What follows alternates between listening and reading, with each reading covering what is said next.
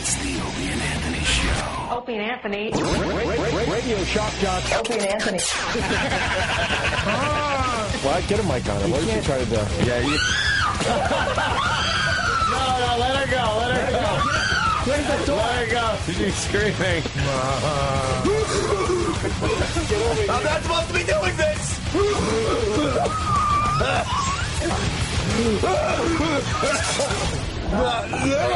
Smell right there. But enough of this palaver. Let's get the show on the road.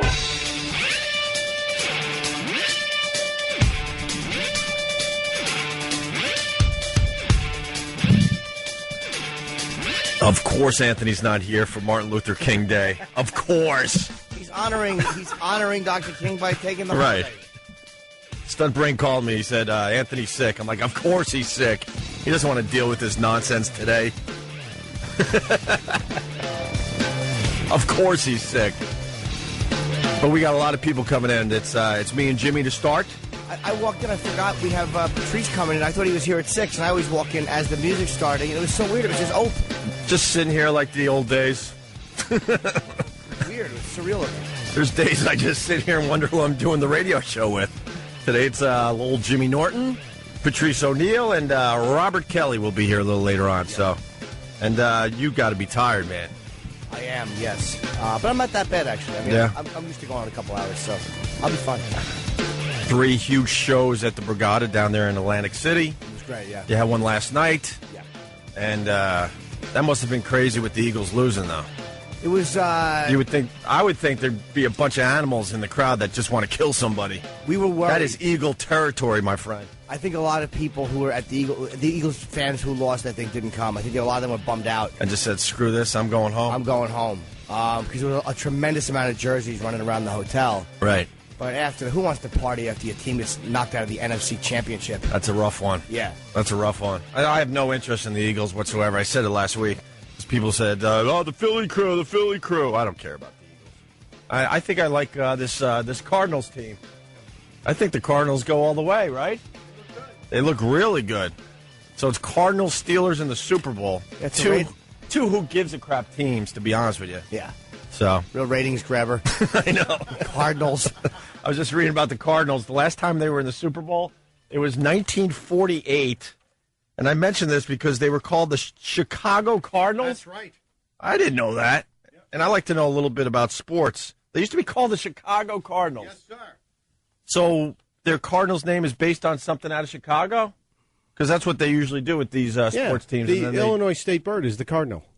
Oh. How did you know that? I grew up in Chicago. So what? I live in Jersey my whole life. It was on the test. Oh. All I know about the Jersey is the governor likes to drink mule juice.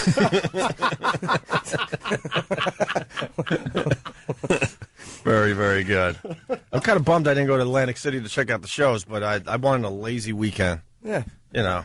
But now I feel bad. I want to see Jimmy. It's all right, man. It was it was good, and we really wanted. Lenny Marcus did the weekend shows with me. Eric McMahon did Friday, and then Lenny did Saturday, Sunday, and I really wanted Kenny to introduce Lenny last night. Yeah. Ladies and gentlemen, your opening act works with Jim all over from Arizona.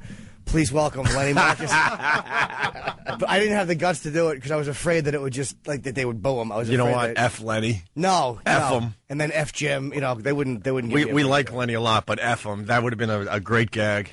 Watching Lenny get booed off would have been fantastic, but it was more about I was worried about how it would affect me, selfish me. Right. I was like, that might just bleed over, man. You don't True. need those drunks screaming. That's pretty funny, though. I should have done it, but I couldn't. I was like, no Arizona mention, no Arizona. Speaking of Kenny, I think we start the show today with a little song in honor of Martin Luther King. Just a little taste. Oh, good. Kenny's going to throw out the first one today for Martin Luther King. Check this out.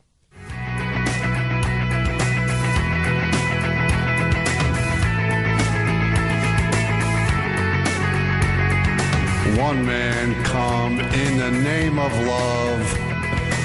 One man come and go. One come he to justify. One man to overthrow. In the name of love. What more in the name of love? In the name of love.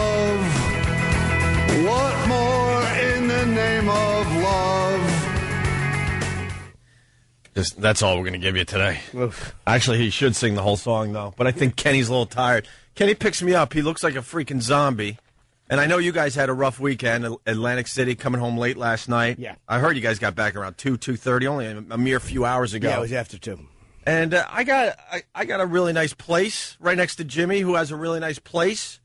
And I'm like, Kenny, where'd you sleep last night? He goes, oh, I found a real quiet spot on Central Park West, and I slept in my car.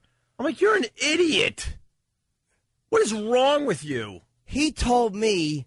Where is that dope? He told me that he was going to sleep. We're like, where are you going to sleep? He's like, oh, on the couch at CBS. I thought he was going to come crash a few hours. I'm like, oh, I wasn't even thinking of him picking you up. I was like, oh, that's easier. He's right at work. Right. You know what? I'm so sick of Kenny, and I didn't want to bother you. Why don't you stay on my couch I'm for a couple so hours? sick of that crap. I worked midnights for 7 years and slept in a radio car for 7 years. Well, good for you. How about you sleep in a bed?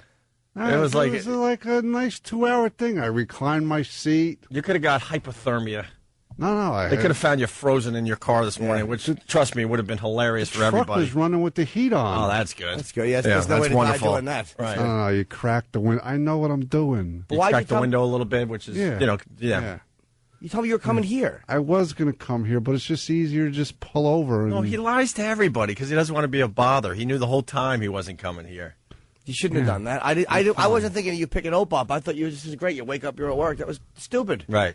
Yeah, I am stupid, but it was fine. Please don't concern yourself with me. You guys do a wonderful radio show. That's what you should be concentrating on. Yeah. I have a sofa, though. No one sleeps on it. Yeah, but you're. I have a sofa. I have a guest room. I know. I have a comfy little chair. I got a windowsill. We could have put some pillows down. You could have checked out the view. I was very happy. And then he goes, I didn't want to wake you. And he knows my place. I wouldn't even known you were there. I was very We leave happy. a little key for you. You come upstairs. Thank you, but I'm not deserving of all the concern you're giving me. I used to think, wow, that's pretty cool. And what a nice guy. But now it's just, shut up. Nothing cool about Enough. it. So just stay on the couch. Right. And then when I was bringing in a case of beer for Danny that I have just laying around from New Year's, we overbought for our little party. So I go, here, Kenny, I'm going to give this to Danny. And we're walking on the sidewalk, and all of a sudden I hear behind me a huge explosion. I turn around. There's Kenny staring down at the case of beer as it's just pouring out onto the sidewalk. I've never seen a case explode more in my life. Yeah, it was pretty cool like that. Yeah, the handle broke.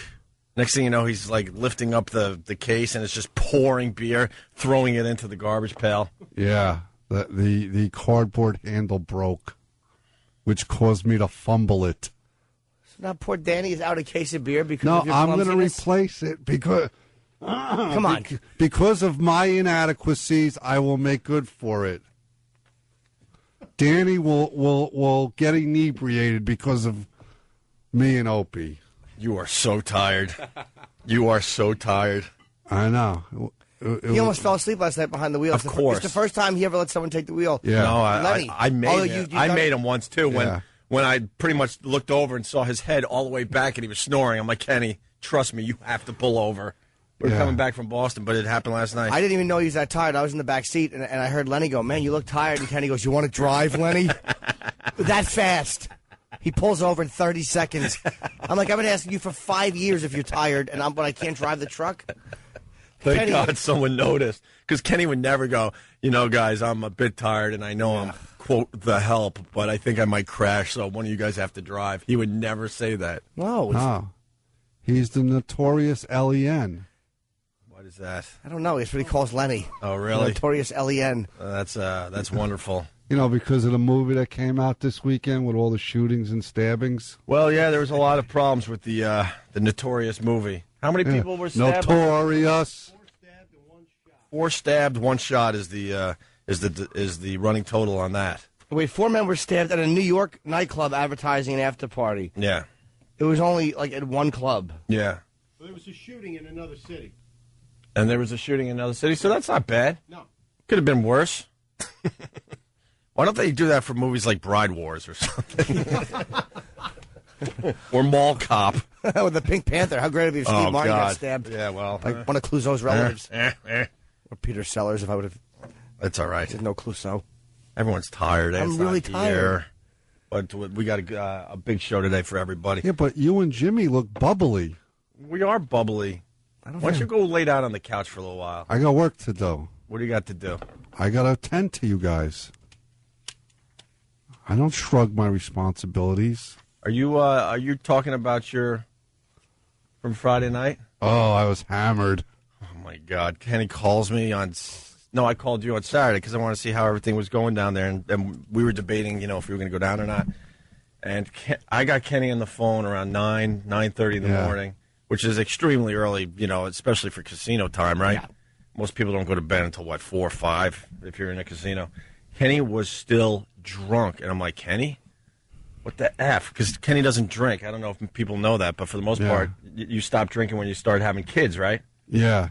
Yes. Because they don't understand hangovers. Exactly. You told me. Exactly. But now those same kids are of drinking age. So to bond with your older son, you went and got hammered with him. Yeah. We had a few pops. Dude, I wish I taped him. He was so gone. Gone. I didn't see him drunk either. I had gone to bed, actually. I didn't hit him. My manager and Pete were out. Yeah. Apparently tying one on, and then he saw his son, and they got loaded. Yeah, and he was talking about being in the club. Yeah, with a bottle of bub. I don't even know why I brought it up on the show, because without the audio, maybe it doesn't do it justice, but it was quite entertaining to talk to you on Saturday morning. Yeah, it was an evening. Yeah. And then we had a nice conversation about it. Yeah. I guess you had to be there. I've never seen you drunk. In all the years I know Kenny, I've never seen him drunk. I know, I'm professional. Yeah. Yeah, because, if you were down there, then, I'd be on duty. Doing what? I got to take care of you. All you got to do is stop somebody from stabbing me. You just hang out. No. All right, Kenny. I think you're still hungover. You're obviously tired. Yeah. Go fetch something. That'll make you happy. All righty. We're supposed to wait till 9, but I want to be the first one in America to play this because I'm a huge fan. We got the latest song from U2. Oh, wow. And the record companies, everyone's like, you got to wait till 9. Why do you have to wait? Who gives a crap? They want the exposure, right? So let's start the exposure. And I guarantee, as I play this, people are like, dude, I downloaded that a week ago. So who cares if you're, why would you have to wait? New U2, Get on Your Boots, it's called. You're not into U2, are you? No, I don't hate them. I'm just not They played yesterday at the Obama thing. Yeah, I saw the lineup, Springsteen and them and just a whole bunch of people. What do you mean, them? The group, them? U2. Oh, you scared me. Why? There was a band called Them. Oh, no, them. I'm like, what, they're bringing them out of retirement for the Obama inauguration? Yes, them played for those people. Right. No, I meant... there really was a band called Them. What was their hit? Find that really fast. They had 1 or 2 hits, this band called Them. I like Obama, but I'm sick of the way he talks. Why? It's because it's already... We Americans... It's too powerful. Yeah. It's I want to hear him just be casual. He can't do anything wrong right now, but that first mess up, it's going to be pretty depressing for everybody because he's not going to be able to keep this popularity up. What do you got, Danny? Is it Mystic Eyes? No. Gloria. Gloria. Oh yeah, he did. They did Gloria. I have that if you want. Yeah, this is Them. Just a piece. So I'm thinking, wait, they got this band together for Obama? She comes around. It would have been great if they got this band and they just played everything but this song. Right. They played all their obscure, they went deep tracks. They just refused to play Gloria. Everyone's waiting for it. 200,000 people getting restless. There's always a band that does that to you. They have to be pompous. Like, we're not playing any of our hits, man. Stupid Neil Young. That's who I'm talking about. And how fat did Stevie Wonder get? They showed clips. Wow. What a fatso he is. And I guess he can't read calorie counts. Fair enough, but Jesus. And I thought Stunt Brain had some horrendous hair loss. My God, what's going on with Stevie Wonder? I didn't even know. He's still braiding his hair, but it looks like he's braiding it from the horseshoe and trying to push it forward or something. It's bizarre looking. Yeah, I just noticed. It looks like the top of his head was in a flash fire or something. How old is he? He's got to be 60-something at this point. He has to be. I was a nothing, and he was famous already. I just could not believe how fat he was. They showed clips of Springsteen. They showed clips of U2. They showed a clip of him. And they showed Obama and the kids and Michelle kind of dancing and snapping. And I'm like, well, they dance as horrible as any white presidential family. No kidding. They are not a rhythm-having black family at all. He was born in 1950. Are you kidding me? Yeah, he's 59. That's it? Yeah. For Stevie Wonder? Yeah. All right. We'll get into the Obama discussion after the break. I watched that damn train ride all day. What was it, yesterday or Saturday? It was Saturday, right? Taking the slow train ride from Philly to Washington, stopping along the way, giving speeches, kind of doing the Lincoln thing. But I was thinking to myself, he's not really doing the Lincoln thing because Lincoln started in where? Springfield, Illinois, and Lincoln's was a secret. Well, of course, because we didn't have iPods and the internet. Well, how do you get the word out? They were worried about people taking shots at them, and when you go through towns, the railroad tracks weren't connected, so they used to have to take the cars off and pull them by horse over to the next station. It was a mess. So Obama kind of wanted to do the Lincoln thing, but he kind of did a very short version of the Lincoln thing. Because Lincoln was on the road for how long? About, I think it was 9 or 10 days. 9 or 10 days, and I read that he gave 100 speeches before he got to Washington. 100 speeches. So that would be about 10 a day if it was 9 or 10 days, right? Mm-hmm. Unbelievable. Well, they had to spread the word. They probably misquoted him. They had no idea what he was saying. Now you just say it once and it's done. Better wait till 9, huh? What do you think? I like the way it started. Coke Logic likes it. He's saying it looks like U2's been listening to Beck. Has a little bit of Beck in there. Yeah, exactly. It's called Get On Your Boots, U2. I liked it when it first started, but then I stopped liking it. Like I don't hate it, but that's all right. Yeah. It's one of those songs I think it's going to have to grow on you. Now, make believe we didn't play because this radio station is going to promote all day that they're debuting it at 9 o'clock or something like that, right? Yeah. That's their big thing today. That's the thing they decided to do today, right? Yes, sir. Just spend all their time promoting the fact they got a 3-minute U2 song, and they're going to make you wait until 9. We don't make you wait. No. We probably should have, though, because I don't know. It's all right. All right, we're going to take a quick break and continue. Patrice should be joining the program after the break. Opie and Anthony, stay there. The Opie and Anthony Show. Nice. Still love this song. What is this? Does it go into it a little bit or just the riff? Just the riff. Oh, that sucks. 99 pounds, but the bitch ain't won. Jay-Z. I guess in honor of MLK Day. Play some black artists. Is that what the idea is? Stunt brain. Welcome back to the Opie and Anthony Show. Sans Anthony, who is under the weather. Did you see him down there at all? Saw him Friday. I saw him Friday. He came to the show, and we hung for a bit at the show. And then I guess he went out and I don't know if he hit the tables or not. Yeah. But I talked to Keith Saturday. And he said that he said his voice was shy, so he couldn't talk. Rumor has it he's still down there as of last night. I don't know. I guess I saw him Friday night. Like sick in his room or something. So maybe we'll get an update later today. Maybe he could call on the show or we could try calling him or something. 877-212-ONA. Also want to say hi to my fellow Twitters as Patrice O'Neill enters the studio. Finally decided to join one of these social networking sites.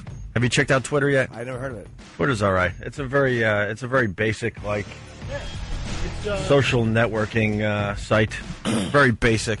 I never really got into the Facebook or MySpace, but I like the Twitter. It's a 140-character blog site, so you can put in a message any time of day or night. People can follow you, but you're limited to 140 characters. Yeah, so you can't babble. You got to make it quick and easy. Yeah.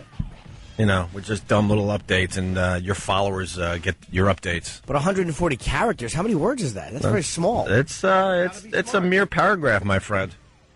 So it's more like, hey, this is Jim. I'm about to go on stage at the Borgata. Oh, I just do the phone things. I just do my phone. It's pretty much what you're doing with the phone and stuff like that. Yeah. But if you want to find me, Opie Radio, one word on Twitter.com, as we say hi to Patrice O'Neill. Good morning. How are you, sir? Not bad. I wanted you to sleep in a little bit. Why not all the way? Huh? Sleeping the entire day. Well, I like doing radio with you. Seemed like a lot more white people in the streets today. Some type of solidarity. I thought it was a day off. All the black people. Interesting. All the black people went south. I'm the only black player I've seen on the streets. Not even a cop. Well, no surprise that Anthony took MLK Day off. Of course. Like, I got a case of disrespecting black people. He's making a statement today, trust me. Oh, he'll say he was sick or something, but I got the call. I'm like, of course he's going to be sick today. Racist AIDS. He is being respectful. I think that we should be off today. It's a national holiday. And he's taking the day off in honor of Dr. King. Yeah. We did try to take today off. So it's either he's disrespectful or you two are disrespectful. Honestly, I'll tell you, we wanted to take the day off because, a day off is... Who doesn't want a day off? I take off. Yeah, I would take off. And Stump Brain, what do they say? I mean, this MLK, when it first started, was sort of a holiday, but now it's pretty much a solid holiday. You look like an idiot if you make your employees work today. Yeah, and a lot of companies give you the choice of MLK Day or President's Day. Yeah. And we had just come back from a vacation, so they said, "Why don't you wait a month?" Yeah. So now they're saying one should take President's Day off instead. When is that? In February sometime. 16th. Yeah. Mark that one down. Oh, right around Valentine's Day. Yes, can we take the long weekend? Yes, sir. Around Valentine's? All right, I could do that.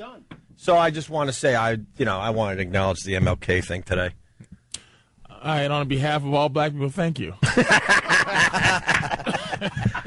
Hey, man. You know what that means. I'm getting swept up in the whole freaking Obama thing. I'm loving it. I watched the TV all weekend long. What's your problem with it? Nothing. Just waiting. Waiting for the what? Just waiting to see what for happens. his first F up.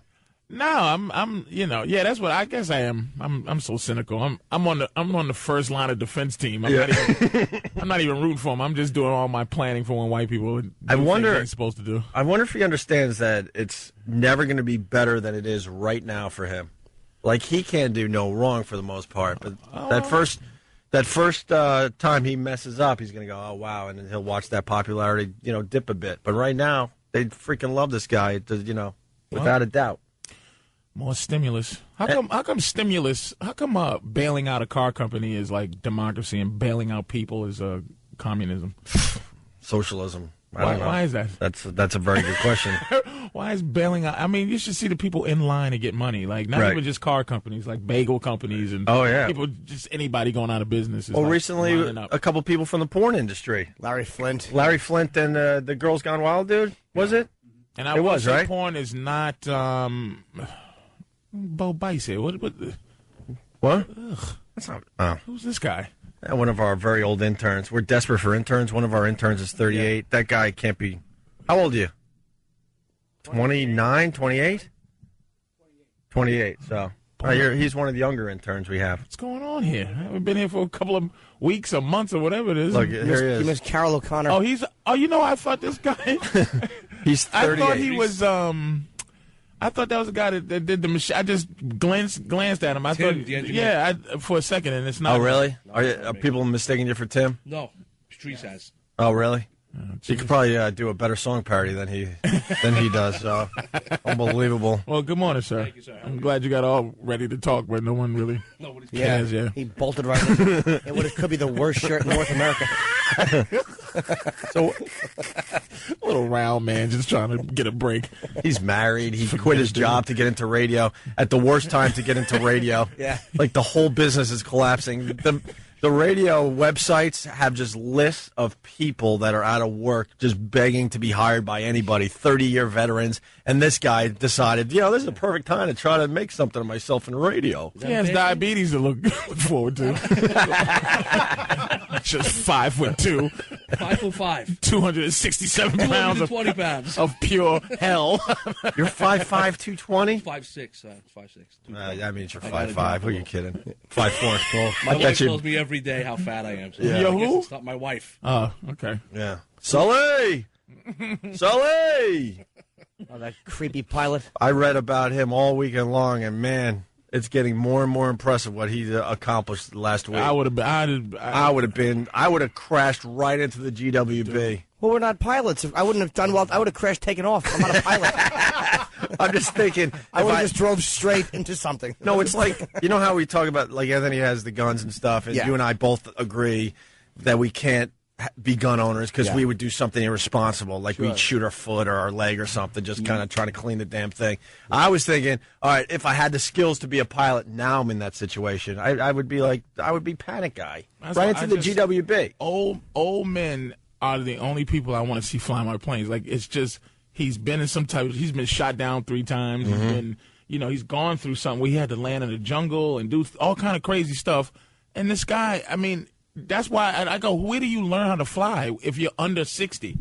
Like, who's flying these planes? And that dude, and he looks like he drinks, too. Oh, yeah. So, I mean, I don't know if he drinks, but he looks like he drinks. Of course, he must. To keep, look at the horror, and this is the thing we're not embracing is how much horror we are anyway when the flight is not anything happening, but immediately something's happening. You see the engine, and then if you're sitting on the left-hand side near the engine, I'm always looking at the engine.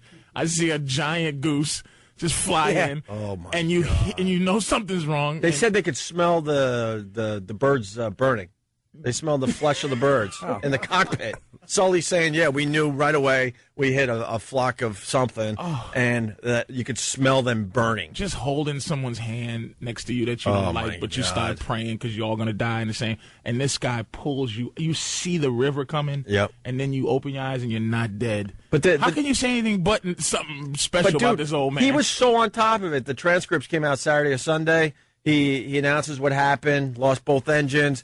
They're like, Newark. He goes, no. Then he goes, what's that airport? Teterboro. He goes, nope, going river. Like, it was like boom, boom, boom. He knew that, nope, the only chance I got is river. And then when I saw where he landed in the river, because that's where Jimmy and I, in separate buildings, but we live on that side, I'm like, that guy knew the river.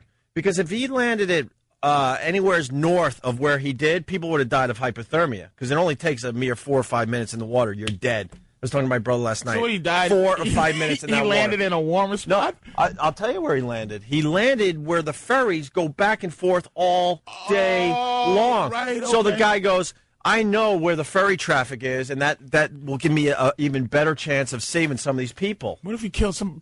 What if he landed on a ferry? Oh, then we wouldn't be talking about Honestly, what an ass he is. But I think he saw, as he was deciding where to, touch down, that the ferries at that point, lucky enough, were on both sides, getting ready to go back across the river.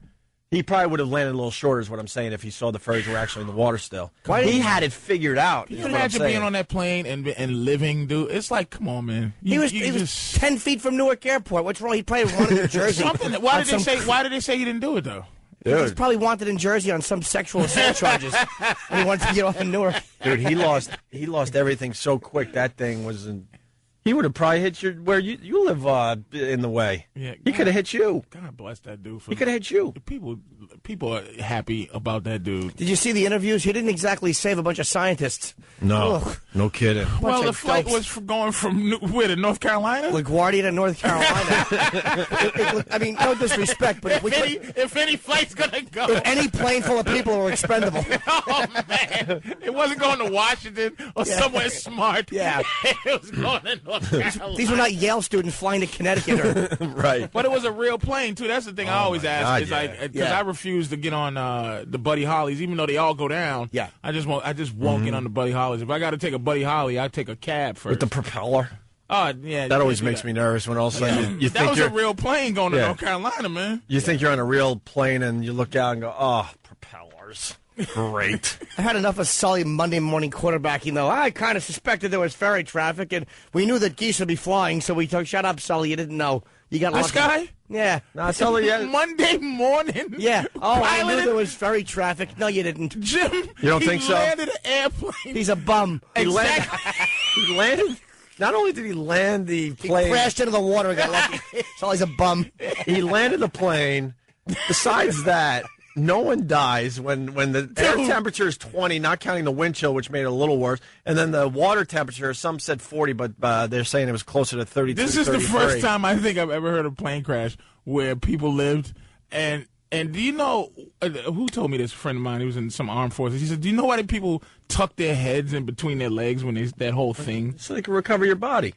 So you can break your neck when the plane. Right, make it easy for you. Just to put you out your misery. Right. And this is the first time that's ever actually worked to where people are alive. You know The stewardess is telling them They tuck all- their heads in there, and this is what's going to happen. And they lived. No, they don't want you to break your neck. The reason they do this probably so your head doesn't snap back when you land. If you jerk when you land or something, they don't want you sitting up and then your head snapping back and then breaking it. That's probably what's to prevent you from breaking your neck. Imagine To that. what? Prevent you from if you're sitting up and you hit really hard landing. They're probably afraid that your neck would snap back or your face would smack. That's just to kind of keep you as tight as possible. Yeah, break your neck when you land Imagine- from a 30,000-foot drop. Oh, 30,000 foot. Imagine Yeah. Sully makes this amazing water landing, all excited. He goes into to see how the people are doing, and they're all just sitting there paralyzed. Come on, get up, Dude. They all just break their neck. I just thinking about how much I don't like flying, and this dude kept me Dude. alive. Can I tell you something? I said it last week, whatever. But my girl saw the crash from our apartment. She looked at it. She saw it. She saw the crash, and she and a bunch of other people in my apartment, they were panicky and they couldn't get it on video. We would have had the video. She saw it. She saw it for at least 30 to 45 seconds over the river and knew it was going to crash. Got on the phone with 911. Was on with 911 when it crashed. Jesus, just amazing. Where's the proof? Well, there is proof actually, but You got taped of everything else. Let's hear this. she was the frantic 911 call. Oh my God, the plane crash. She was that. Are you serious? Swear to God. She was the frantic 911 caller. What Oh a my view God. you have. And then her brother kind of reckoned the call a little bit because he goes, "Holy beep!" And that's how it was Are presented. you serious? Yes. And I missed it by 15 minutes. I went to the gym. It was where Jimmy and I live. It was 10 blocks away. you should see what I was doing while it happened. required a little cleanup when finished. And I will say this: if Sully was so good, how about this? Don't hit the geese, stupid. How about that? When you see geese, fly around them. Fly around the geese. Don't aim for the geese, big shot. Was it on takeoff? It had to be on takeoff. Oh, yeah, was, right yeah, away. he saw the Good geese. God He probably was Almighty. bored after 40 years, saw the flock of geese, and said, "This is a nice challenge. This is the challenge I was looking for." This is the retirement party I wanted. And- I'm going to get all this money and accolades right before I'm done. And the paper today, the headline, Florida man thanks Lucky Stars he missed flight. And I was telling Stunt Brain, and he's shown his ticket. He was supposed to be on that flight, right? And I'm telling Stunt Brain, why is he thanking his Lucky Stars? No one died. Yeah, no one died. If you now know no one died, wouldn't you want to be on that flight? You'd have a story to tell for the rest of your Hindsight's life. 2020, but on that flight, But he's saying after the fact, thank God I wasn't on that plane. Why thank God? Everyone survived. A few people got their tootsies cold. That was it. have they been interviewing people on the? I mean, that plane must have stunk of scaredness. You know what I mean? No just, kidding. Just in your drawers, everybody. No kidding, man. Can you imagine? No kidding. Damn. So, pretty amazing stuff. Oh, well, look at the wing. I'm looking at the photos now and looking at all. I knew he would get invited. I knew Obama. That's what I said. This pilot, he got invited to the Obama festival. You knew that he would get. Sure. It's like one day you're going to take off, and the next day, 10 minutes later, the president of the United States knows who you are. This might be a setup. This might be an elaborate assassination attempt. You can't have Sully's walking around. Yeah, I don't. No, we can't have that. He can't get close to the president. This might be. We were imagining that everyone's like rah Sully, and he's just an awful human being when he's not flying planes. He pretended to crash. He knew what he was going to do. Right. All the people on the plane were operatives. Right. They knew that someone on that plane to get invited to the inauguration. I'm sure. I don't like this. I'm sure the conspiracy theorists out there are already spinning this. Like, look, we needed a feel-good story, so they set this whole Sully thing up. Something's wrong. I'm just going to add to the paranoia of the inauguration security because I know they've been sitting around in the room just imagining all the different ways, and they just go, "Hey, listen." No matter what you think, no matter how paranoid it sounds, just throw your 2 cents in. What do you think? Well, maybe aliens are going to fly from another place and drop, ticks on, and then they got the alien tick team ready to go because they cannot be the people who lose the first black president. They can't be the people. What are they calling his car? The Monster or something?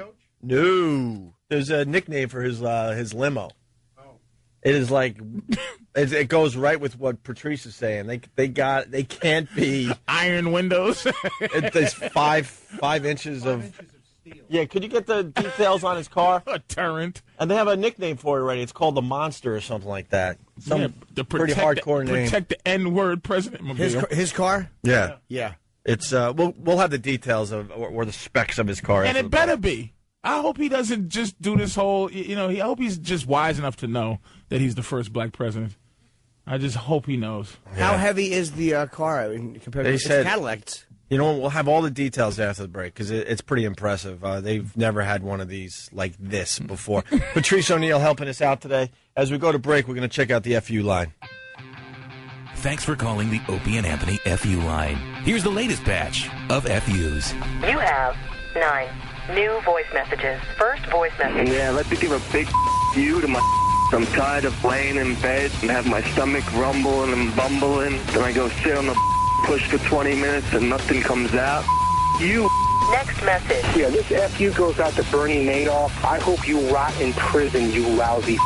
And I hope to God that you get and shot too. Next message. I'd like to give a big F you and thank you to my ex-boyfriend who left me for a stripper and helped me to avoid an inevitable STD. Next message. Hey, this is Elliot from Asheville, and I'd like to send a big F you to whoever broke into my car, broke my window, and didn't even take anything. You. Next message. Yeah, I'm up in Canada, and I want to give a big F you to my former boss who fired me 2 weeks before my child was due. F you. Next message. Yeah, this is Scott from Jersey. I just want to give a big you to the company I worked for. Bunch of bastards. You filthy, insignificant. Next message. Yeah, I want to send out a big F you to the incoming president-elect. You communist bastard. I can't believe this country put you in office. Next message. I want to say, you, Ashley, you left me and the kids for dope. I hope you die. Next message. I'd like to send a big out to my bride. I walked in on her yesterday with an 8.5-inch hitter. I couldn't do that for her apparently, so she had to get it from my best friend. You. Hope you liked it, deadbeat. End of new messages. Call the Opie and Anthony FU line. 866-FU line 1. That's 866-FU line 1. Thank you and goodbye. Oh, that's pretty cool. Best movie I've seen. Yeah. In a long time. I watched it 3 times. See, we just continue with the radio show while you guys listen to commercials. Sorry about that. Oh, by the way, son of Fritz from Whackbag, The Beast. That's what Obama's presidential limo is called. Nice car, The man. Beast. Opie and Anthony, No Anthony, Jim Norton, Patrice O'Neill. And I just said, just before we went back on the air, I go, Patrice, have you seen any good movies? Patrice is a movie guy. He sees pretty much everything that comes out. Oh. And you said Taken? I saw Taken. Which isn't even out yet. You got to see Taken. But we're lucky enough in this business that we get, screener copies and stuff ahead of time. I haven't gotten a copy of Taken yet. I'll give you mine. That's the Liam Neeson movie you were saying? Liam Neeson is so simple. You got to see this movie. Basically what, his daughter? He's looking for his kidnapped daughter. Who, she goes to what, Paris or something to go to school or something? Let me tell you something. Let me tell you first of all about the movie. Yeah. Just quick thing. Yeah. There's no elaborate nonsense. It's not like, twists and turns.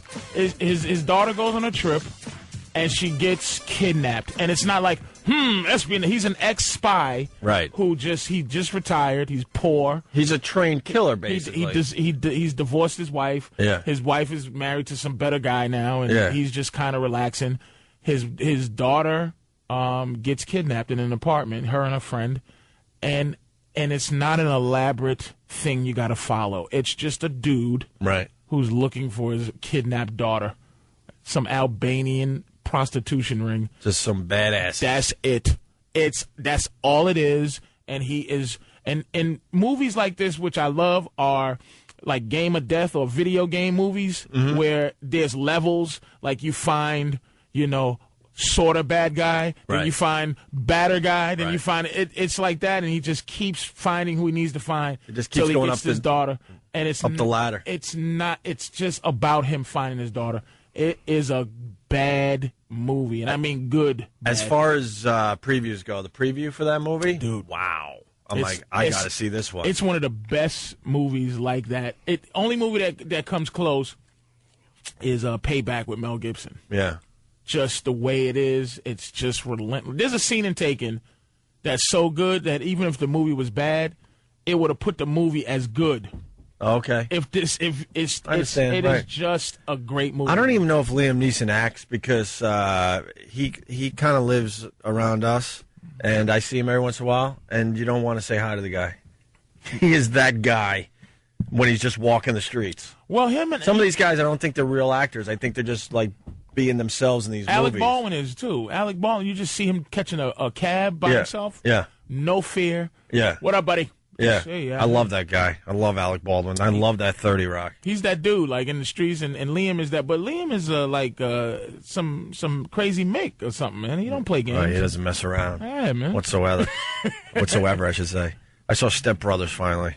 Oh, that looked like it. I saw a scene where Will Ferrell and John C. Reilly were playing like the big guys with like kids at heart. Yeah. You know, it was really funny. I love Will Ferrell, and a bunch of people said this Step Brothers movie because I'm looking for a good comedy. They go, you got to check out Step Brothers. It's a funny movie. That was rough.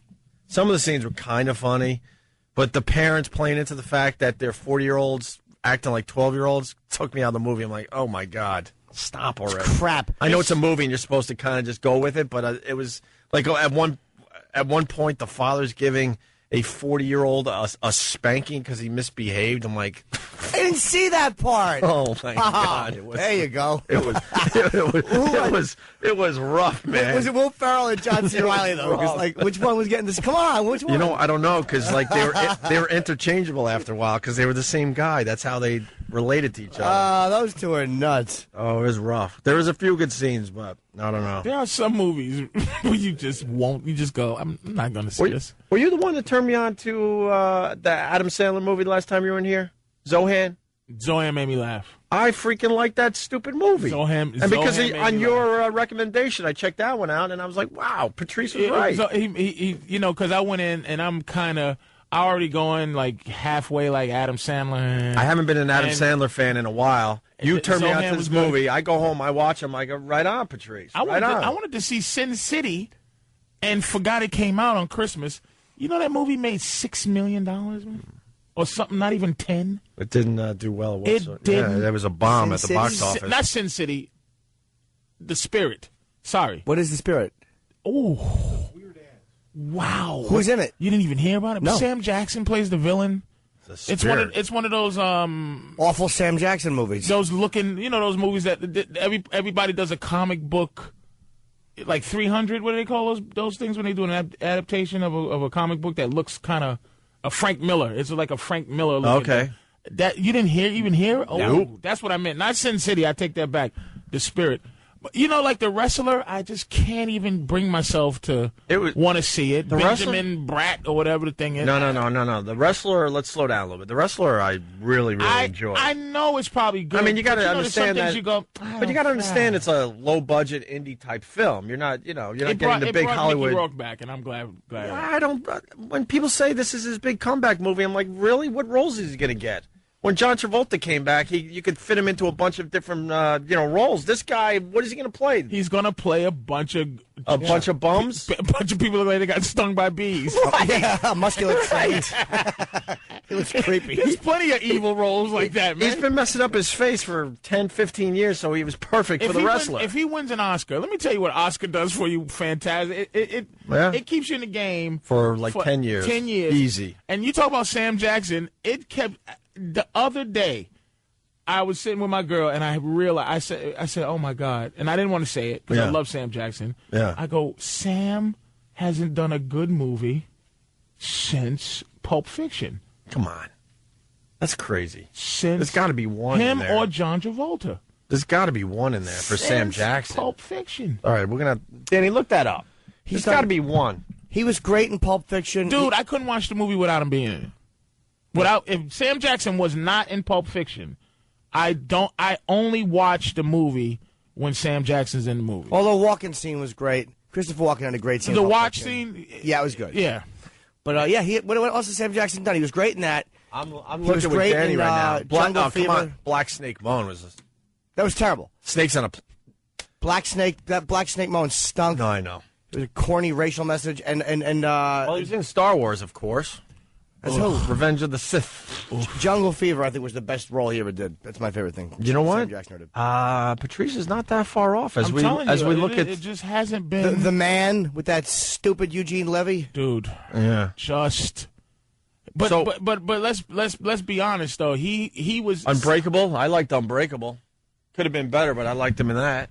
I'm always for a guy that's been a soldier in the game a while, being able to enjoy his money. Mm-hmm. And he was working hard, and then he hit with Pulp Fiction. But since that, That's a good. all I right. can't think of anything I would. He stays in the game, though. You also mentioned, I think you wanted to say, The Curious Life of Benjamin Button. Benjamin Button. It's just like, Who saw it over the weekend? Stumpbrain didn't like it. come on, dude. Like, I don't. Yeah, it was a little slow. It's a long movie. I mean, I'm being biased. You know what I mean? I think they did the movie in real time. I'm gonna wait to see Notorious. You know, I want to see Notorious. I want to wait to see that a little bit when it all. I'm gonna go to a nice 11 o'clock matinee. Did you see on a Tuesday? It's perfect. Did you see Wall-E? No. And I heard it a was lot of supposed to be people saying one of the best movies of the year. I'm a big animation fan. I was like, That's what I heard. It could have been way better. Bolt was supposed to be good. I heard Bolt, yeah, and all that, but I saw Horton Hears a Who. Actually, really, really good animated film.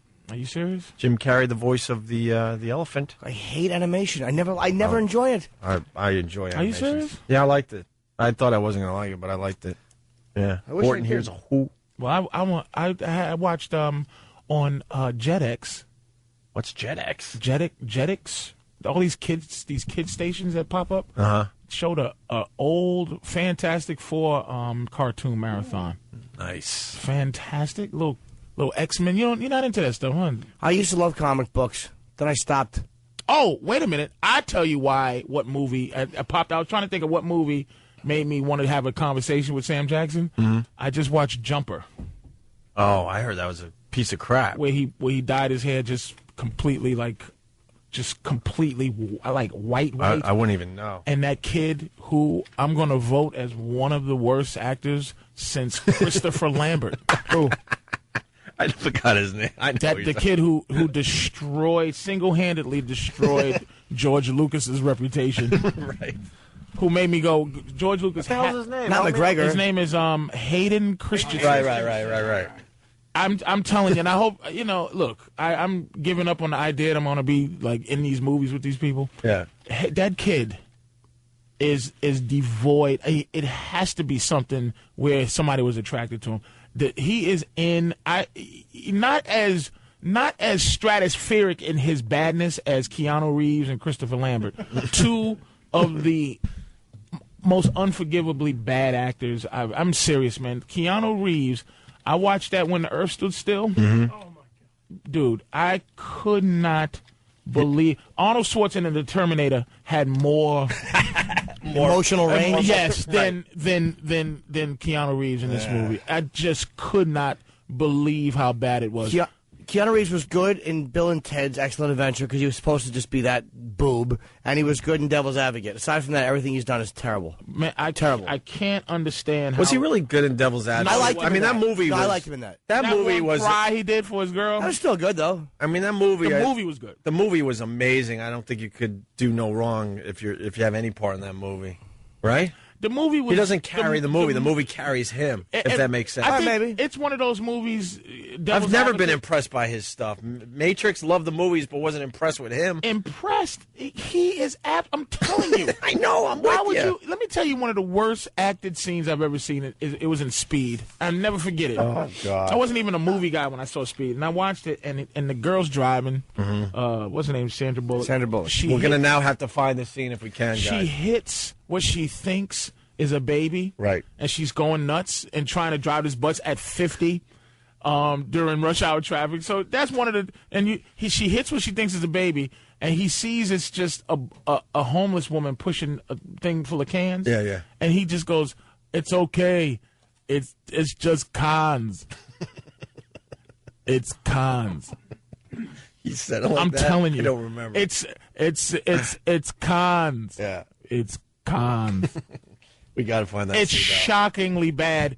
I'm telling you, other than Other than and I was going to say, but she was only in one thing that is ultimately what could have destroyed an entire movie system was Francis Ford Coppola's kid acting in Godfather 3. You know, when you watch Godfather 3, though, it's not as bad as you originally thought, though. Because you forgave her. You think? You forget you the movie cancel itself her out. is a lot better than you originally thought, Yes. too, man. Yes. A lot better. But we had a lot of expectations. Man, if I guess if like he didn't hire her, that would have been just a massive classic. Winona Ryder was supposed to do it, I believe, but she was suffering from exhaustion from another film. I think she probably just didn't want to do it. And Robert Duvall purposely priced himself out of it. That's why he didn't get some do it. sleeping pills and get your sleep together. Well, I think she probably didn't want to You do had it. a chance to be in a Godfather movie. Hey, did you see 7 Pounds? Somebody. That's another one. Rob on Long Can't Island. see Did you it. guys see 7 Pounds? I did not Can't see that. see it. Some people saying it was very good. Let's go to Malik in Asbury Park. Malik. Yo, good morning, fellas. It's good. What's up, Malik? Yeah, hey, yo, Patrice, man, I seen that Notorious movie, man. How was it? I give it a 7 out of a 10, man. It wasn't. Now, you know what I mean? how old are you though? We gotta go there though. How old are you? Because I'm gonna tell you why I'm asking after you tell me. I'm 35. Son, I knew big, yo. You know what I'm saying? Like, See, that's what it is. It's. Here's my problem with the movie itself. It's not time yet because see, it doesn't count for us because we lived it. It's nostalgic for us. You're 35. You was living it. I'm 39. I was living the whole thing. So it's too many emotions involved with the people who will see it. It should have came out maybe 15 years from now. Really? When it's everybody's is kind of it's even. You know what I mean? Because I'm a big fan of Biggie. I'm going to see it just because I was a big fan, but I know the story. I know how it's going to end. I know how it began. It's too close for that right now. So he's 35. He knows like. Well, Malik, did you know him or did you just meet him? Nah, I met him like twice. Like, you know what I'm saying? I run with a bunch of Brownsville dudes and son from Bed-Stuy. So, you know what I'm saying? Like, my peoples knew his people. So I met him, like, right when he first got on. When he came out with the song Party and BS, you know what I'm saying? Like, I met son in Coney Island, and he was a live dude. Like, he was a real cool dude. But see, when you said Party and BS, at a collection of 10 white eyebrows wiggled like, I don't even know that song. That's his first song that he came out with, but that wasn't his hit. Yeah. Party and BS. But did you ever hear the song Notorious? Which one? That's the only Biggie song I know. Hey, listen, let me ask you a question. When you saw it, right, what do you wish was better portrayed in the movie? What did they really get right and what did they really get wrong? I think the whole thing of the movie was it was told through like Mrs. Wilder's eyes. You know what I'm saying? And she knew like what kind of person her son was, you know what I mean? But the reality, like one part I didn't like about the movie is they painted Big to be out like some big drug dealer. Like, you know what I'm saying? Like he was getting it like that. Yo, in the reality, more than half these drug dealers that talk about they was kingpins, they lying, dude. They was nickel and dime hustlers like the average person trying to make it in the game.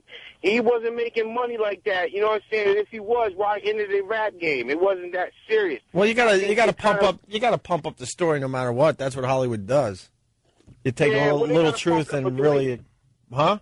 Yeah, but the way they did it, Opus, like they did it too extravagantly. Like you want to tell a life about that man. They tried to say he was like a Scarface in the movie before he started doing rap. Right. Yeah, okay. Kind of like they like he started off like his man put him on. He was nickel and dime, and then before the time he knew it, he was supplying other. Come on, man, let's get real. You know what though? You shouldn't be surprised by that. Of course, Hollywood's going to pump it up like that. It makes him a much better movie to watch. I guess. What is it? Creative license, whatever they call it. Well, who shot him? Yeah, how do they handle that? They don't. How they handle that, Malik? I guarantee it was like I'll tell you what it is. I didn't even see it. It's probably a guy. It's a silhouette. They know the car. Silhouette, they know very it was a black guy. mysterious, right. There was a gun came out and they handed the gun. Yeah, but it wasn't. I bet they don't even show the shooting. I bet the hand comes out and they go somewhere else. You know, Malik, don't. They didn't even show. They showed it like when that part came about. They like showed the car. Like you hear the voice. Probably slow you know motion. what it is, nigga, you know what I'm saying? And then you just heard the pop, pop, pop, and that was it. And you see him turn and look at who he thought it was that was shooting him. You know what I'm saying? But they didn't Oh snap!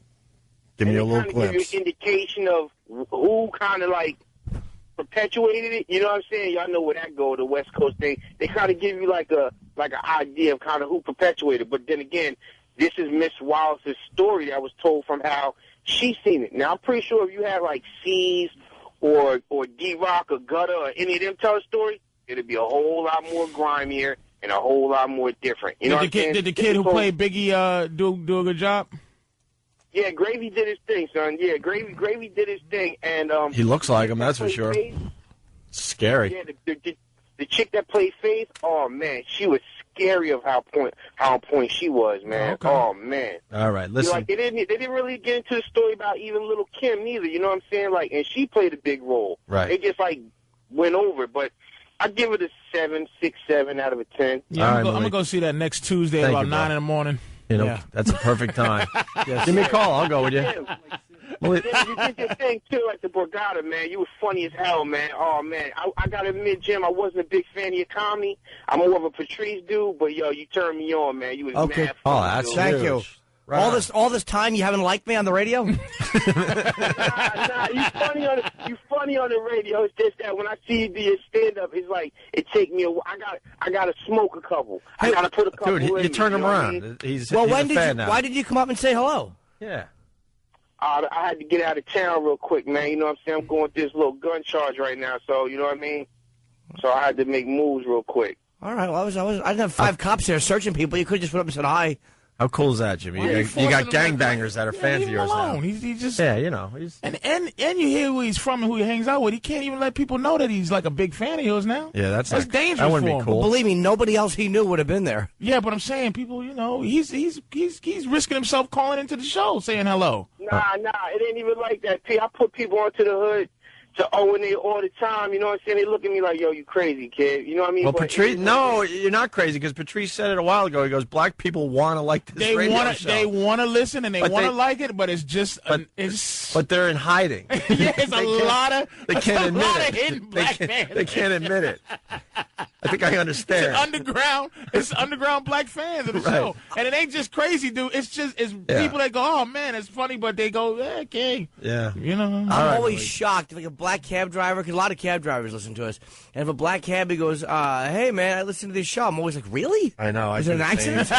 Right. Seriously, man. Don't be surprised, man. A lot of people. A lot of brothers in the hood support your show. I just know that when you guys have events like the Virus show, y'all don't come out. And I know that was like the only brother. Me and my man was the only brother up in there. All right, looking Malik. Crazy. All right, Malik. We're going to get back into the white world after the break. Take it easy. Malik from Asbury Park. Was that a special Martin Luther King Day?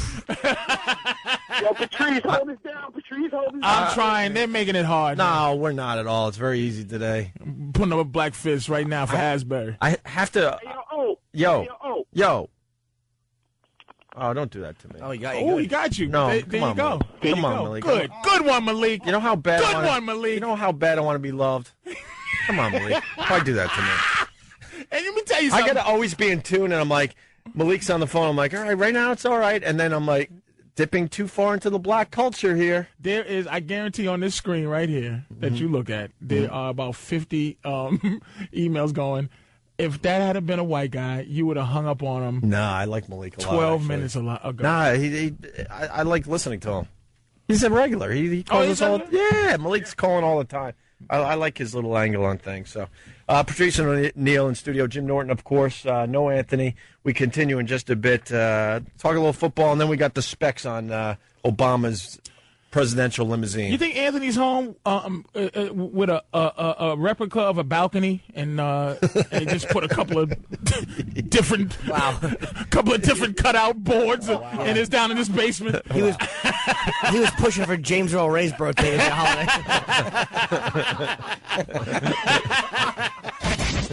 The Opie and Anthony Show. Go, go, go, go, go, go. I'm with you, Patrice. Happy MLK Day. Worst lyricist ever, 50 Cent. Never. Yeah, bad. Really? In a club, drink a bottle of bub. Stop it. Come give me a hug. I'll drink a bottle of bub. I'm in a club. Are you? Hey, you know. He says it 8 times. I can't even argue with you. I don't like to do drugs.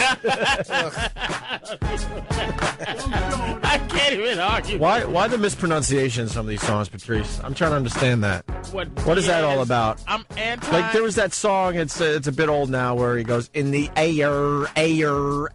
Why can't he say just in the air? Something we do in the air to try to be in the air. Not white. They do it to bug us. Like say right. Scrimp. I'm telling you, it really is a battle for us to not be white, dudes. We got to figure out everything we can do to not be white. That drives me nuts, though. But it's kind of catchy. In the air. This is cool, though, when he goes, it's your birthday. What's that mean? You know what? When this song was out, it was kind of a guilty pleasure. I would crank this one up. I don't know. Hey, by the way, Coke Logic making me feel a little better. He goes, Malik didn't hang up on you. His phone card ran out. So that makes me feel a little better today. Thank you, Coke Logic. Coke Logic is always there for me. 877-212-098. Lots going on, but we started this. I just want to finish up on the Obama vehicle. They do call it the Beast. Right. Some of the safety and high-tech features include 8-inch thick armor-plated doors, each weighing the same as a cabin door on a Boeing 757. Which copy do you have? I got this crappy copy that... Oh, no, I yelled at those guys and that said... doesn't tell you anything. No, of course not. An independent oxygen supply, an advanced firefighting system located in the boot, pump-action shotguns, night vision cameras, and tear gas cannons. To keep Obama's own person... To keep our president alive while the citizens are dying around him. Right. With the poison attack. Right.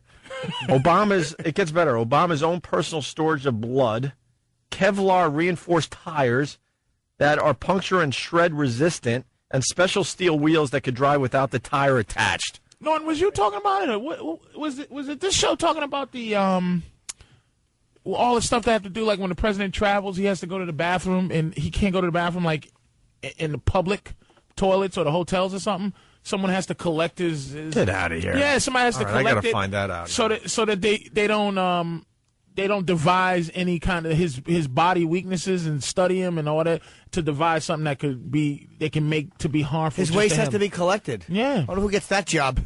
That's what I was. They have to collect his waste. That's the low guy on the Secret Service totem pole. So do I get to guard the president? Not exactly. Yeah. You carry a bag that nobody wants to shoot at. Also, 5-inch thick bulletproof glass. He has to have it. Amazing. I wonder if Bush's was as... There it is right there. Wow. Yeah, Beast. It's called the Beast. Jesus. But let me ask he you... probably has the biggest security in the history of every president that ever lived, man. And of course he does. Good God. But wait, he's so they have to collect his waste. Where does he go to the bathroom? Like what? I always wondered when on the plane, on the Air Force One and all that stuff. But you got to go when you're on transit. You're going to do a lunch or a dinner, and they're serving. Maybe it is a presidential bag holder. Come on, do a little research. I want to know more about this.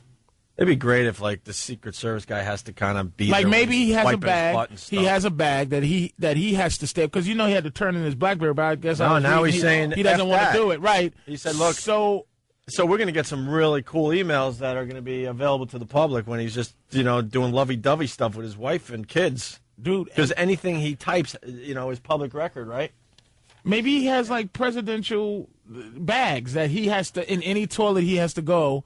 He has to be responsible for putting that bag down and going and putting it where the toilet is and hook it up so it's like something that he takes a regular dump, but it's embarrassing for the president. Yeah. What? But it makes sense though that somebody could take his mess in one of these countries and do something with his doo-doo. I don't know. Get rid of it. Just flush it. Who's down there collecting that? Well, you saw American Me. That's how they got the drugs in. They unscrewed and they just. I didn't see that. Catch his presidential dump. But the thing is this, they have guys that check everything out in the Secret Service that make sure there's no bombs. They can't make sure there's not a guy down there with a screwdriver and a glant bag. I don't know. How do you sneak out through the crowd with that? I don't know. I mean, he stays at all these hotels and the president, dude, this is, you can't find anything on? Yeah, Patrice, shut up. I'm telling you. You're out of your mind. If someone can find that, please send it. Why would I make that up? I think I heard it on this show. I think we talked about it. Hey, what do you think of this quote? This is the big quote. I wish Anthony was here because this would send him over the edge. It's on the front page of a bunch of the newspapers. Rosa Parks sat so Martin Luther King could walk. Okay. Martin Luther King walked so Obama could run. Okay. Obama ran so we could all fly. That disgusts me too, but I'm gonna have to act. It like does in a way, right? It's special. Why does it disgust you? It stinks. It's trying a little too hard. I think. It just anybody who's like a real human being can't get excited about some of that nonsense. It's just nonsense. I like it up to the fly part. First couple lines were all right, good, and then it's like, all right, shut up. My thing is, I hope he does well for the whole country, but as a black person, you want him to do a little bit more for us. You just want to feel like there's something out there with a little bit of wink for, hey, here you go, black people. But I want the whole country to be right. You know what I mean? Because out in the streets, it's bad. All you hear is bad stuff. Just people talking bad, talking about, robbing and stealing and dying. There's a lot of bad conversations just happening in general. If he makes the country better, I'm in. Simple as that. That's what I'm hoping he does. I'm hoping he does the right thing, man. I'm not a big political guy, but if he fixes a few things and make this a better place to live, I'm sure. And worst come to worst, make it better for me. Well, that's your thing. You're fine though. You do just fine. Oh Jesus, it's getting bad. You do just fine. Oh man, I want to show you guys. People taking pay cuts. I want to show you guys a picture. Got to thank WWTDD.com. When I give these guys plugs, it's rough. But it's what would Tyler Durden do? Yes. .com, also known as WWTDD.com. You got to give me the uncensored, though. All right. Wow. Are you ready for it? I think they were the first, and now it's spreading around the internet. But they have a picture of Madonna. Don't go there yet there, Danny, please. I guess it was a picture she did. She did some kind of nude modeling. I think she got like $25 to do this or something back in the late 70s or early 80s, whenever it was. And didn't even go to look at it. I thought I saw Madonna already. Does it look hot right now? Yes. What we're seeing is a very young Madonna, dark black hair, a little hair under her armpits, got the censored barb across her boobies, and you don't see what's going on below the belly button, okay? Are you ready? All right. And I want your natural reaction when you see this. Okay. Hit it, Danny. Boo! Boo! You need to show that to a child. Get it raised. I don't know. It's just like boo. How do you describe that? She should have borrowed her neighbor's weed whacker. That is horrendous. I think in a mere 20, 25 years, girls can't get that.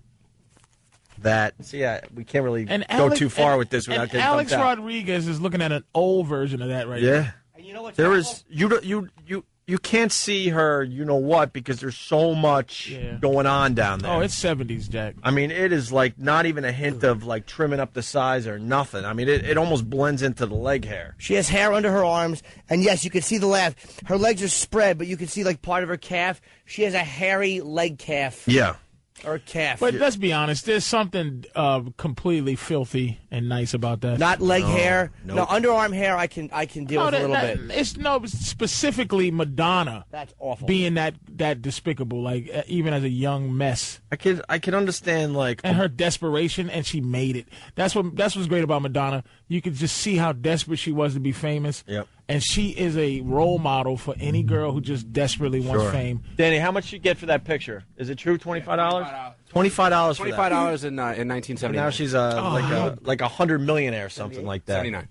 She's pushing toward a billionaire, and back a mere 25 years or so ago, she spent $25 for that shot. What an unkempt mess! It's disgusting. Oh, she don't care. I can understand what's going on above, but I don't understand what's going on the sides. Like, it is like I wish we were at the other joint right now to describe this. Yeah, but that's what happened if you let your hair grow out of control. If there wasn't even lining it up back then. It was just that's what I'm saying. Pure. It grew. Well, it all started with one woman out there going, you know what, I'm going to line this up a little bit better. Let me tell you. And then it advanced to what we see today, which is pretty much nothing. When I went to the public pool when I was a kid, 10, 11. The whole thing of the day was to see an older girl with the bush coming out the sides of the bathing suit. Right. That was the whole. That was the thing. That's what excited us during the day. 10, 11, and you see the 15, 16-year-old girls, and they would have that mess coming out the sides. It was amazing. It looked like she was making Jiffy Pop popcorn in her bathing suit bottoms. That was what it was back then. So back then, this is not a bad picture, man. That's how it was back then. That's how they was. You kind of forget, though, man. I got to give it to her. We've come a long way from that look, and it's thank God we have. That's rough. My brother is a big fan of that, though. Big fan. It's something. Brother Elmo on MySpace. You could send him a little message right now. He's a big fan of that. Huge fan. Yeah, I am too. Sometimes you go back and forth. Sometimes you like to go old school. Yeah, sometimes you just don't like it looking like a damn child. You just want it. You want some Bush. Never do I want anything, but I want it to look like it's 500 years in the future.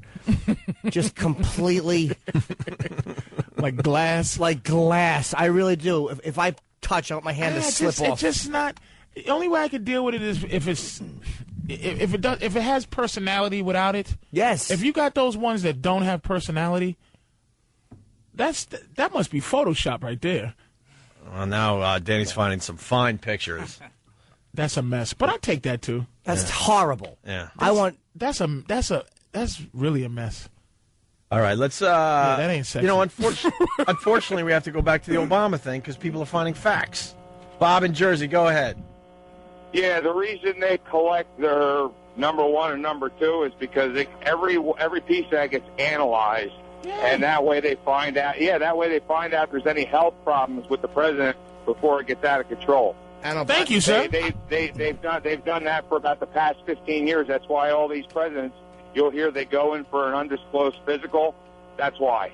I don't know about that, dude. They get tested so many times in blood work. That is exactly why they do it.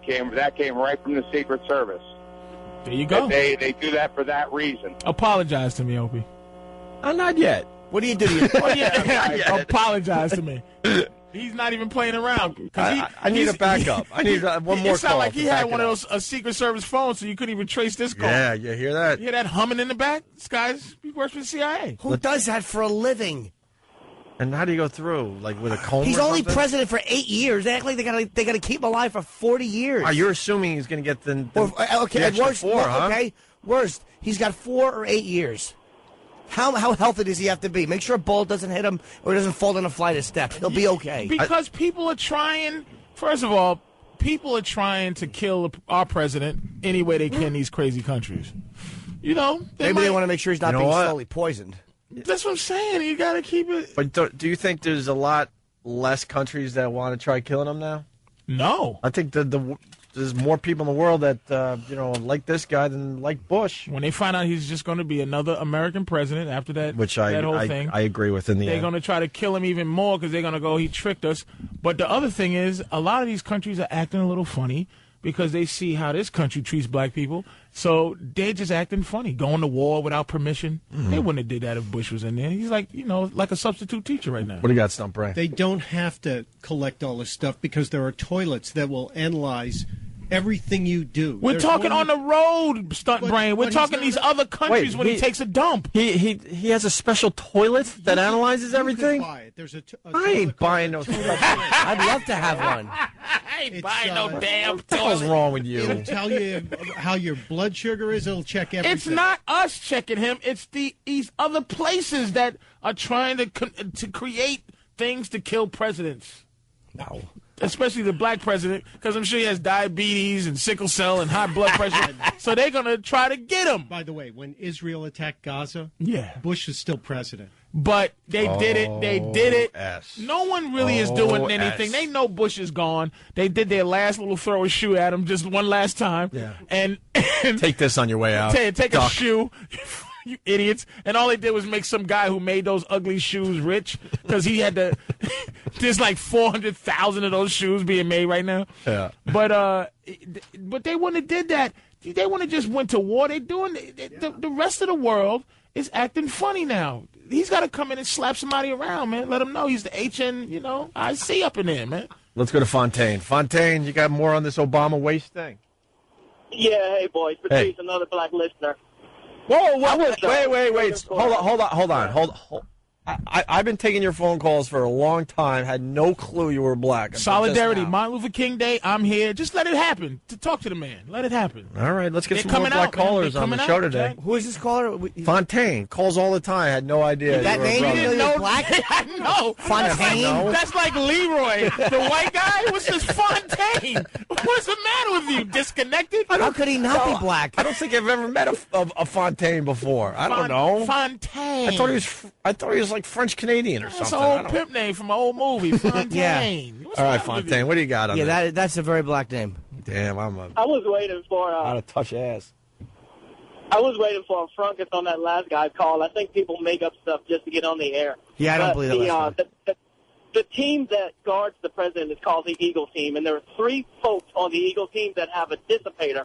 And when the president goes to, where, when he's in public, one of those, he's not allowed to flush. But one of those. Wait, okay, Fontaine, stop right now. Let's. We're talking logistics, but he cannot just take a regular newspaper reading dump, can he? No. Thank you. Why not? What if he can't flush? What's he do afterwards? Probably what all of us want to do: take a picture and show your friends. Hey, look at my friend. Look at my girlfriend. That's why he's keeping that BlackBerry. Just imagine Obama had that going on where he's doing what Jimmy does. Yeah, he's as a goofy show. Hey, look at my inauguration. They looked like, dude, you got me. This one looks like Teddy Roosevelt. Look at this one. Ah! You want to see a picture of the Washington Monument? I would love to know that he's like that. We don't get to see the real guy ever. He's got to have something going on. Oh, man. You can't take a real dump. That's what I'm saying. You can get into all these little arguments that I'll lose, but he can't just go and go, Wait, I want it on a news site. I hung up on it. I'm sorry, Jimmy. I want to see it on a news site. Then I will give you your apology. I want an apology. Hell no, not yet. You're not going to get... Do you hear? That guy knew what he was talking about. The other guy did. We'll pencil in the apology for 8:20 so we get a little more time spent listening today. How all of a sudden is Fontaine, who does... I'm looking at a photo of Fontaine, and he's a black dude. In this picture, he's wearing a blue, red, blue, white, blue shirt, leaning up against a tree, trying to look sexy. Why is Fontaine all of a sudden the White House correspondent? Why are you discrediting the black man because of his bad choice of dress? Because he dresses like a white man. This is how you see how easy it is to discredit black people. Not only does he dress like a white man, that's like a shirt from 1987. You can't discredit him because of his dress. He's leaning against a tree that a 5-year-old should be leaning. Stephen Hawkins doesn't dress nice. He's a mess. Exactly, but you know what he is? He's a mess. But he's considered a genius. You don't discredit him by his dress code. Well, he's not calling radio stations. All right, talking how about that presidential dumps. How about that picture of Fontaine? Is that Fontaine? Yes. Fontaine looks intelligent in that. He looks like the black. He looks like the black Evel Knievel in that picture. He looks like a retarded Larry Fishburne. He's got a purple black. Tight superhero outfit on with stars up the leg. What does Fontaine We'll put do? these pictures up on ONARadio.com. He knows what he's talking about. No, he doesn't. No, he doesn't. And the other guy collaborated also. They're both boobs. Who are these guys? They don't know anything. There's more people on here. That's telling you, right? There's just more people on here. There's no Secret one Service always checks public bathrooms before use. Yeah, that's sure. Jim collects people's waste. It's not hard to believe. Those are the phone calls coming in. Hey, with the inauguration, we're going to get more info on that. With the inauguration happening tomorrow, just some details of what's going on down there in Washington. You've never seen the level of excitement, energy, and love for your country that you've seen in Washington, D.C. It's just... They're coming from every corner of the country, people set on seeing history in the making. It will be the biggest inauguration, and the past largest have been around 1.5 million. D.C. Mayor Adrian Fenty has called for all hands on deck when it comes to security. Joining the 4,000 D.C. police officers, another 3,800 are being brought in from around the country. When you tack on the 7,000 National Guardsmen, plus FBI and Secret Service agents, close to 23,000 law enforcement officials will patrol an area of roughly 3 miles. Wow, 23,000 people on the job tomorrow for this whole thing. And they only have 5,000 porta potties for the well over 1 million people going to this thing. DC's gonna stink. And are they gonna they allowing the mayor is in charge of this? They must have just demoted him down to. Of course they did. Right, okay. Like, he can be in charge of this whole thing. They're not going to say it in public. He's Secret like Service. He's the figurehead. Yeah, Obama's going to have trouble getting in. They're going to treat him like an N-word. It's like, I'm the president. Where's your ID? You're protecting me, you jerk. So Chris, going with they check the public bathrooms. So the president can't take a courtesy flush? Got to be able to take a courtesy flush. I guarantee they check it to make sure there's no. They check the bathroom first. He goes in. Maybe they do like a stool sample analysis every week. That wouldn't surprise me. Not them.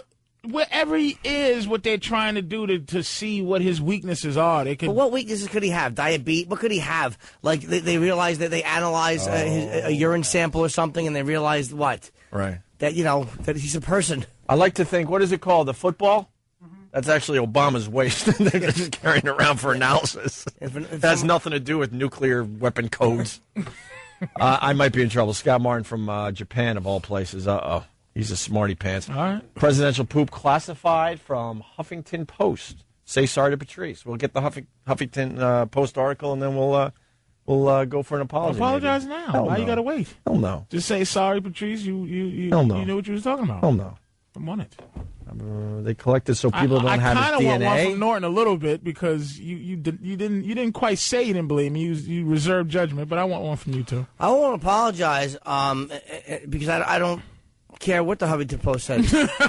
You're just going to until a guy calls up and goes, "Look, that's my job." Yeah. Really? Who's gonna Who are say you? that they're the presidential They dump? call me the glove. Let's step aside with that line. Perfect. Opie and Anthony, stay there. Fight the power. Thank you. It's for you, Patrice. It's for everybody. For all of us. I like to fight the power, too. We're picking some good ones today. MLK Day, huh? Opie and Anthony. I think every other radio show's off except for us. Anthony, of course, isn't here today. Celebrating. Anthony's celebrating today. He conveniently got sick on Martin Luther King Day. 877-212-0-A. Patrice O'Neill helping us out, though. Spike TV show called Mansers did an episode on presidential poop. I'll take one more call. Tim in Rhode Island, what's up? Hey, pleasure for me to talk to Opium and Anthony. What are you going to do? On Spike TV, there's an episode of Mansers where they discuss presidential poop. Yeah. And apparently they do save all the poop and put it in a lab for analysis because the president of Egypt's poop was stolen, and people found out he had cancer, and it caused a lot of civil unrest. But how could you prove that you had the guy's poop? Exactly. When you just say, nah, that's some What, other did he sign dude's it? poop. Yeah, really. A silver Sharpie? How'd they know it was his? It's all rumors and conjecture. Idiot. A lot of rumors. Time for you to apologize. Man, if it's true, though, if I was Apologize to me. If I was Obama, I'd eat a lot of chili dogs if someone has to deal with that That's crap. all I would eat. I'd take Metamucil. Right. Some White Castle. Yeah. Throw some White Castle in there. Yeah, the glove. I bet you the guy who collects it better be nice to the president, otherwise the diet's going to change. Right. Have some chocolate milk, Mexican food. There you go. Have a nice day at work. Yeah, enjoy this. All right, Patrice, I apologize to you for your obsession on Obama's poop. You were right the whole time. Don't give me a backhanded apology. That's all you get today. Just say I'm sorry. That's all you get today. That's all you get today. I was wrong. That's all and you that's get all today. she needed. That's all you get today. To worry about. How about we talk Super Bowl? What do you think? You're into sports. Cardinals, Steelers. Anything? Exactly. Who cares besides Cardinals fans?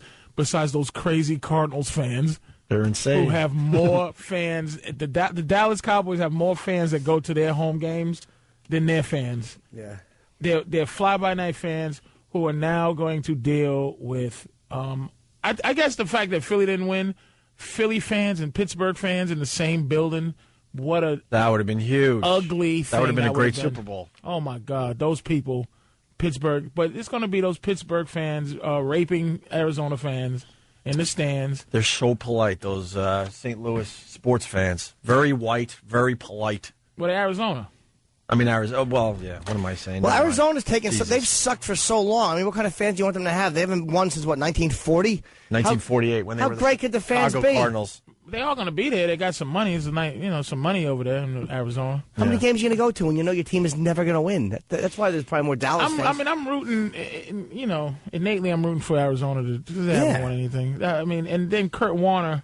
Had a good game yesterday. Yeah, it was like to see a big comeback from Kurt Warner, man. Yeah. He's like a good quarterback again for some reason. Mm-hmm. And they stopped showing his wife. Remember back when he played for the Rams, they just continually showed his wife. And I'm like, why would they keep showing this mess? And they stopped doing that, and he's just like a dude now. How old is he? He's probably 40, 39, He's got to be 38. way up in his 30s, right? Yeah, he's close. And he's good, though, that from playing in that, what's that awful league? USFL? No. Canadian Football League? No, keep going. World football. Arena? No, Arena. And that's why he's so good in the blitz and all that. And then Larry Fitzgerald they got. I've never even seen a receiver as good as him, man. He's amazing, that dude. So, I mean, I think it's going to be a good game. I hope so. I hope they don't. Cardinals are strong. I hope they don't poop the bed. The Cardinals. That'd be fun. You know, I don't want to see Ben Roethlisberger. That awful name. Again. No, that's like a Nazi name. Yeah, we got the speed clip that Patrice was talking about. We were talking about Keanu Reeves and how he just sucks as an actor in everything. This what like the made movies have always like kind of carried him instead of him carrying a movie. There's actors that carry movies, and then there's movies that just carry everybody in the cast. And I think he's one of those guys, and you certainly agree, Patrice. And you said his worst acting ever was a scene in Speed, 1994, when the bus crashes into the baby carriage. They found the scene. It was shocking. Where do we get an escort to? Look out! What? Oh,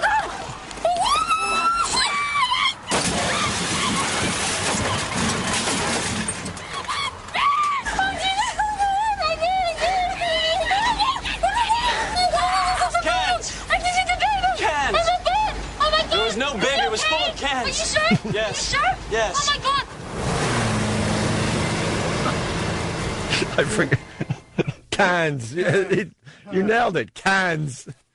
The best acting in that clip was by the cans.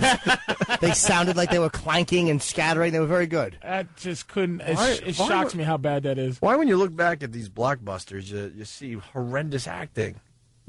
That movie was so big, but it was like another Twister thing happening with that movie. I didn't realize how bad the acting was. It was the doorway to Speed too, which was good.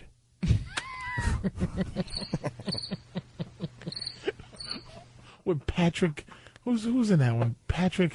Temuera Morrison had a part in that. Oh, that poor guy. Who starred in one of the best films ever, Once Were Warriors. Dude, they took him. This is what good. This country's good for taking famous foreign actors with respect and turning them into fifth leading bums. Yeah. They did it to him in they made him a fifth leading bum in that movie that Pamela Anderson was in, that awful Barbed Wire that she got a tattoo on her arm to do. Remember Barbed Wire? Was he in that? He was in The Island of Dr. Moreau. Oh my God! And I just seen him in a bad Sci-Fi Network movie. Mm-hmm.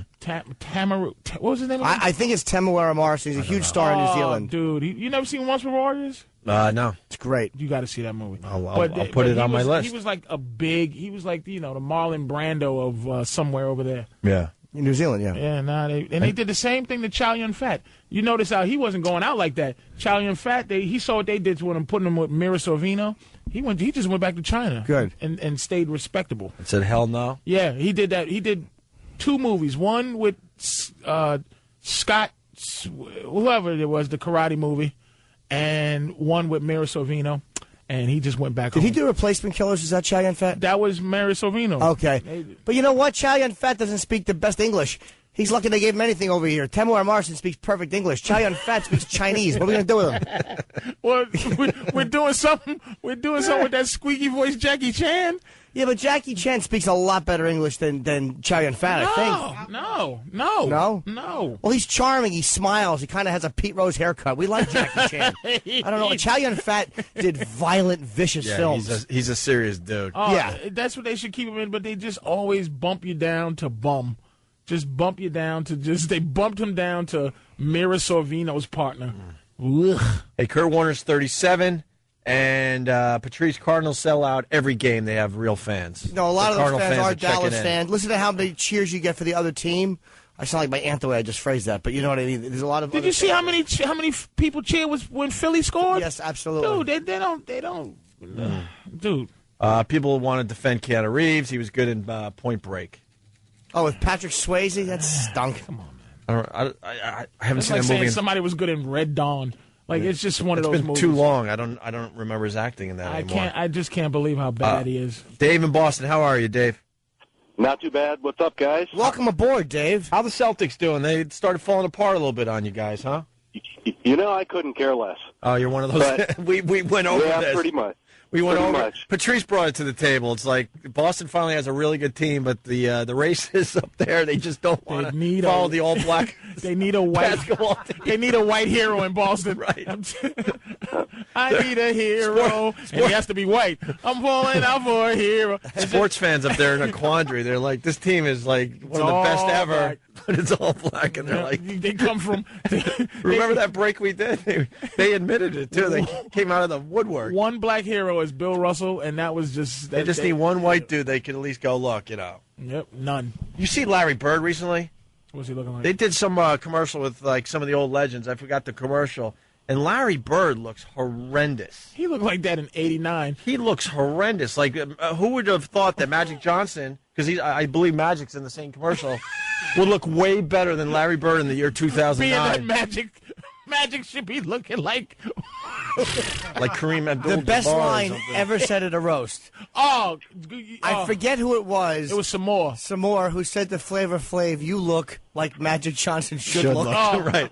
Greatest, Brilliant. unbelievable, man. And Larry Bird always looked bad, but when he stopped working out and Yeah, time hasn't been kind to this guy. He's but got like Michael a Jordan's starting to massive, drift away a little bit. massive too. pelican neck. Oh Jesus! It's kind of sad to see Jordan losing a little bit, getting soft, right? And that finger turned to the completely east. Right. That pinky finger that's broken, he never get it fixed. Yeah. But probably helped his shot. That's why. Magic is looking look at this. fantastic. Look at this Larry Bird. If he looks a little better. He looked like a bird. No kidding, like a pelican. Look at this. He's awful. He looks looks better like your there brother than Elmo. the commercial I saw. Jesus. It looks like Elmo. He looks like he's missing his teeth. He's just like a healthy junkie. Larry Bird's a mess. Let me see. It's sad, man. Jordan now. I want to see Jordan. I haven't. Jordan is getting a little he's soft, getting- and that depresses the hell out of me. How is it Like like- when you see old footage of Muhammad Ali, you're like, God damn, people forget how He's great not he always was. freshly cut. Like back in the day, Jordan's you'll never catch him not being cut. Yeah. And now you can see the gray poking where his hair still grows. Right. And is the Where he could easily fix because he's young enough to fix that crap still. Ah, jeez, man, he just. How about Tyson? You want to talk about someone that got a little chubby? Wow. Yeah, Tyson is. Mike Tyson put on a few pounds. Oh man. There's nothing. No one wants to see a fat Tyson. That's sadder than anything I can think of. Is a fat Tyson. Is that a picture of him now? Jordan, he looks all right there. Yeah, right there. He looks like a. But he looks a little tired in the eyes now. Oh, He started losing in the eyes. Patrick Ewing has that going on. He looks like he's way too old. I guess that's what for his happens though, when actual you're age. famous, when you're young and delicious. When you're an athlete, yeah. Oh man, and then you just become what you should be when you're 40. Look at Mike. You would think these guys would continue working out, but I guess you get sick of it after you retire, right? Let's go back to Dave in Boston. Dave, you got a Keanu Reeves line or something? My Reeves? God, if you think the one from Speed is bad, Yeah. take a look at Little Buddha. My God, it's Keanu Reeves trying to be a god guy, and when he comes up with the line, "You mean I'll die?" You've got to find it. It is let's try to find it is that. the worst acting ever. Okay, we'll try to find that one too. It's about time he gets a beating. I can't think of one movie where he carried the movie just with just his awful. acting abilities. Because like Jimmy brought up Devil's Advocate, I thought that was just an amazing movie. It didn't matter who played his right, character. The movie was just good. Look at Tyson's Thank you, gut. Dave. Yeah, just And look at the girl he's with him, still with a gut. Girls are great. He has chubby legs. His Look legs how are great- chubby. Look how great girls are, man. He's just a mess, and they still just there. yeah. God bless him. Probably has bad Red Bull breath. You can see that Red Bull cans there. Red Bull makes your breath stink like sugar and dry mouth. I hate Red Bull. I'll never drink it. It stinks. Dude, you want a Red Bull? I certainly don't. It's awful. Why don't you drink this? One of the president's aides is carrying it in a bag. Make your breath better than Red Bull will. Danny, what do you got, Danny? This was something I found a while ago. It was before he was famous. He was doing he was reporting for, I think it was like a college TV station. Keanu Reeves? Yeah, and this is him doing some report about, I think, a teddy bear convention. When Going Great sent me to check out the first Canadian International Teddy Bear Convention, I thought I was in for a lot of craziness. But then I met 13-year-old Graham. He thought he was in for a lot of craziness, Jimmy, at the teddy bear How convention. could you not? I mean, you know. That sounded like a scene from Devil's Advocate. That was his wife dying scene. That's exactly the same range of emotion that he No, had. I liked him in that one when he was trying to get mayor. I thought that was the best thing he's ever done. Was that scene? Yeah. He was very believable in that scene as his wife cut her throat. No one's worse than Christopher Lambert, but Keanu Who is is he? very. I know the name. I don't know what he's done. Chris Lambert. He played Greystoke in The Legend of Tarzan. He played. Give me a picture of that guy. But then I met 13-year-old Graham Abbey and his 53 bears and discovered there's a serious side to collecting teddy bears. What do your friends think about you collecting bears? They don't mind because it's collecting. It's not as if I play That's with great. them. Damien from The Omen collects teddy bears. What a creep this kid is. No eyebrows. He has the same hair that Stunt Brain wants. He's just putting charcoal and bleach on top of his stupid head. This looks like he rubbed his head on a balloon. He probably grew into a plushie lover, this kid. Oh, he's a creep. He Probably dresses as a teddy bear now and has He got that bald transvestite face. Yeah. He has hair like the Illinois governor. This kid's a creep.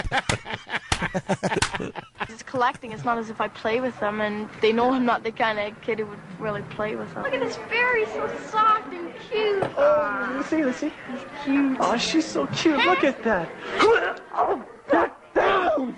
Bear Jane. I've been looking all over for you. We gotta go down to the Bears Only Cafe and talk bearsness. Listen, you know that Bears Necessity contest? We've got problems. So listen, we'll go down, we'll talk business, and hey, everything will be okay. I love this guy. Well, as Graham Abbey says, if the bear fits, Wear it. You know what? I should have hung in there, Jimmy. That is no better than the early stuff I was doing that I put up online recently. What year is that? 84. 1984, Keanu Reeves. We'll put the video up on onaradio.com. Oh, my God. He's a handsome dude, though. Jesus. Who, Keanu? Stupid Keanu, but, you know. He's half something else. Of course he is. Why wouldn't he be? Half awful, half terrible. You got to be half and half, and then you're like a supermodel. That's how it works. Half and half. Yeah, thank you. Spiro says it. Old Keanu sounds like the old Opie tapes. Absolutely. He probably has some kind of American Indian in him. And Chow Yun-fat was good in Pirates of the Caribbean, someone is saying. Oh, who And the cares? Cardinals- But he played a Chinese guy. Like he played, he played what he's supposed to play. Chow Yun-fat belongs in China with John Woo in China, doing what they do without the American rating system ripping the bag off of both of them. Because there's no way John Woo is going to do a great John Woo film in this stupid Hard country. Target with what's his name? Jean-Claude Van Damme. That was a good movie. I didn't see that. That was a John Woo film. I saw Face Off. Face Off was a great movie. I'll throw my coffee in your face. You didn't like Face Off? How can you? It was pretty good. Oh, that stunk with the awful touch that Travolta did. The creepiest move ever. Yeah. Whenever he would leave his wife, he would take his fingers and brush them over the middle of her face. And that was the move he would give her. Like, that was supposed to be the affectionate couples thing they did. And then when Nicolas Cage was in the body, I'm not Castor Troy. Who, by the way, this could be very dangerous for me to say. Who, by the way, could be in the top all-time worst actors? Nicolas Cage? Yes. He is a bum. Oh, He's a bum. He was good in Valley Girl with Deborah Foreman. Or Arizona. Raising Arizona. Why is he that had bad? me Just in tears. Why is he? Because he's royalty. He's like royalty. He takes me out of every movie he's in. He is just every effing movie. He's terrible. Ghost Rider was just shocking. That finger's across but wait the a minute, face. no, you're making me turn on Face Off. But it was just. That was the big move. It was a good movie, though. It was a good movie. They had to say, how could they connect? How could they make Travolta have such a bond with his wife that she would have the moment where she knew it was him with a new face? And that irritating thing he did every time. Picture any girlfriend you're dating. Picture if your move was to go goodbye and then take your fingers and brush them over the center of her face. She would hate that. Movie stunk. Bunch of doves. It was horrendous. I gotta go see the movie again. I gotta see it again. It was terrible. I know we gotta take a break there. lack of hair, but give us a minute here. I think that movie did stink. I'm sorry, Norton. Holy moly. It's dumb. It's dumb. Oh, his little brush across Castor his face. Troy. This is Castor Troy. Oh, it was horrendous. That awful name. Oh, they're going around the column looking at each other. Oh, boo. Boo. That was terrible. Patrice is killing me. You're killing me. Those awful dubs. Oh, just so John Woo-ish. Oh, I forgot about I take it back. It stunk. That movie stunk. I forgot about the dumb. With that dumb. Oh, that was horrendous. Oh, John Travolta and his tour de force when he played Castor Troy, the mean Castor Troy, and a nice him, and they just reverse it, and they both thought they was amazing. And those dumb method actors, they probably sat in there like sucking each other's vibe up as they did. Just terrible. Nicolas Cage probably put on Travolta's awful wig. Tried giving a Hummer to a guy in a 727. Oh, Face Off stunk. Oh, my God. Face Off stunk. Oh, that's stupid. Castor Troy, that dumb hand. That's how I found out. Did you ever see Face Off? Of course. Oh, my God. See if you can get a clip of that for when we come back. Yeah. That stupid, annoying finger brush that you're smelling fingers in the over. state-of-the-art prison with the magnetic boots. Terrible. We got to step aside for a second. And Danny, what else you got? You got terrible Nicolas Cage acting? Yeah, there's a clip from The Wicker Man that wow made me laugh really hard the first time I heard it. All right, so F Nicolas Cage and his stupid royalty. Wow. Or how about in Tin Man or whatever? What was it called where he plays the guy who he added Tourette's to try to give his character depth, and it had no bearing on the film whatsoever. Matchstick Man. Right, yeah. He tries to add Tourette's to people like, wow, this guy really goes another level. He should be shot. Wow, he's got some range. Oh, you changed my mind. About Face Off, it stinks. You see a lot of dumb movies, Patrice. I'm so sorry, dude. I like Face Off. So Norton just made it stink. It just stinks now. It took him 2 minutes. Oh, my God. We'll continue. Also, speaking of bad actors, Joaquin Phoenix. A little story about what he's doing now. Well, hopefully have his lip operated on. Stacy Keith Trace, we don't need you. He's remaking what was that? Twinkle Twinkle Killer Kane. Tell Mike Hammerface to shut up and retire, you bum. The Opie and Anthony Show. Oh, boy. Opie and Anthony. Anthony's out sick today. We got Patrice O'Neill killing for us. We were laughing through the break, man, because he's apologizing to Jimmy over Face Off. It took Jimmy 2 minutes to turn you on a movie you thought you loved. I knew it was bad, but the things you were picking up on were things I was ignoring because I was just watching it. I don't know why I thought it was good. That's why it took so fast. You picked out the things that I was hiding inside. You questioned it. Yeah, and it just was as dumb. That movie stinks, and I'm anti-Face Off that quick. People are like, wow, what a hell of a heel turn Dude, you made with Face Off today. It just I like logic. He just broke it down. I couldn't even break down why it's good. That's why immediately he wins. He broke down why it stunk, and I agree. What do you say? It starts with the name of the movie? The name of the movie's Face Off, and it's about faces coming off. It's about faces coming off. It stinks. It's a heinous movie. Face Off. And we just saw the clip where Travolta comes and hugs his wife, and the daughter runs in, and they look at each other lovingly, and he does that awful, it's like a blind, it's the way David Patterson says hello to somebody. He just puts his hand, he just brushes his dumb hand over her face, and her lower lip drips a little when his finger brushes it. No, wait. See, I remembered that he squeezed it, like he would hold it and pull the face, as he's pretending to pull the face off. He takes his hand and strokes down the entire face, with his open fingers across each region of the face, down over the mouth, over the lips. It stinks. That's not even acceptable if he Purelled right before he did it. His dirty hands.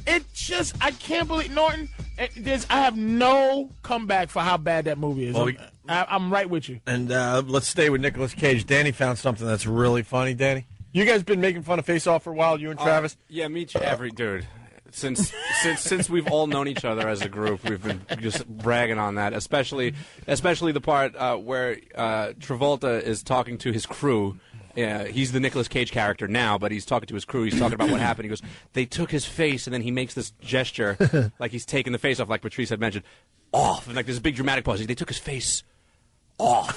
It's just and he's walking around with the lower derm. What's the second layer of skin? Oh yeah, I was just watching that on YouTube. Yeah, and he's just walking around. He's doing acting with the muscle tissue. And he's smoking a cigarette, and it's just muscle tissue. It's muscle tissue and a cigarette, just walking around, angry that he has no face, with his magnetic boots, and then he. Where they come in and they have completely different bodies, but since they have the same faces, you think it's him. Oh yeah, John Travolta, who's pudgy, and Nicolas Cage, who works out every day. You know what? I got his face. Let me put Opie's face on my face, and I'm gonna walk around it now. It's gonna be Face Off now. I got Opie's face. This is the same person that loved the movie 15 minutes ago. It's stupid. I will never be your friend, man. Let me tell you suck. You'll turn on your friends like that. No, I will not, because if someone comes up with a better reason, like if I'm going, hey, yeah, I'm friends with Opie, and you go, why? Because here's why I'm not. Right. And somebody systematically breaks it down, and I go, wow, I was thinking I shouldn't be friends with him for those reasons, but you didn't. You said it. You didn't even have a counter argument to Norton's observations about the movie. Because he picked out the things that were dumb, and the things that are good about it are dumb. Yeah. Like, everything is dumb about the movie. Now I got to go and see that movie. Yeah, I have but to see he it picked again, out too. the worst of the dumbness. Yeah. With the hand and the doves. The hand ruined it for me. And the bullets. You can see the bullets, and somebody's moving. And they're doing a video game thing there. Oh, God damn. Let's go to Danny. So you got a clip of Nicolas Cage? Yeah, this is a clip from The Wicker Man. Oh. And to be perfectly honest, I never saw the whole flick, but I was shown this piece of audio, and I immediately busted out laughing. This could possibly be one of the funniest things I've ever heard. Good It's not supposed to be funny. No, it's not supposed to be funny. What's happening in the clip? To be perfectly honest, I'm not exactly sure, but something is attacking Nicolas Cage. Let's just put it that way. He's being attacked by something. Oh, I wonder if it's one of the Coppolas. Hold on a minute. Is it the scene where he actually finds out? Like I said, I'm not sure because I haven't seen it in its entirety. But just give it a listen. Let's take a listen. Oh, no, not the beast! Not the beast! Ah! Open my eyes! Eyes! Ah! And that's it, but it makes me laugh so hard. Can you? You got to put that in my replay, Danny. Wow. We're going to make that a big one. Dude, you got to go from the moment he finds out that there's a cult, there's some kind of weird cult, the moment he finds that out to the moment he's burning to death is the worst. It's excruciating, man. Let's go to Santiago from Santiago, probably, in Denver. Yeah. Santiago, yes. Oh, my God. Hey, guys, how's it going? Hey. I watched that movie when I was 16 in the theater, and I have not stopped talking about it ever since. I tried to tell my girlfriend about the brush move with the fingers, but my favorite part is when John Travolta is switching over to Nicolas Cage, and they put this voice box in him, and they go, repeat after me, peach. I can eat a peach for hours. And it's John Travolta's voice, and all of a sudden it gives this little, and it turns into Nicolas Cage. Peach. I can eat a peach for hours. Well, I bet you that Travolta probably couldn't say I could eat a peach for hours. There's something in his real life that won't allow him to say that. I wonder why. I can chew a ball for months. No, repeat after me. I can eat a peach for an hour. No. I can chew a ball for a month. That stupid face brush. Dad, were you eating onions? Oh, no, Daddy's bag was itchy. I'm telling you, I have no retort because I just liked it. And if anybody, there's some movies you go, I liked it, but if somebody can give you a good example of why it's bad, I'll turn on that movie in a minute. All right, speaking of actors that we're shaky about, Joaquin Phoenix. Jimmy's talked about Joaquin over the years on the show. He was good in Gladiator, but he whispers his dialogue. He likes to whisper. Always whispers. He's terrible. He's terrible. He's terrible as Johnny Cash. He was terrible in, who's that bum M. Night?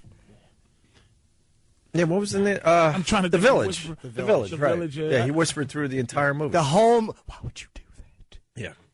Horrendous. You want to know what he's up to? I'd love to. He's blowing off Hollywood. Good. He's had enough, man. Yeah. Joaquin Phoenix is going from acting to rapping, believe it or not. Phoenix said goodbye to his career in Tinseltown and debuted his rapping skills over the weekend in Las Vegas. Fellow brother-in-law and actor Casey Affleck is following him on the road as he's set to direct the documentary on Phoenix's latest endeavor. Even P. Diddy's on board with the project. He's set to produce Phoenix's first album. This has got to be a joke. This is not real. This has to be a mockumentary. Nope. They're going to take it as serious serious stuff. Joaquin Phoenix is going to be a rapper. Do you have any of the rapping? Sort of, but it's so noisy. It's really hard to hear. There is a clip that's on most of the major celebrity sites, but it's like cell phone video, so it's so muddy you can't really hear what he's saying, and it's just. I'm sure I couldn't anyway. If it was crystal clear. Fix my lip. I gotta fix my lip. Stinks. Which is hair lips of. They're horrible. And keloid ear bubbles are and that's something black people get. But hair lips and keloid ear bubbles is just one of them things you just can't look by. I can't look past it. He's growing a beard real quick. You notice that he grew a beard? Wouldn't you to hide that? That's why he didn't want to be in Hollywood, because every role he did, he probably said, "Can I grow a beard or do something to hide this?" And they said no. Can I wear a mask? That's why I couldn't ever look at Stacy Keach. I enjoy Mike Hamm, but I'm just looking at that lip fall up into his nose, and I'm just like, it's terrible. Get away. It's terrible. Fix that or just go home. You're uncomfortable to look at. Everybody. By the way, eat popcorn and enjoy this. Wrecking it with your face. By the way, we got a celebrity among us today. I didn't forget about you, JC. I noticed your mom was so bored she was reading through the entire show. Thanks, Mom. Nothing makes us feel good about what we're doing. It's my book. Than seeing a mother reading the entire time while we're trying to entertain people. But JC is here, 13-year-old JC. He's wise beyond his years.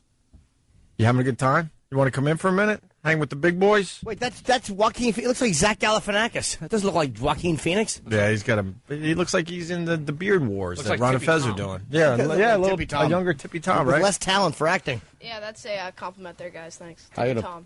No, not you. Joaquin Phoenix. Joaquin okay. Phoenix. Yeah, What, that's you good. don't look anything like Tippy Tom, JC. Yeah, I know that. You guys make those jokes, you know. Yeah, that's 13-year-old JC calls the show all the time. Oh, cool. Patrice could care less, but cool. What are you doing here to get Jimmy's book signed? Yeah, that's part of the reason I came. Sure, man. And that's got to be your mom, right? Who was completely bored with Yeah. with the festivities going on in front of her. Yeah, Of course she is. I don't blame her. It's not a bad show today. Thanks, JC. We're busting our asses here trying to entertain the people. Can I point out the best part of Joaquin Phoenix's face? Yeah. Is the way the beard hair refuses to hide the hair lip. Dude, he's trying to do a comb over with his mustache. Can you see that? He's taping part of his beard to hide that abominable lip. It splits. There's nothing will grow there. It's like nuclear waste in the middle of his The face. left side of his mustache is a lot more bushier to try to hide, and then I think he's pushing it over a little bit. Oh, what a nightmare. Poor guy. Looks like a middle-aged rock star. That's exactly what he looks like. Yeah, He's definitely. a bum. Are you excited about the Obama thing there, JC? What's going on in your school? Well, we're watching the inauguration, but all my teachers are like, "Oh, Obama, he's our savior, Messiah. Oh, joy." Yeah. Do you think that? No, I don't know. I don't really care. But you're interested in politics for the first time in your young life, right? Well, yeah. Well, to a certain degree. Uh-huh. You can only put up with him so much. It's the same speech. I believe in America. We can stand up together. Says it 100 times. Apparently, people just love him even more. Mm-hmm. We'll see what happens tomorrow. What are you doing, Jimmy? I'm signing his book now because I run right out after the show. No, so I want to sign his book. you know what? I know what you're doing. You going where? To the show? You know Yeah, the going segment where outside? JC's not doing well, so he ran and got his book to get the kid out of here. No, Here, not at all. I Here, just don't want- here, I want- take Jimmy's book. Here's his You're not doing autograph. that, Now Sandra? scram. I am, yeah, but I leave right after the show, and I walk right over. So I was signing his book now, so I didn't have to rush it and just. JC, is your father still in the home? No, he's actually at work. He had to work No, today. I mean, him and your mom still together. Yeah, you got there. You got. You're still together, Mom, Oh, with yeah. pops. Yeah, Of course. yeah. Nice. He's a well-adjusted kid. I'm He's just a saying, little- I'm just asking. He's a little too smart for his age. Mom's looks a little, What? she looks a little. What? Go ahead, put the compliment out there. Wanting. Dirty old house broad. Look at him. No offense. I'm just saying she's yeah. What do you, well, I don't even know what to do with that. That's why I asked. Look at her. Travis, right? Oh, she's giving you the finger. Nice. Let me tell you something. Nice. She stuck a finger at me, which that says a lot, no right? offense, JC, but your mom is not who she claims to be. She is, yep. She looks like someone famous. Who does she look like? I tell you exactly What? what she looked. The mother from Go ahead. Home Alone. Yes, with shorter hair. Is that what you get? She looks like, Hey, Mom, pay attention. Is that what you get? Look at her. Home Alone, Mom? Trying to keep that housewife look. She probably has a hidden closet full of batteries. My dad does support the Second Amendment. Mm-hmm. No, we're talking about the the toys. You ever find your mom's toys? Oh God, no. Yeah, don't introduce that to this kid. His mom's knows though. When she's packed, look at her. She's got a nice little figure on her. Nice little JC. shape. Get your moms in here. Do your friends like coming over to check out Mom? I don't have any friends. No, I'm kidding. Yeah. No. No. And kids don't have friends anymore like that. Like, Yeah. When I was hot growing mom up, friends. when I was growing up, I hung out with this one kid because his mom was Yep. really hot. Yep. I couldn't wait to go over there after school. They got play dates, man. He comes in the day. They don't have friends. My girl's daughter don't have no friends. She has to plan her friendship. All right. Stupid, Today right? at 3 o'clock, I'm going to have a friend. Like, it's just ridiculous what they do to kids. They're saying you look like Annette Bening, too. Annette. A young Benning, Annette that's Bening. who it is. There it is. Annette Benning. We're in. Hey, Mom. JC, your mom's hot. She actually looks better Get than out Annette here. Bening. Let me talk to you for a minute. Yeah, let's talk to Mom. See your hot mom. Look at No that. offense, JC, but you're bombing. We're Yeah, going to go to your look mom. at this. Yeah. Look like a 30. I think Opie, I'm trying. you're better on the 34C phone. still No, sit hanging there. in there. Just give me a little bit of time. My. Hanging in there. She's probably not even that old. She's in her mid-40s, close to, right? Okay. Delicious. Delicious. Yeah. Patrice likes you. This is Martin Luther King Day. What can you do for us? Our people. Your people? Yeah. What do you want me to do for your people? Oh, God, look at her. JC, I think you should leave because your mom's is something. ready to go. She's exactly what I think she is. She is a category on a porn site. If you type up certain category, beep, beep, beep. I'm not going to say which one, but she looks a little bit. I honestly, you remind me a little bit of a much younger version of my mom in the shape of her face. She looks like my mother. Really? Yeah, but younger, just like as So a woman. JC's going to look like you, his age? oh, She's trying to lucky, be yes. smart too, like a Uh-oh. smart mouth. I'm an older man. I'm 40. I look very young. I'm bubbly. Mm-hmm. She just wants her librarian haircut, head pulled around. Oh, we're Sexy. God damn, JC, your mom's is good looking. Well, Is she racist? Tell the truth. I have no response. Is she racist? Is she racist? Does she call us them? no. She's not. She's No, she's not. She never says them? What does she do for a living? She's an attorney, so you. Oh. Well, I want to thank JC's mom for stopping by. Oh, boy. She understands slander and all sorts of stuff. Oh, Patrice. boy. Oh, yes. Well, I'm saying oh, boy, because she's a lawyer. Yeah, but I do criminal defense, if that helps. See what I'm saying? Smart mouth. Let me tell you something. The 3 dirtiest women you ever meet, lawyers, doctors, and teachers. Any cases we know that you could talk about? Probably not. You can't talk about. Can't talk about. But she handled a couple of rappers who didn't have the money to pay her. So she took it in other ways. She said, slide everything off my desk. I want to hear that stapler hit the floor, Jack. No worries, Fitty, it's covered. Right. Is she a slide everything off her desk? Everything except for her desktop, her giant desktop calendar that she marks her meetings in. This is just uncomfortable. Why? She's a nice person. She is. She's gorgeous. JC, you're going to take this? You can't take this. He's making fun of your mom. I'm not making fun of her. She's gorgeous. Defend me. On what? I'm saying I'm being a little vulgar. Let me stop. But you're a lovely lady. Well, thank you. Lovely, yes. Thank you. Yeah, your dad don't say it every day. What's your dad do, JC? He's vice president now? Oh, jeez. An energy company, basically. Oh, God. Oh, my God. The Oh, perfect geez, that's what I'm family. saying, Yeah. dude. They don't. They're just holding on for your sake. Things are going to change when you turn 18, JC. But 5 more years. As soon as they get you out the house, it's over. Is your dad good looking? I don't know. You don't know? He's all right. He's got all his hair. A little overweight. How long have you been an attorney? Don't, Brain, don't listen to that. 16, 17 years? That's how long. What? She's been a lawyer. Oh man. So she's bringing home. You got the brothers and righteous sisters, bucks. JC? Well, I have a half sister. She lives right here in New York City. She's 31 too. From him. 33. Yeah, from him. Oh, so he's an older gentleman. So he's older. Slightly, yes. Your moms are smart.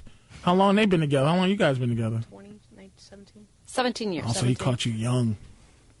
There you go. Now he's not interested no more, and you're just running around, bringing your son to places, getting book signed Hanging out in the city today. with your expensive pearls that mean nothing to nobody. I don't know that they're expensive. Yeah, they're new. What's wrong with you? I'm gonna tell you, they're not white pearls. They're black pearls. What's Those wrong are- with black Patrice pearls? is racist towards pearls. Yeah. Top of the line. That's top of the line black pearls. Top of the line pearls. Yes. Black pearls better than white pearls? Yeah. I didn't know In the that. pearl market, yeah. Okay. Right? She knows. I think that's true. There you go. She knows. She She's knows. trying to downplay it. Yeah, this isn't about. I want to apologize to you, Miss JC. JC. JC, right? JC's mom. JC's mom, because there is a energy here that is uncomfortable for most people, but I'm just saying I picked up right away what you are. As soon as I heard. as soon as his father kicks the bucket, it is JC's mama time. I just need a sign off from a doctor and your last 3 years' tax returns, and we'll talk. Hey, well, check this out. Let me ask you this. Do you need the sign off from the doctor? Is that really important? You know, it came first. How about if I promise? Is mid 700s good enough credit for you? That'll get us started. Yeah. Could this be less And for a black man, mid 700s might as well be perfect score.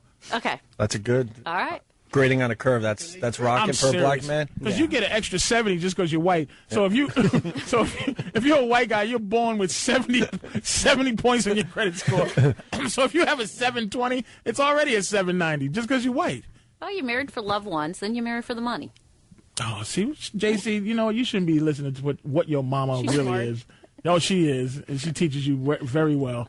Miss JC's mother, thanks for Yeah, right on. talking to me. I really appreciate that. Well, thank you. My We're going to goodness. take a quick break. We're going to do a little mopping up next. I have to plug something I forgot. No, what do you got to plug, Jimmy? Fedor Emelianenko is coming in studio. We have him in about an hour. Yeah. We have him. That's huge for us. He doesn't speak English, though, right? We're very little. He has a translator. But, you know, Oh, I'm going to mess with him. Talks like the Terminator. he am I speaks the gonna mess language with of him? fist in the teeth. Right. Understood universally. Oh, you think he'll attack me right away?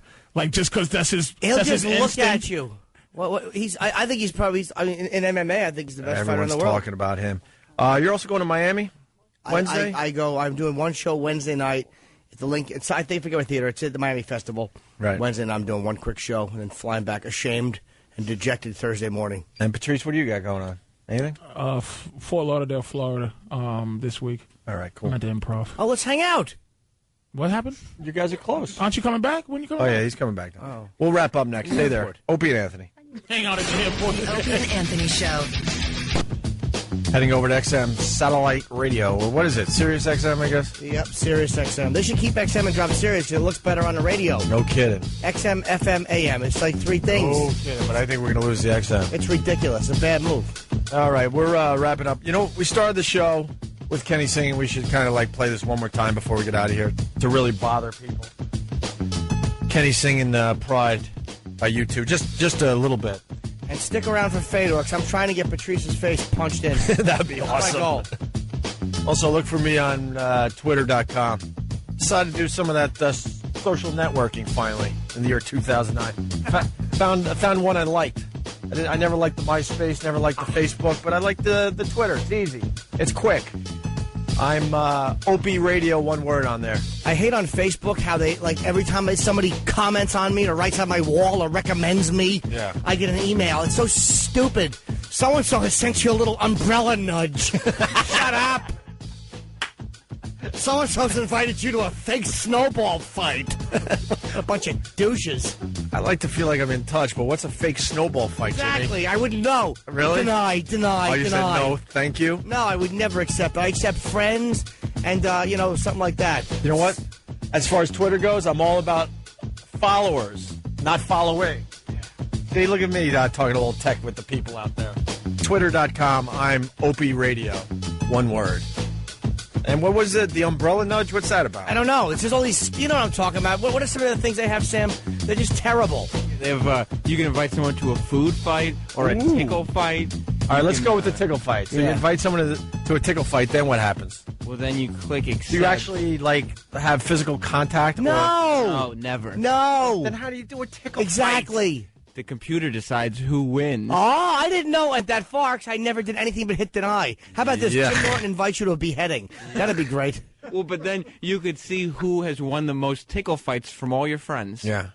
Oh, all right, I didn't know. All right, well, that kind of makes it better. Let me tell you what, I'm also an iReporter. That's right. Yopster is an iReporter. Wow. Yeah. You know what iReport is? On CNN? I enjoyed the iReport on CNN. Very good. It's like a paparazzi.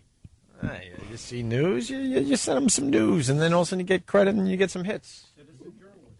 What is it called? You're a citizen journalist. That's right. That's what I am. All right, we got to get the F out of here. Patrice, thank you. He already left. Yeah, we'll meet him over You there. can't be bothered with the mop-up portion of the radio show. He's grabbing a burger right now. We got to talk about him being a vegan. Vegan. Not just a vegetarian. Patrice is all in. He's doing the vegan thing. That's right. It's been 7 hours. Here's Kenny singing awfully for literally 50 seconds, so hang in there for the music marathon that's going to start right after Kenny singing. Yeah. Actually, doesn't the Kenny singing start the music marathon, yes, sort of? What are they doing today? I think it is MLK. So huh? We did that already. Danny, what's the first song for the music marathon? Oh, give me a second. I'll tell you right now. I mean, they have to have some kind of like black and white theme, political theme. It's going to be Get On Your Boots, you too. We played that already. Well, they're playing it again. I played it. That's old hat, Dan. By the way, it's okay, and I'm a U2 fan. Well, that's cool, because after that, then there's a whole bunch of stuff you ain't never heard before. Like what? Running with the Devil, Under the Bridge. What do these songs have in common? Baba O'Reilly. What do these songs have in common, Jimmy? Running with the Devil, Under the Bridge, Baba O'Reilly. I don't know what Baba O'Reilly is. That's Teenage Wasteland. I don't know. I never heard it, but I like the other two. You've heard Teenage Wasteland? Maybe. What do I know? Teenage Wasteland. No, don't know it. Dun, dun. Come on. I don't know it. I don't acknowledge that. Under the Bridge is the only. You can't just say you don't acknowledge the Who. I don't get it. You never got the Who? No, I don't know it. But the only Chili Pepper song I like is Under the Bridge. That's the only one I like, so they'll play that. That's fine. And Running with the Devil, one of the very few Van Halen songs I like. Opie, that link for Twitter says the page doesn't exist. Opie Radio, one word, exists. Maybe you should spell Opie right. O-P-I-E. Yes. Or radio. They probably put an E instead of an I in there. Yeah. Radio. All right. Kenny singing to start the music marathon here in New York. We'll see you over at the Satellite.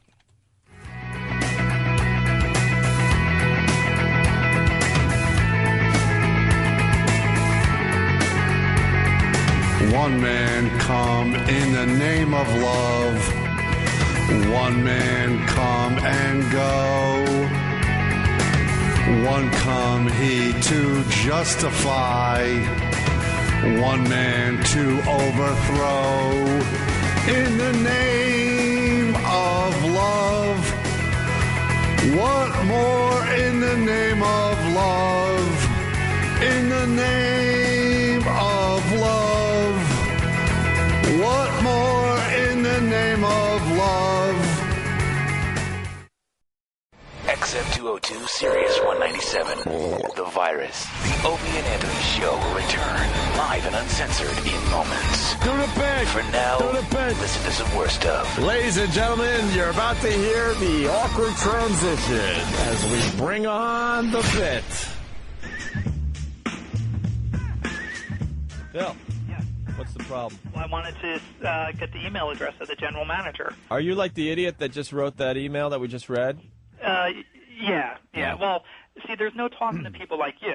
Oh, I see. I mean, Yeah. Well, of course. I mean, you guys, you're so demented that you don't see any harm in doing this or promoting it. I can't believe that you guys would actually not only allow this guy to do that on air, but also promote it. Yeah. And then these sick losers listening to your radio station who are actually cheering you guys on. Phil, are you like a vegetarian and everything? Yes, I am, actually. So do you use any products from animals? No, I don't. No leather or I'm anything? vegan, no. Okay. All right. No, I'm just getting a little feel of what you're all about the there, thing Phil. is, though, but wait a second. Even if I'm not saying I'm against people eating animal flesh. If they're meat eaters, that's it. I can't say anything about that. John likes mice. What can I tell you? But yeah. Okay, whatever. Well, he's not doing it for that. You guys are just doing it for ratings. Is that right? If this guy comes up with the idea that he wants to eat mice to win a trip to Hawaii, who are we to say no? just think of it this way. If it was somebody that you guys loved, no, seriously, if it happened to somebody that you guys loved, would you be promoting it? You can't equate somebody you love with a little mouse. No. I understand it is an animal, but you cannot put it on the same level as somebody you love being tortured and some guy eating a mouse, Phil. Wait a second. No, actually you can. If you're How? an animal lover, you can. So you love animals with the same passion that you love your family? Is that what you're saying? Phil, that's a little sick. No, it's... I can understand your pets and everything, but every living creature on the face of this earth, if somebody's ready to step on a mite, would you get upset like your grandma's getting gangbanged in prison or something? No. I think that's taking it out of proportion. Well, you're... Not really. But this is what you were telling me. This is your logic. No, my logic is... if it Would you go out and save subway rats? Probably not. Why not? Why not? Well, why okay, not? There are people out there that love subway rats. Okay, if people were killing them just for the joy of it, then yeah, I would. Like sitting on the platform plinking them with 22s or something. Yeah. For sport. If it was for sport, or not even for sport, because people are so demented they think it's okay.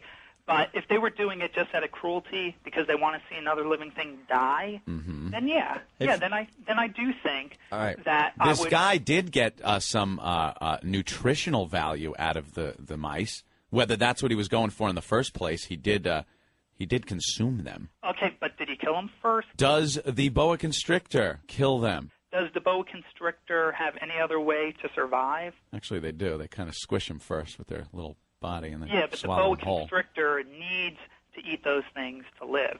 Well, this guy... Wait. You didn't meet John. He needs these things to live. Well, then I have no pity then what happens to this guy. Hey, Phil, I beg you to contact all the groups out there. You'll just make us bigger. Yeah, but, well, that's just it. All in these groups, of course, it's going to make it just... it's going to make it glamorous, and everyone's going to think, wow, this is cool, let me listen to the show. But I'm sure not the advertisers, because advertisers are a little different. The advertisers don't want negative publicity. You scare us. You know what? You guys are right. Why don't you talk? I'm an animal All right, listen, Phil, I'm going to give you a break here. I'm going to put you on the line with Todd, who agrees with your stance. Let's see if you guys can hammer this out. Todd? I wanted to know, Phil, are you gay? Yeah, actually I am. What difference does that have to make with an animal being killed? Now I understand why there's a difference. You're a very sensitive guy, Phil. No, I understand why he's so pissed off because he's gay, Anthony. Why? He wanted to, shove the mice up his... Opie. I think that's an inappropriate remark, Opie. I didn't say where the mice, he wanted to shove the mice up. You didn't even let me finish it. Phil, I personally want to apologize for Opie's rude statement about sticking mice up your keister. He's a little more compassionate because, he feels a bond with the mice. Let me ask you a question. Yeah. You're not a meat eater? No. Oh, yes, you are. You eat toothpick with vein? Okay, yeah, I do, but I don't ingest it. I don't know that. Cruelty to penis. Well, you have a different view on animals on this planet than some other people do, Phil. Some people see them as a lower life form. We're the top of the food chain to be used as we wish here on this planet for as long as we're here. You see them as cousins and grandmothers. And butt toys. Playmates. I'm trying to carry on a conversation with Phil. So am I. Opie's Anthony. doing butt jokes, Phil. Yeah. John. What about that? Hey, what's up, guys? Hey, Phil, mind your own business. Oh, why don't you shut up, you fat Oh, that's what I am. That's what I... Milsy dotes and little lambs eat ivy. Are you actually telling me you have more people on air right now, or more people that are supporting what you're doing? Yeah. Phil, get a grip. What's your problem? Oh, my God. If you don't like it, change the station. You could probably stick a flute up your butt, go to all the pet stores, and be like the Pied Piper and lead them to freedom. Hey, Mark, what's up? Hey, how you doing, guys? All right. I'll free you. I'm not in the same category. Yeah, but let me... All right? The hunters come up and destroy my car. Come, little mice friends. Come to freedom.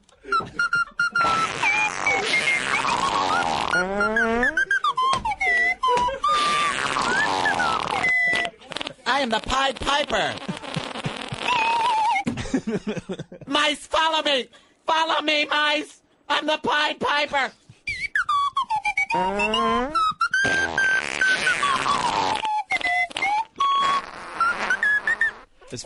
Is Phil walking down Christopher Street, saving all the mice from from his fellow gay brothers? Let me. Hey, Tony, what do you have for Phil? Bo, Yeah. somebody's got to shut this guy up. He's just ridiculous. Phil, are you there? Yeah, I'm here. Do you have any idea what a jackass you're making out of yourself? Yeah, to people like you, so it doesn't count. Oh, I don't care. Just look, you think I care? Oh my God! Like look, you guys, you got to be the most ridiculous person I've ever heard in my life. No, I'm not the only one. Look, if you don't like it, just change the station, you flaming retard. Jesus Christ. You know, Phil, sperm cells are living creatures. Enough said. Enough said. Yeah. Well, I'm sure you ingest enough of them yourself. Wow. Yes. All right, why don't you talk to John, the guy that ate the mice, Phil? Well, I just want to know why you did it. You did this just for the tickets? For a trip to Hawaii to meet O&A, yeah. And you have no remorse whatsoever, do you? No, I'll come in and eat another dozen. I don't care. They're feeder mice. That's what they're bred for. They're bred to be fed. Okay, what else would you eat? Oh, that's it. I don't know. Would you? Not you, Phil. Wait, John, I think that was a pickup line. Be careful.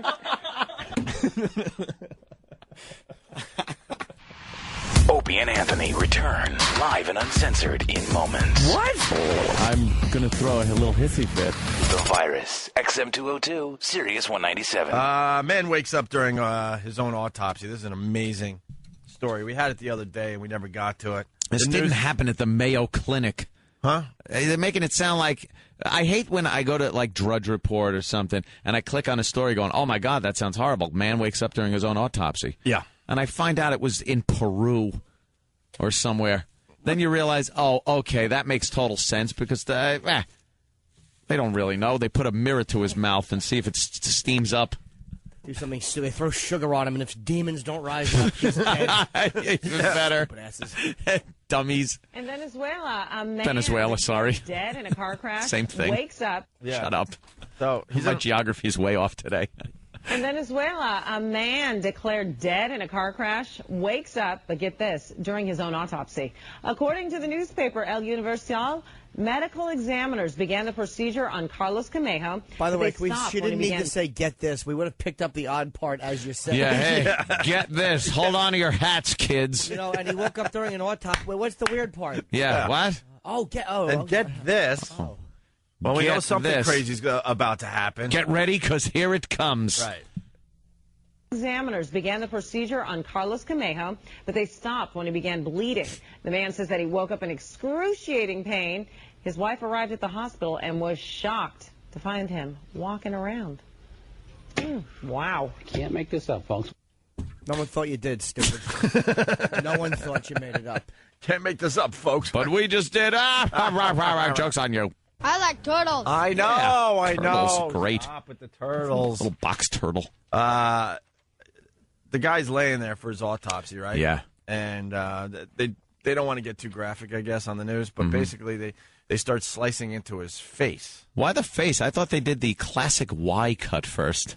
Yeah, they do. First, they do like the overall body. They look at everything, and then they do that Y cut, shoulder to breastbone, and then hang you, and then breastbone to stomach. They hang you and let the to blood belly, drain out, and then they open you up and look around. Mm. And then Spicoli goes, "Whoa."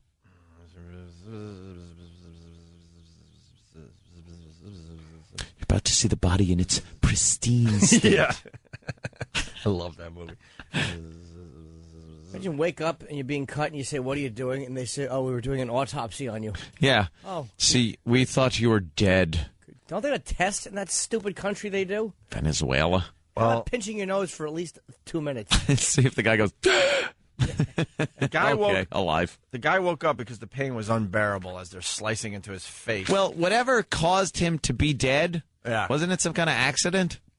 Car crash. Yeah. Wasn't that excruciating pain? Like, he would have woken up in pain anyway. They cut his face with a scalpel, and that's what caused the pain? And how fast they do an autopsy? Yeah, really. They just wheel the guy in. Wow. We have to take him to the... no, just put him on the table. We'll do the autopsy now. Autopsy. I'm going somewhere for the weekend. Jay in Michigan, what's up? Hey, Jimmy, I just wondering how Quincy would have handled that autopsy. Oh, he probably would have been very surprised. Sam, you got to check the bodies. They're constantly getting up and walking out. It's a brilliant Quincy, man. It's hard to do an autopsy, Sam, when the guy is talking to you. A woman comes in with a flat ass. Goes out with her. I blame Quincy because he's too busy on that yacht with that bimbo. That bimbo with the long, flat ass. Right. What's the matter, Quince? I was cutting into his face and he talked to me, Sam. He spoke to me. He picked that chick up from the slab. That's why her ass is so flat. It was just sitting on a cold slab. The blood coagulated in her lower spine, Sam. There was no cushion for the pushing, Sam. That's why I need you. The best Quincy ever. Oh, it's amazing. Jimmy. And for the new listeners that want to really get involved with the whole Quincy thing on the show, just go to YouTube or break.com and watch the Quincy show intro, whatever. Yes. You get to see the babe with the flat ass on the yacht. Flat ass. Like Quincy's just big, long. It's 3 feet long. It's not even a yacht. It's a houseboat that probably smells like an outhouse, like a backed up toilet. Big Quincy dumps. Sam, I need you to snake your hand down into the toilet. You got tiny hands, Sam. Do an autopsy on his bowl. I don't even eat corn, Sam. What happened? Where did it come from? He's all upset. Doesn't know where the corn came from. It's the whole episode. Hey, Quince. I'm watching it right now. There's Quince looking under the microscope. Yes. There's Quince removing the sheet over taking the sheet off the dead guy in front of the cops, and the cops all faint. Yeah, because they're not used. He goes, "You are now ready to enter the world of forensic medicine," and he peels the sheet off, and everyone goes down and faints. And he's just standing there like, "What?" And now here's the fun Quincy. Yeah. Here's fun Quincy. Now he's having some fun because it's not just about work, it's about Quincy playing. Yeah. Look at that. Goofy music. Looks like he's examining a dead body, but oh no, it's not a dead body. When they pan back, bimbo. You realize it's that flat-assed whore. Look, there's the flat ass. There she is. Ugh. What an awful ass. She's 19, he's 71. Throat cancer and a martini. I guess being a coroner pays well, huh? Yeah. Yeah, there he is, shaving and going out. I saw your ass. I thought you were two-dimensional.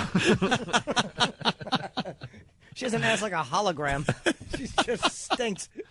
It was such a dumb show. He's a coroner, yet he was involved with the investigations. Like he'd be out and explosions are going off, and he'd be near him. But in one, and the criminals are there, and he's catching them. There's like 3 little windows, and in one, like he's laughing with a drink and an awful suit jacket, and the other one, there's an avalanche happening. Yeah, an avalanche, and the other one, he's cutting someone open.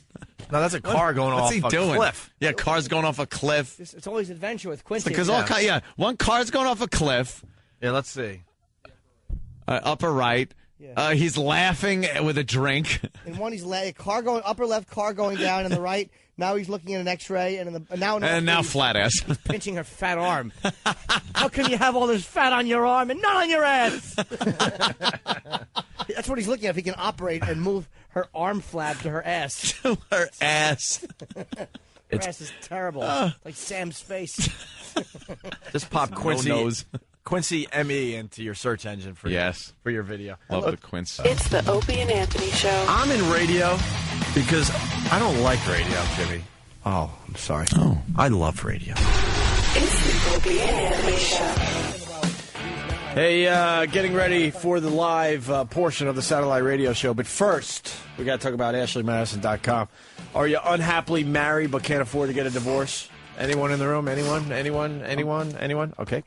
Has the thought of spending thousands of dollars on legal fees and selling your home for a huge loss convinced you to stay in your marriage? Anyone? All right. Ashley Madison wants you to know you're not alone. Breaking up isn't just hard to do, it's downright expensive. That's why thousands of people are turning to AshleyMadison.com every day to have a discreet affair. That's right, a discreet affair. They're promising you're not going to get caught. That's crazy. With over 3 million members, Ashley Madison is the #1 dating service for married people who are stuck in unhappy relationships and looking for something more. It's 100% secure, completely anonymous, and free to join. That's right. Why spend thousands of dollars on a divorce lawyer when you can sign up to AshleyMadison.com absolutely free? More people than ever have signed up to Ashley Madison looking for fulfillment outside of their marriage. So join right now and change your life today. AshleyMadison.com.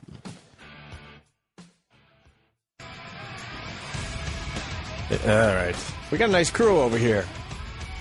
A live studio audience. They're filing in. They had to wait in the cold for whatever reason, so everyone has off today, so they came by to see the show. So thanks for that. We got Jim Norton. We got Patrice O'Neill. And we got Robert Kelly. I'm sure Robert's here because, what, you're a big Fedor fan, huh? Yeah, I'm excited I get to meet him. Yeah, he's coming in at 10 o'clock with some kind of translator. Yeah, I'm going to fight him. Yeah, sure you are. I am. Watch what I do. And, Jimmy, you missed this. What? Patrice said that he likes Dr. Phil. No, he doesn't. No, I said this. Matter of fact, you tell him what I said. You said that he makes a lot of sense. No, keep going. What'd keep you going say? until you get to the truth. You said... You keep going. He makes a lot of sense. No. You said... Knows what he's talking about.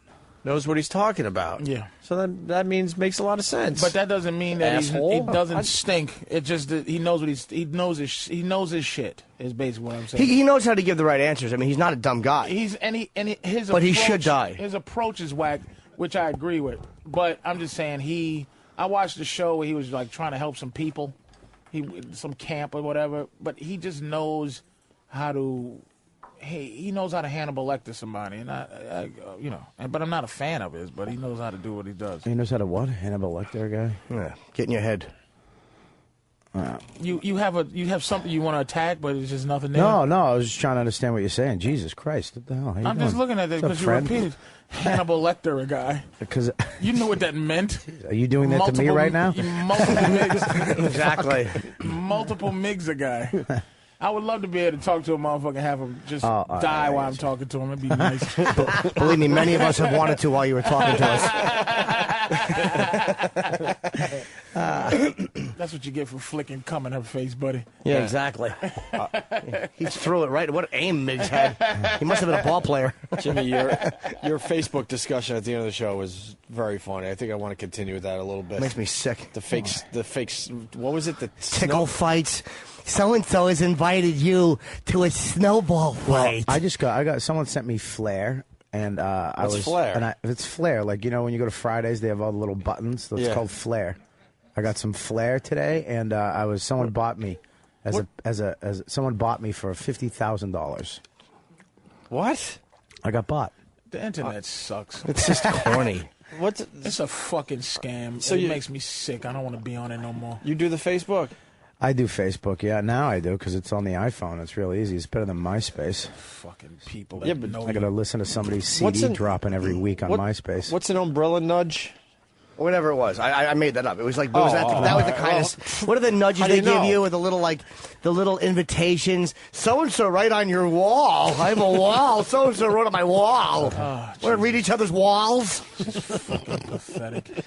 I tell you, I got Facebook is trying to change MySpace. I'm dating somebody's friend. You're dating? Yeah, I'm dating. I got bought for $59,500. Just drivel. Who gets the $59,000? No one. It's just for fun. It's you pretend. You get the money. How do you get the money? You know what Facebook does that MySpace doesn't do? Like when you have friends, you can't just mass click them. You have to actually go through one person at a time and say, you're my friend. MySpace, you can only do 10 at a time, so it doesn't matter. I mean, it's like... Still, if you have 400 people, you have to do 40 clicks, not 400. That's annoying. But you can only have 5,000 friends on Facebook. Someone thinks I'm loyal. Oh, you today. can't go higher than 5,000. No. Wait, what, Robert? I'm loyal. Someone thinks you're loyal today? Yeah, they said I'm loyal. Oh, you checking your Facebook page? That must be fun. Mm-hmm. I was compared with Patrick Boyle's friend, and I'm better. I'm a better dinner companion. I'm a better dinner companion. You should be compared to a Boyle. You're even. Nothing? You should have got something.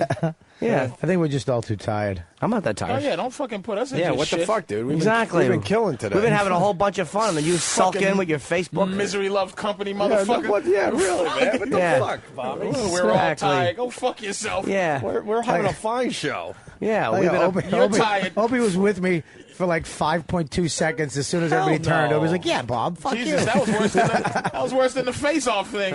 That took you fast to turn on Bobby. Yeah, he turned like a motherfucker. I was with you at the face-off. I mean, the Facebook's, talk, but jeez. The fuck, man. Fucking internet. Hey, there was something, we got another... What did Tim gave me another clip from Nicolas Cage or something? We've been talking about Nicolas Cage today and how awful his acting is. I don't know. I just don't like how somebody can just say you suck so easily. Send you a letter and say you suck. No, what I do want to get into big news in Patrice's life. I want to talk about this a little bit. What? That you're a vegetarian, actually a vegan. Oh, that's crazy. Yeah. Look, what? No more barbecues? Yeah, how are you going to do the barbecue? How much fun is your house not going to be anymore? Oh, remember those? Remember seeing him right in front of the big barbecue with all Come on, kinds guys. of meat? Have some tofurkey. I might do that, though. I'm not against Who other wants people eggplant? If you still want to eat. Sorry. He hops on the grill. I didn't even mean it like that. Who wants but eggplant? I didn't. I swear to get it. I know you. I didn't. I know you swore. I know. I didn't take it as that. I saw his face light up. It's really moulion, but eggplants is the worst food ever. But it's just I wouldn't stop cooking meat. I'm not a fucking asshole. Vegetarians have this attitude like it's really their thing, and if they don't really feel like you're one of them, they'll look at you funny. I went to a couple of vegetarian places, and they just, a couple of sissies and some big giant head Chinese girls that just look at you like you're not really, you're fat. Like, hey, fuck you, cunt. Just give me my soy ribs. What's a soy rib? Fake ribs. They can make soy fish and shit. They can make a lot of stuff out of that soy. When is this a choice or is it because you had to? Nah, it was like this Noriega. I was on this radio show and Noriega was on it, the rapper, and he read this book called Skinny Bitch, and he was like 5'7", 300 pounds or something, and he lost like 70 pounds, and he just loves it. But I read the book, and it did the same thing for me that it did for him. Skinny Bitch. What it say to make you stop eating meat? It just because you cook some good food. Yeah, man, we're depressed. We want to be at your barbecue this summer. Exactly. How about you cook some stuff for us? Yeah. And you have an onion. Yeah. Okay. I would do that. I'm not. I mean, it exists. You'll be able to sit in front of the barbecue, cooking up the steaks and the ribs and those without even foot-long hamburgers. And a matter of fact, I may not because of why I stopped eating meat. It's not necessary because if it was all about health, I would have stopped a long time ago. So when somebody's shocked into not smoking or not drinking, it kind of, I was shocked into not eating meat. I mean, it's an animal thing. Yeah. Like that's why I don't eat veal. I haven't eaten veal since I've seen how they make veal. So I made a point not to watch how they make food, but watching how they make animals and the suffering animals actually they have the same feelings and the same shit that goes on with them. Well, if I fucking wait a minute before you get in a clever quip. No, I wasn't. I was actually going to comment on that. That's interesting. You were saying that. They cut off. Psychic. They cut off birds' beaks and you're just eating their misery and that cruelty and that suffering. Yeah, so but that's why I stopped. I agree with you, but birds should be taught to quit pecking. They slice off their beaks and they fill them. And the fact is, after they slice off their beaks, they fill them with antibiotics and stuff, just so that they can live until they kill them. But Patrice, this goes against our classic bit that we did with you. Remember, like cheetah knuckles and. Yeah, I can still do that shit. Remember that bit? We should replay that 11. I'm not a fucking white girl about it. I just stopped. That was one of the funniest fucking segments ever on this show. It's hilarious. When we were talking about all the cheetah heels. It's nothing funnier. What was the best one? The whale blowhole fucking saute. Whatever the hell it was. Koala nose. Right. With owl scalp. Right. Some owl eyes and some fucking whale blowhole. Yeah. It was. I don't give a shit. Keep eating. Here's what the book does. It just says things that you do bad, right? And it tells you, we all know we do. If someone drinks, right, they already they're standing there with two knives ready to say, drinking is no good and smoking is no good. It's just they say, look, smoking is fucked up, but keep doing it. I don't know you. But if you want to be a certain way, don't smoke. Right. But they like, who gives a shit about you? I don't care. Just buy my book and die. That's basically what these two girls did, and it works. It's interesting. So I'm trying to not to eat fucking nothing. But you did it partly because of the way they kill the animals. That bugs you. That's why I haven't eaten veal my whole life, because I saw how they make veal. And I stopped anytime there was something about How do they do it? They keep a baby cow still Mm-hmm. in a box and feed it and pump it full of whatever needs to be pumped until it falls down, and then they know it's ready. So it's like a little prince for a little bit. They A treat what? it like they treat it like a little No, prince. he can't walk. No, it just doesn't move. It's and it gets sore. As soon as it falls, then they know it's ready for They know it's harvesting. ready for just killing. That's how they kill it. But in the abattoirs, animals, whatever. And the what? Abattoirs, the Slaughterhouses. Wow. They just murder them. It's murder. I saw they kill turkeys. They hang them upside down and stick a electric pipe in their mouth, and they hit a button. It just goes whack, and they just Good night. every single one does the same thing. Just goes whack, and just their wings go straight up and then fall. And that's it. Yeah. I like eating animals that just die of old age. Like, I would love to eat meat if all animals just died of old age or whatever, heart attacks. That'd be fine to eat. They didn't have Gamey. and they didn't have Gamey burgers. They didn't have an explanation. A 500-year-old lobster. Right. For fish. They didn't really. They said don't eat fish either, but they didn't really have a real explanation for why not to eat fish. So I think our bodies are made to eat fish. Like our fucking intestines are. If Well, fish there's too were much able, mercury in if fish fish. were able to blink, then it would be a Well, different that's what story. I'm saying. I used to do a That's fucking thing. funny. It's like it's Yeah. just. That's- I know. I'm picking up. Thank God Fish don't have eyebrows. that my food comes murdered for me. Like if I had to murder my own food, I would have definitely been a vegetarian years ago. But if I had to eat an animal, I could eat fish. They just don't. We were having this discussion last week. No eyebrows. We said things would be different if you put the head of the meat on the plate with what you're eating. Yeah, with the face it made right before. Right, it would turn a lot of people around. They say pigs and those things beg for their lives.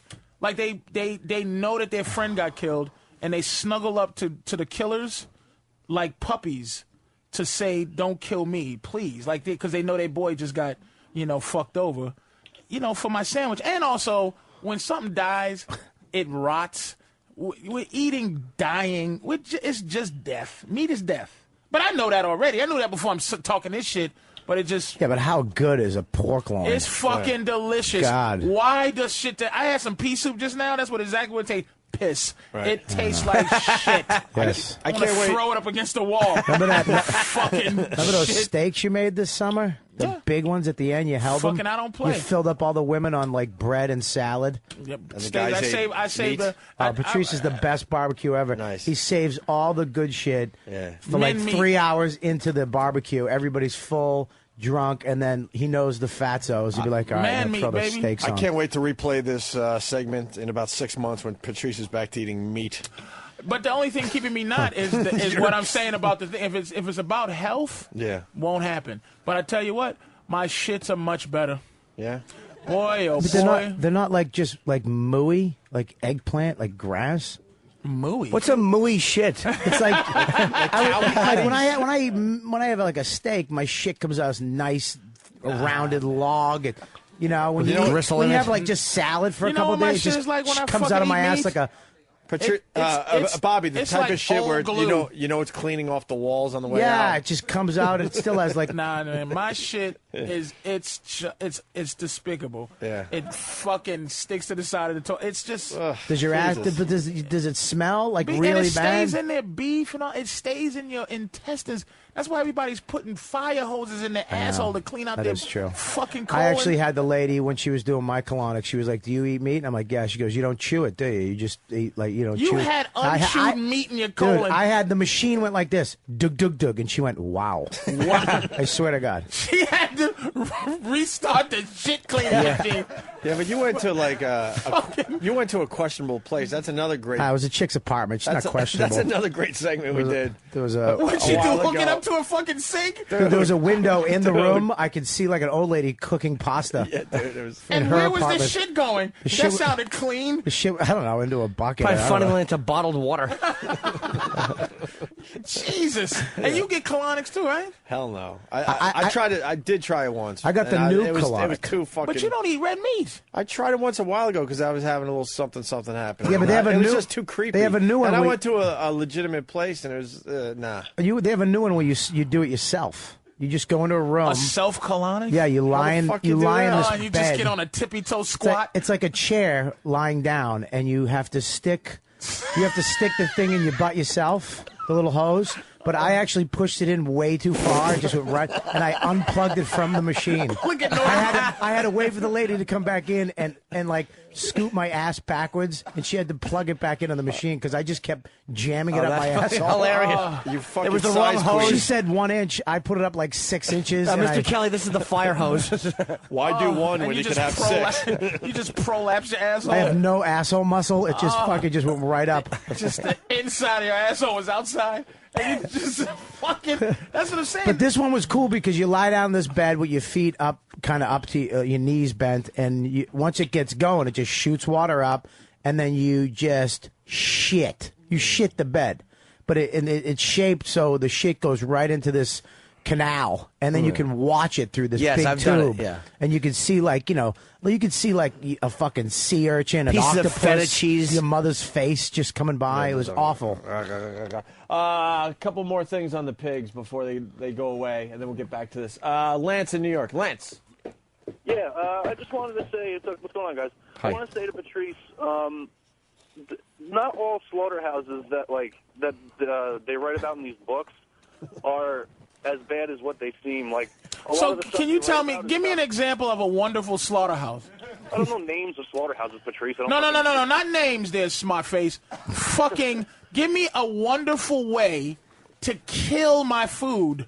No, like a lot of these books and stuff write about how like they cut cows' necks and stuff, and like kosher killing is really disgusting. I don't like that shit because they really do just slit the throat and let the thing die out. But a lot of the stuff they write about in these books are these like little tiny Alabama slaughterhouses that do like 10 chickens a day, and they're just horrifying. But for the most part, it's any of the big places that you get meat from, it's all humane killing. It's all clean. It's not like disgusting and dirty and all that shit. But how do they humanely? Is there? Let me ask you if there was a place that just killed human beings, right? Right. And is there a humane way? Like even if they like executions, right? Lethal injection. They're just killing you. That's Right. what it is. All right. Let me. What's the humane method, Patrice? Ask the question. What was the humane method, sir? Yeah, well, like the way they used to kill cows by just slitting the throat and stuff, they don't do that anymore. They do like that thing in No Country for Old Men, that bolt gun. Oh, that's humane. Oh yeah, that's much better. A bolt gun. And then what do you do? Does the cow lay down with his eyes open and he closes it for him and kisses him on the cheek? It goes right into the brain and kills them instantly, though. Like they don't feel anything. It's just done. All right, but still, let's say this. Let's say all animals were killed humanely. Well, all that shit. That's what it does to help me eat right. But the fucking we're not supposed to eat meat. We're not built for meat. That's what I'm telling you. If we're not built for meat, then how come all the vegetarians have to like take all these vitamins and pills and shit? That we all have to take vitamins and pills, but they don't. We can eat vegetables and not have to do anything else. It's no one ever had protein deficiency. It's just you've never heard of it. Why do vegetarians have the worst farts? I'd love to know that. It smells like grass. I don't know. And my farts have been horrible. Vegetarian farts are offensive. They're horrendous. Very bad. All right, thank you, sir. Let's go to Gooch in Cleveland before we lose him. Because it's coming right out, as opposed to being stopped by a clog of meat that's running by looking like your mother's face. Just fucking. And here's the thing: don't attack me, motherfucker. Everybody knows being a vegetarian is a better way of eating. Just stop. I'm not one of these people. I don't give a fuck. Eat meat. Are you a vegan or a vegetarian? Vegan. You're the big one. He goes all in. You're all in. Vegan. All in. Yep. Vegan. So you can't. Jesus, man, isn't that hard though? How are you gonna find food? Of course to it's eat? hard. I eat cakes. I've eaten cakes along with steak at the same time. A cake and a steak. That's two pieces. It's a cake steak sandwich. It's a cake steak sandwich. 2 pieces of steak with cake in the middle, and a live cat foot to follow. Cake and steak, nigga. Absolutely. I watched this show, Man vs. Food, and he just goes around. That? Oh yeah. He had a fucking cheeseburger. It was eight cheeseburgers. I got up against the TV and started crying with my face against it, rubbing my face against the TV. Me too, It looked so fucking good. Fucking good. They had to put. It was in Boston, right? Dude, it was some of the food. The fried clam plate. Wait a minute. They have a sandwich in Chicago, and that's what I'm saying. It's a roast beef sandwich. And they dip it. It's a vat of gravy. After they make the sandwich, they dip the entire sandwich in gravy and then give it to you. So the sandwich, the bread, everything has soak it in gravy. And I loved it because the health part is not. It does not faze me. It's just what it is. It's rotting flesh. Right. And we're not supposed to eat meat. We're not meat eaters. I never thought of it like that. All right, let me go to It's rotting flesh. It's rotting flesh. It's dead. That's why it has a date on it, like eat before this. Or You know, you're not rotting right now because you're alive. When you die, we start rotting. Whether you're in a freezer or not, there's no such thing as fresh death. Vegetables rot too, though. I had a fillet last night, though, that was, I bet it was. God, it was like butter. Melted. Dude, I can't. What can I do? Argue? Bacon? You done with bacon? You can't be done with bacon. I'm gonna keep eating bacon. Oh, you That's are? why I say I'm a vegan. Shut the fuck up. Wouldn't it be the best? I'm a vegan, except I eat steak and bacon, and I love cheese and fish products. But I no longer eat liverwurst. But I do fuck girls with hairy armpits. Yes, I fuck girls with hairy armpits. I got some more pig knowledge for you. Gooch in Cleveland, go ahead. What's up, guys? Hey.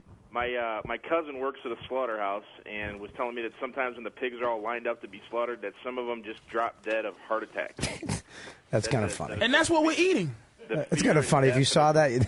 Just a pig going, oh, I can't take it, Murray. And it just Murray, goes, I'm going to die. B. Hey, later, guys. Love you. All right, man. See a pig walking like Fred Sanford. His little tail just goes straight in the air. IHOP, I'm coming to join you, honey. Josh in Iowa, what's up? Hey, how's it going, fellas? Hey, man.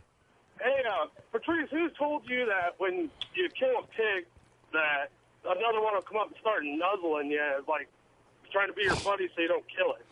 Just somebody who wrote it. Where did you read that? Let's say this. I read in the book Skinny Bitch.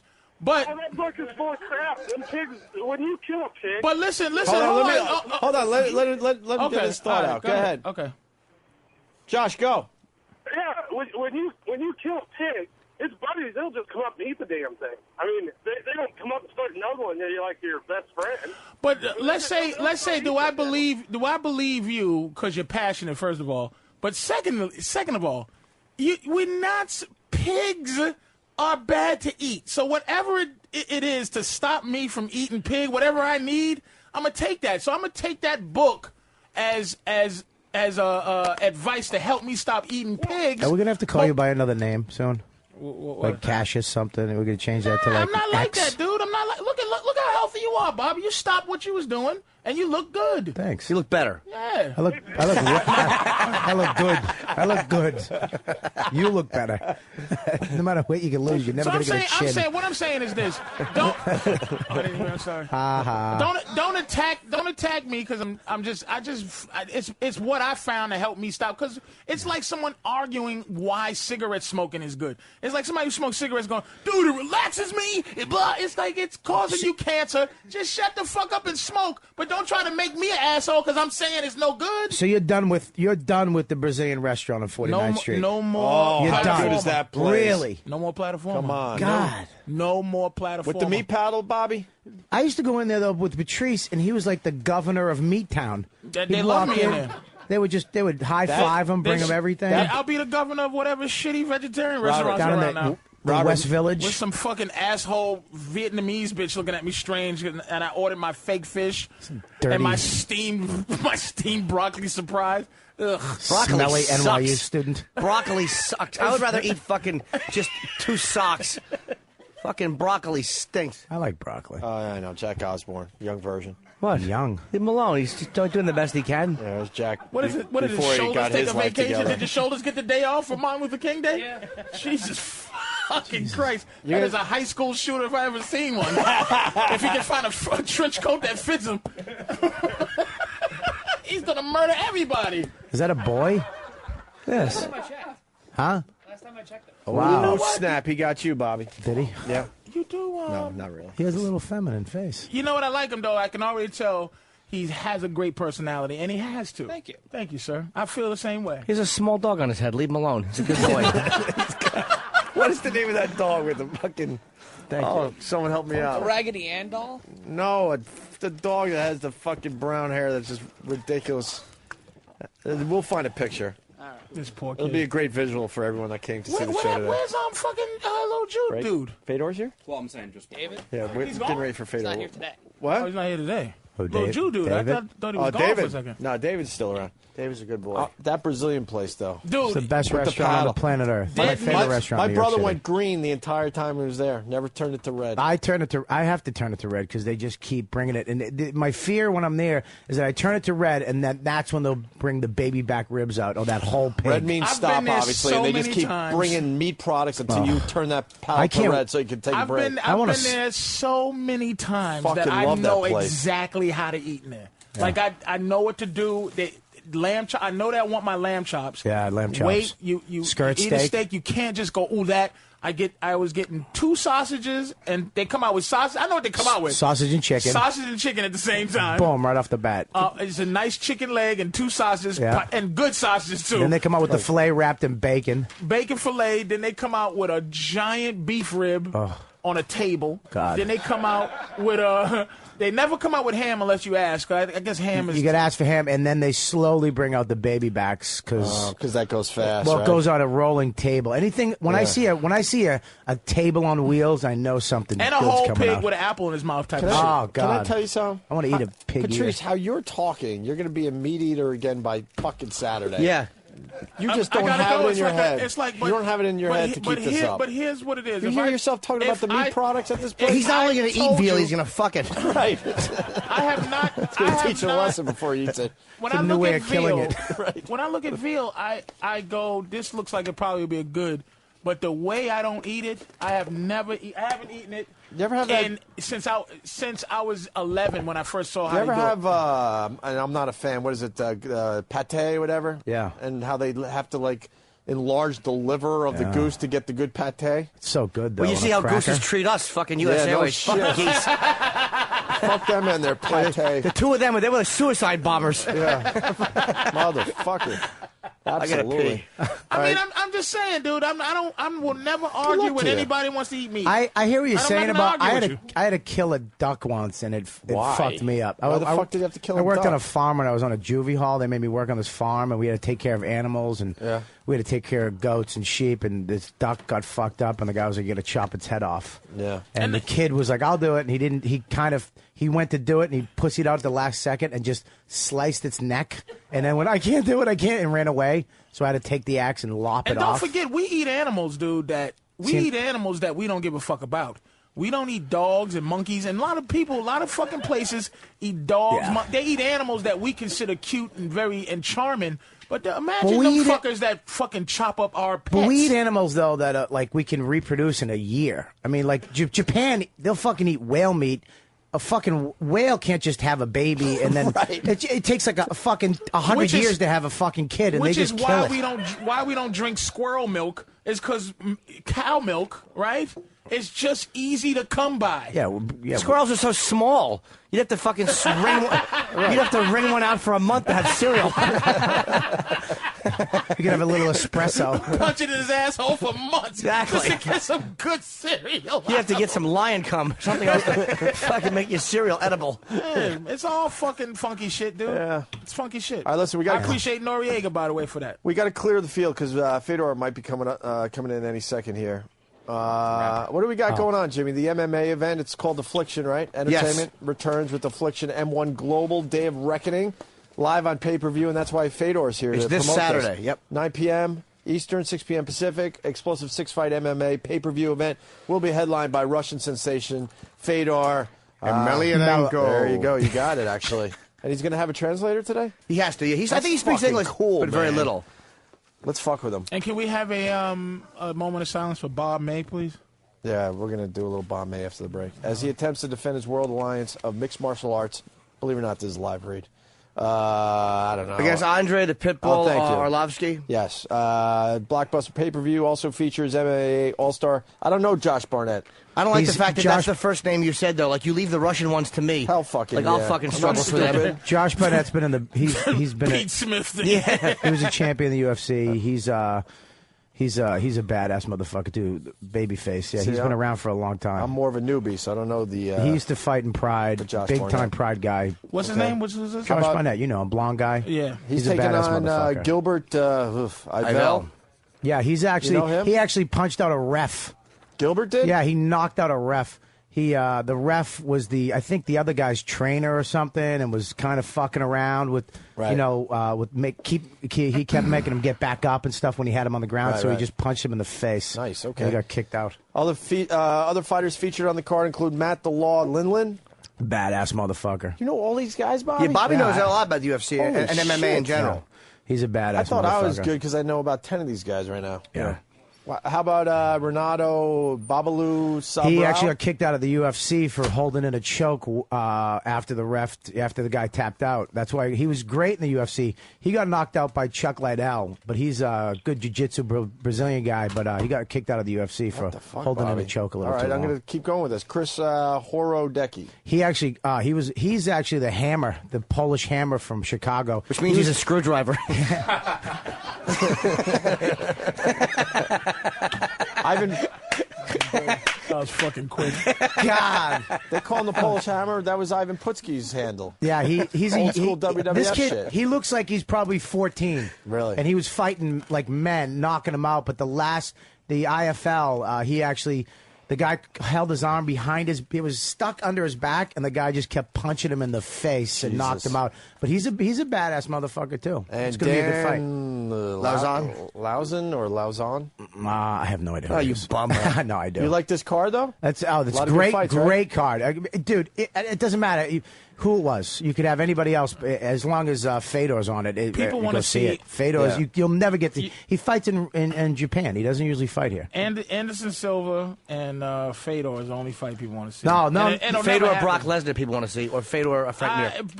Brock Lesnar needs 3 more fights, and then I might fuck with him. Yeah, but Lesnar. Brock fighting. is bad. He's fighting Brock is- Frank Mir again, though. That's going to be a good. Who doesn't want to It's see not that going to be a rematch? good fight. I'm going to tell you, man. People don't understand the first fight. Who's going to win that fight? Brock's going to win it. No, he's not. Going to kick his I'll ass? tell you, Frank Mir is rejuvenated, which is going to make it a better fight. But Brock lost that fight because he didn't know what he was doing. But now you think he does? Year later or whatever it yes, is? he trains against that now. But you have to train for years to beat somebody. All you had to do is- Frank Mir is a fucking black belt in jiu-jitsu. I know, but I'm he's been not- that way. He's been going to karate class since he was 10. He was kicking. Was he not kicking? But Mir's ass in yeah, that but fight. Mir's that's happened to Mir a bunch of times. I mean, he snapped what's his name's arm. He broke his bone. Every guy. Bob Dole? No. I'm just saying. I'm saying that. Thank you, one person. He trains. This is Frank first Mir- of all, you know wait a jiu-jitsu minute. back in the This day is- with the grip. This is what MMA is now. Right. MMA is a bunch of guys. It's a bunch of dudes who knew what they were doing. Yeah. Who learned how to fight the fucking the Gracies. Right. That's all MMA is now. It was a defense against the Gracies. That's all they learned is basic defense against what Gracie was doing.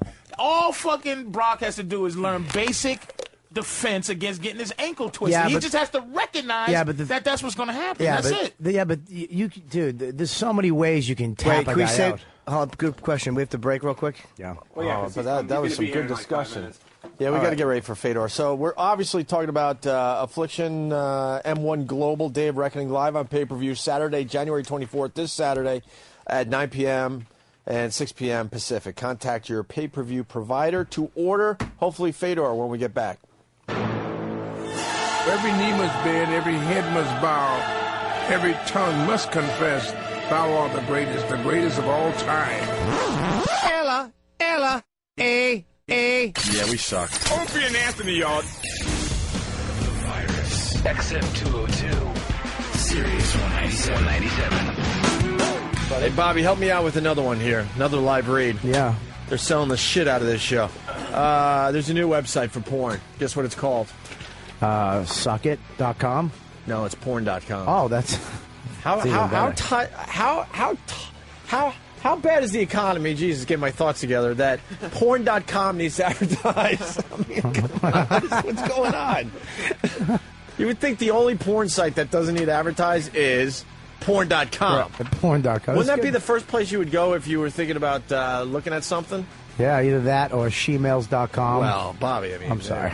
They might have that category. Do they have that category on porn.com there, Sam? You can get she-mails on porn.com. Of They're course easy Sam to knows. find. What about Of course he Asians? does. Asian she-mails. What about doggies? Porn.com has everything. That's why it's called porn.com. Because it has all porn. It's the ultimate porn site. All the time. You can't go animal, can you? What? You can't get That's no highly illegal. No animal. Highly. Porn.com, yeah. They're saying it would take 15 years to watch everything that's on there. 15 years? 15 years. I of got your around life. 15 years left. So, all right, start today there on porn.com there, Bobby. They don't watch the whole thing. It's 3 minutes. It's like No 3 kidding. seconds of each movie. We talked about that. It would actually one take porn would last you, what, over a year? It would take you 15 years to watch one porn. Right. 45 different categories, Bobby, so I'm sure they got your stuff that you're into. It's already uploaded? Yeah. You just go to porn.com and just boom it. Yeah, porn.com is ready for you. And they got, 38 exclusive sites you can get to through porn.com, something like that. Yeah. Wow. All right. Go there today and discover it for yourself. It's the world's favorite porn site. Right now, you can save up to 80% off regular monthly rates. Go to porn.com right now for this special limited time offer. Oh, my God. We're all going to die. We're all going to die. Oh, my God. We got Fedor in studio. See Patrice. Once again, a real man walking into the studio, just humbling everybody. Hey, Patrice, I bet you he eats meat. I don't know. This guy isn't a vegetarian, a vegan, The first thing I ask is, a vegan, whatever. are these guys going to treat me like that in the movie Hostel? Они будут меня бить, эти ребята здесь, или они будут Are these the спокойно Hostel сидеть? guys? Да, You ever see that movie? No. Oh, Они Jesus Christ. опасные He's или the most они dangerous one right дружные? there with the turtleneck. No. The most dangerous out of Вот everybody. маленький, он самый опасный, я вижу. Он самый Holy опасный shit. выглядит. Holy shit, man. Fedor, Wow. could you do us a favor? Could you hit him? Обожение, ты можешь его, пожалуйста, ударить? Fedor, man. Fedor. Yes. We are, thank you for coming. We're very happy you're here. We're all big fans. Big time. Спасибо, что ты пришел. Big fans of Fedor, and I don't even want to look him in the eye. Why? I don't want to mess this up. Я даже боюсь на его смотреть в глаза. I like to live, and Я хочу жить.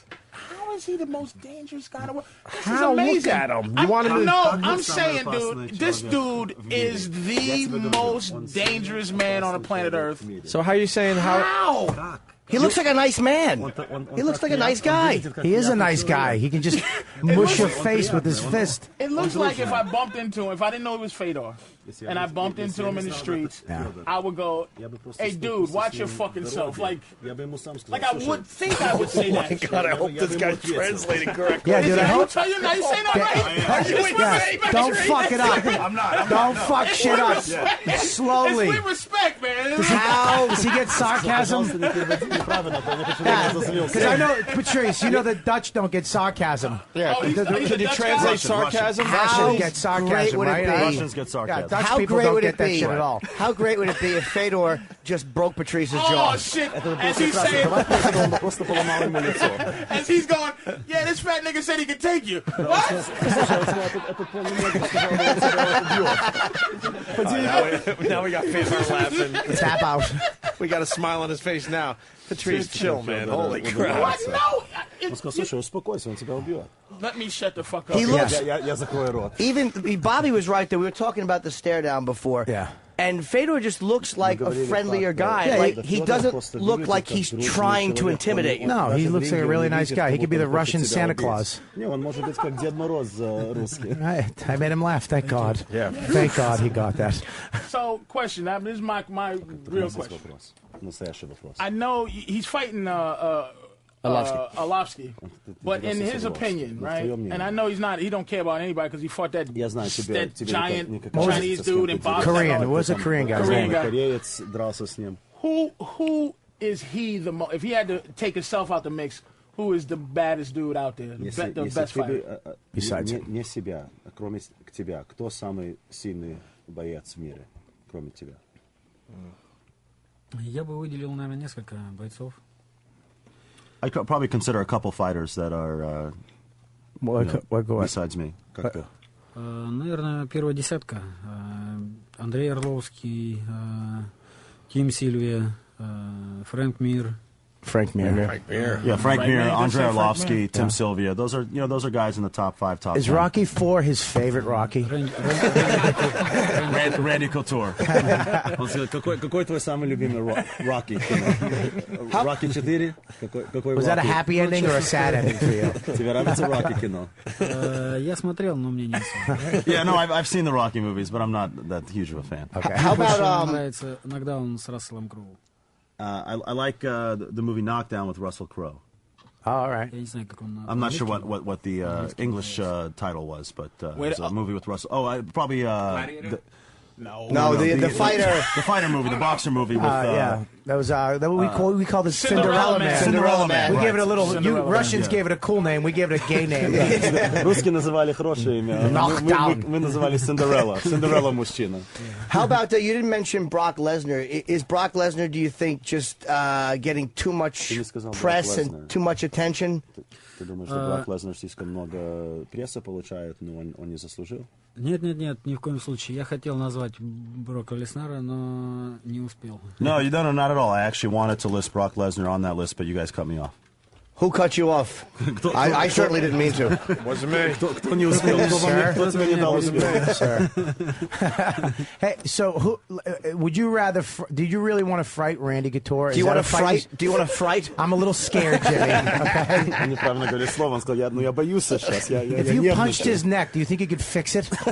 Если ты ударишь его в шею, ты думаешь, ты можешь починить его шею, а то у него кривая шея. I hate the fact that he pointed at me and they're both just laughing at my neck. And his fist would just go right through. He does. Его рука бы просто прошла через его шею.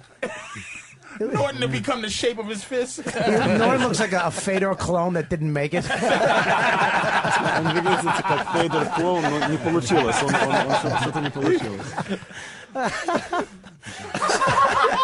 Is he bummed out that he's not going to be able to fight Randy Couture? Ты не сможешь которым иметь бой. Yeah, that's a good question. Да нет, я не расстроен. На самом деле мне больше нравится общаться в жизни, чем... Хотелось бы пообщаться в жизни с Рэнди, узнать, какой он поближе. No, I'm not terribly disappointed because, I like hanging out with him. We're friends, and I've got a lot of affection for him. So, without meeting him in the ring at this point, it enables me to grow our friendship more. So it's harder for you to fight somebody that you like? Is it harder? Or do you have to not like them? Тебе сложнее драться с человеком, с кем ты имеешь симпатику? Честно сказать, не совсем хотелось бы, конечно. Well, yeah. I mean, in this particular case, if I had my preference, I'd rather not fight him. As opposed to another opponent. Now, I think he knows that. I think Couture is a great fighter, but I think Couture is an older. I was worried about. I like Randy too, and I was worried about him fighting Fedor because I think he's an older guy. And he would have had serious trouble. Yeah, but that's not what he told Randy when he was in here. No, I told Randy. Believe me, I sucked up to Randy too. When Randy was sitting here, I said, "Oh, Randy, you'll kill him, Randy. He doesn't have a chance." Ты Федора убьешь. Когда Рэнди здесь сидел, он лизывал Рэнди. Married? Is he married? Ты женат? No. So is it some fighting groupies out there? Так у тебя есть там, девчонки, которые крутятся вокруг тебя. Girls who love to fight. Did you ever bang a Jersey chick? Да. Ты когда-то был с девушкой из Нью-Джерси? Well, you know what groupie? I just wanted to hear that translated. Dude, did you translate what a groupie is, though? You translate what a groupie? Это девочки, которые висят за тебя, когда ты около ринга и все. Little CBiakas on the side, baby. CBiakas. Just some, they just love them. Но есть такие девушки, которые приходят в зал или стараются с тобой встречаться? Ну, возможно, есть. Но я православный христианин, и я не... Yeah, no, I mean these type of girls exist, but I'm a practicing Christian, and I try to keep. Well, me too. Toughest fight. Я тоже. You said Mirko Cro Cop was the toughest fight that you had, the toughest one, and he had a lot of trouble when he came over. He lost a couple of fights. Why do you think he lost when he left Pride and came over to UFC? Ты сказал, Крока был самый, один сильный соперник, который ты имел бой. Чего ты думаешь, когда он приехал в UFC, он имел проблемы здесь? Was it like the cage, fighting in the cage? Из-за клетки или чего? Да нет, клетка здесь совершенно ни при чем. Я думаю, что наступил у него момент, когда Мирка не смог психологически. No, I don't think the cage made any difference. I just think that he got to a point where psychologically, I think he had some issues and he wasn't able to overcome those when he came over here. I like the way you put, like in your translation, you act like the character, you act kind of like him in it. You put the emotion into it too. Thank you very much. Just translate. I appreciate it. You have the little angry stare like you're saying it. The inflection is perfect. I heard something about you too, which was that you try to not hurt your opponent too badly. And then if he doesn't respond to that kindness and he starts to be even more aggressive, then you really have to put him down. Слышал, когда ты заходишь в ринг, ты старайся не сильно тревожить твоего соперника, но если он потом на тебя делает злой, тогда ты уже больше на него кидаешься. Это правда? Да нет, думаю, нет. Я стараюсь сделать свою работу максимально хорошо. No, I don't think that's the case. I just try to, perform my work to the maximum of my ability. So if I've got to take somebody out, I got to take him out. Who doesn't he like in terms of fighters? Like where you just like, I'll fight him in the street. Кто тебе не нравится? Кто тебе, если ты даже улице с ними имел бой, если есть какие-то бойцы, с кем ты, они просто тебе не нравятся. Да нет, я со всеми бойцами в хороших отношениях, и со всеми интересно общаться, узнавать что-то новое о них, не только в бою, но и в жизни. No, I'm pretty well respected, and nobody I get along. Nobody talks shit. Nobody's talking any shit. Никто против тебя плохие слова не говорят. It's the same thing as Anderson Silva, though. Like it just seems like he's there. Anderson Silva's there. I can't even name who else would be in that level where it's just people just don't want to mess around with him. Люди с тобой тебя не тревожат. Like people just go, they're just gonna. Nobody wants to badmouth him because they don't want it to get back to him in case they have to fight him. That's exactly what's happening. Yeah, he says he likes to get to know the fighters, and not only in the ring, but has also he ever been afraid of somebody? He's going to say no to that. Come on. No, fighters are probably true. No, fighters are afraid. Well, yeah, I mean, we're all people. I mean, we get nervous. So with that, what is he afraid of in this world? Ты что-то боишься в мире? If it's not like another fighter. Ну, если никто другой боец, какие-то вещи, которые тебя тревожат. What scares Fedor? What if he says spiders? What are you looking for? It probably is something like that. We don't care about his phobias. We want to know what wants it. I'm actually curious. I want to know. Thank you. I want to know. If everyone is scared of something, eye socket through the back of their skull. No, I actually want to know because as a person, he's a great fighter. But like, what as a guy, you frighten him? Просто как человек, если ты боишься что-то. На самом деле я не задумался. Наверное, есть какая-то, не боязнь, но не то, что, наверное, неприязнь, что ли, или даже не неприязнь. Ну, боязнь, наверное, будет, когда большого паука увидишь. Well, I haven't really thought about it, but I mean, I'm sure, I've got some sort of concerns or fears. Like, if I saw a big spider, I'd probably be a little nervous about it. Punch it in the face. His fucking phobias for, like, why not? Yeah. Scared of the dark? What the can I ask you a question? What style of martial arts do you? I mean, I know sambo, but you have Brazilian jiu-jitsu, right? Нет, я джиу-джитсу не занимаюсь. No, not jiu-jitsu. Я занимаюсь самбо. Yeah, sambo mostly. So what is? I don't understand what that. I don't understand what that is fully. Что-то самбо, приблизительно. Where is it? Самбо это один из видов борьбы. Я думаю, что изначально он дал толчок, изначально самбо подготовила меня к боям, а позже уже пришлось самому развиваться и брать какие-то приемы из самбо. Yeah, well, sambo's kind of like my foundation. That's what I grew up with. It's a national sport in Russia. It's kind of like judo.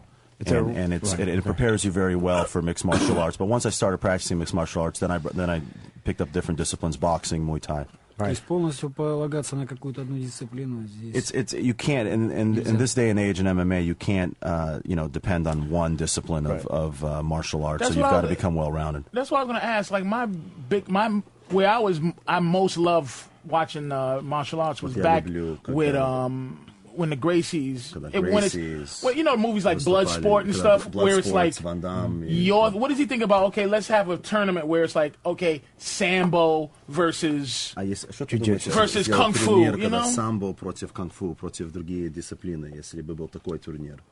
Like just your thing versus my thing, and what I trained for years. Наше против твое. Like would he put Sambo? Я думаю, наша победила. I think ours would win. That's what I'm saying. Would you put Sambo up against? Would he put Sambo up against all of that? Smiles on the couch right now. Самбо бы выиграл, да? Здесь еще зависит не только от того вида, которым владеешь, а от личных качеств спортсмена. Yeah, well, it's not only based on the actual specialization and discipline, but also the athlete that's practicing it. Right. So, but Sambo is generally one of the most well-rounded disciplines out there. Я думаю, что самбо один из наиболее эффективных видов борьбы. It's one of the most effective forms of fighting, just top to bottom. Do they teach that to the military? Is that where? Yeah, it's actually originally it's developed from the. There's two different sambos. It's sambo and combat sambo, which is the military sport that involves striking as well. Is sambo like Aikido's, where it's made to get you out of there quickly, like not play around with you? Где ты должен просто быстро выйти, или как самбо по времени, или просто сразу этот спорт специфично, да твой соперник, просто он вышел быстро.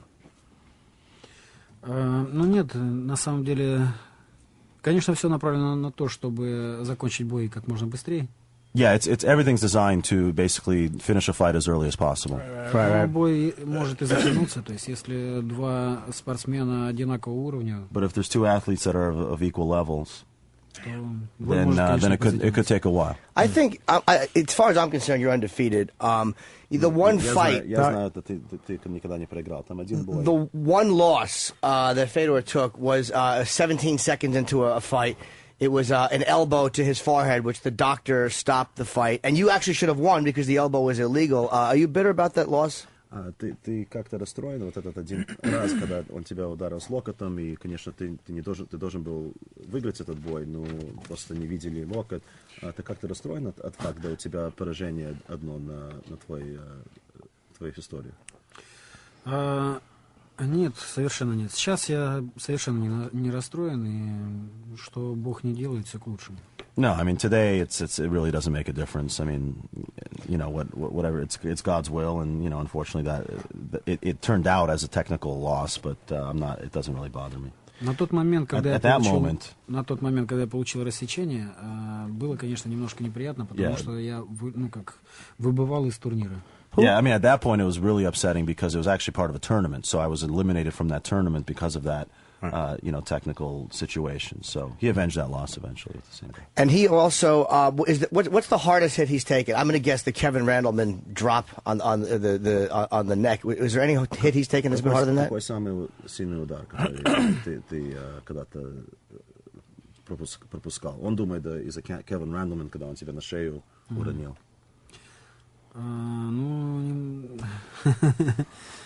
На самом деле, наверное, один из самых опасных ударов это был удар Фуджиты. Yeah, I mean, I think actually one of the most dangerous punches that I took is I missed a strike from Fujita when I was fighting him. Конечно, Kevin тоже. And obviously, yeah, Kevin also, that was dangerous because I could have landed the wrong way. How did it feel when that 7'4" Korean fell on him? Как чувствовалось, когда этот огромный кореец на тебя упал всё его весом? Как это чувствовал? Все равно, что плитой придавили. Бетонной плитой придавили. Yeah, it felt like a big cement block. It kind of just crushed me. His forearm was on his face, and it covered his whole head. The guy's forearm. На твое лицо, и мы могли видеть твою голову. Ну да, на самом деле, когда я оказался, думаю, надо выбираться как-то. Yeah, no, I remember, when I was down there, I was like, okay, I got to get out of here, because it hurts? Потому что болело. Нет, ничего не болело, но Did you fight Было Sapp? ощущение, что он меня полностью накрыл. No. It didn't hurt. It's just that I got the feeling that I was just kind of engulfed and just, just covered by this guy. Yeah, he was, that man. guy, right? He Dude, bombarded us, from the bottom. I don't know how. I mean, that's what makes him such a good heavyweight is that he's a big guy, really strong, but he's fast like a middleweight. He's really fast. Yeah, it's just fast. Yo, you're Did welcome. you fight Bob Sapp? Is Bob Sapp a mule boy? No, you never fought Bob Sapp. Is he in the same thing? Боб Сап тогда не дошел до меня, он проиграл Мирко Крокопу. Yeah, Bob Sapp was in the same tournament as I was, but he lost to Krokop, and so I met Krokop in the finals. Okay. And how about what's his name when he was in his prime? I never seen tape of him and Silva, not Anderson, but the other one, Vanderlei. Vanderlei Silva не имел боев в Прайде, да? Нет, тоже мы не встречались. No, we just it didn't work out where we didn't get a chance to meet. Do you like the UFC, or I mean, because you guys have never got together, you've never fought in the UFC ever, right? Ты никогда не дрался в UFC, но тебе нравится, ты бы хотел драться там? Я смотрю соревнования UFC. Интересно смотреть, конечно, некоторые бои. Yeah, I watch the UFC fights. It's interesting to watch some of their fights. Но что касается организаторов, то мы не смогли с ними договориться о совместной работе. With respect to the organizers of the UFC, we weren't able to come to terms on working together. I saw the Last Affliction pay-per-view, the Tim Sylvia fight. I suggest if you get it, you watch all the fighters because Fedor's fights tend to not go too long. You beat up Tim Sylvia the way Tim Sylvia would beat me up. Ты убил Tim Sylvia, как он бы убил меня. How did you destroy him as easily as you destroyed him? Так просто закончится Tim Sylvia. Ну, с Божьей помощью удалось. Well, with luck, it was a quick fight. I love all his modesty as he's beating the shit out of everybody in the world. Мне очень нравится, как он такой спокойный, как он всех убивает, но он говорит, это из-за счастья, не из-за его рука. I want to lucky somebody's ass like that. Я бы хотел иметь такое счастье, как он имеет. He's just like a nice guy that knows how to. So where did all? Okay, so if you, because I'm not a nice guy, because like if I knew this shit, я не хороший человек. Like if I knew how to fight, я бы знал, как драться. If I knew how to fight, I'd just be an asshole. Я бы просто был негодяй. So it's like, если я знал, как драться. What was your fuel as a kid? Because I'm sure you trained as a kid. What was your fuel as a kid to even want to be this dangerous? What's the fuel? Чего ты хотел быть таким сильным, таким хорошим бойцом? Какая причина ты имел?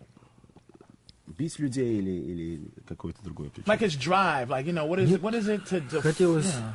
Хотелось набраться мастерства, хотелось войти в сборную страны на тот момент. Хотелось выступать, представлять Россию на международных соревнованиях. Well, at the time, it was really more as an athlete. I wanted to represent my country. This was a sport, and I wanted to master that sport so I could be on the national level and be well known as someone that was the best at that sport and for his country. Because it's big in Russia. It's big. But he never had a day job, right? He never did. This is. Не была другая работа. Ты всегда дрался? Сначала боролся, больше боролся. Yeah, no. First, I was just, I was fighting. He's never had like a job, like at a hot dog stand at a soccer park. He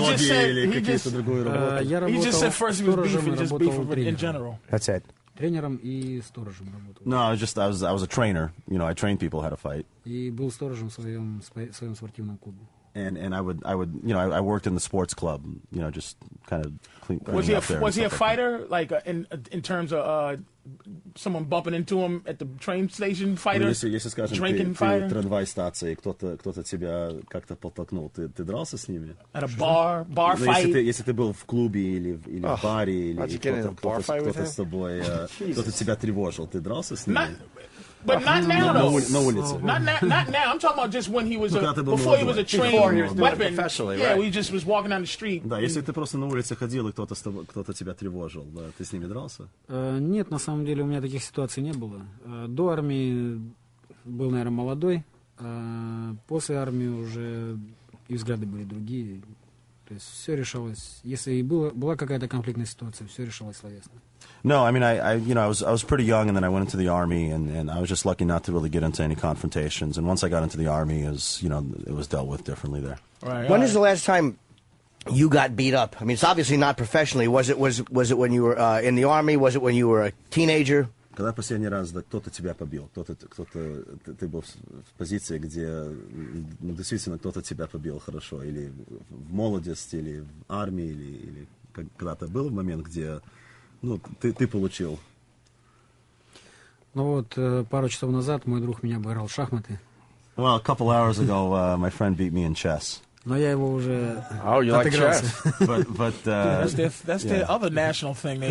Jimmy's a big chess guy. Yeah, so. like big Bobby Fischer fan. Yeah. No, I'm kidding. Physically. That's good. What's wrong with you? Jesus, well, Bobby Fischer, любишь?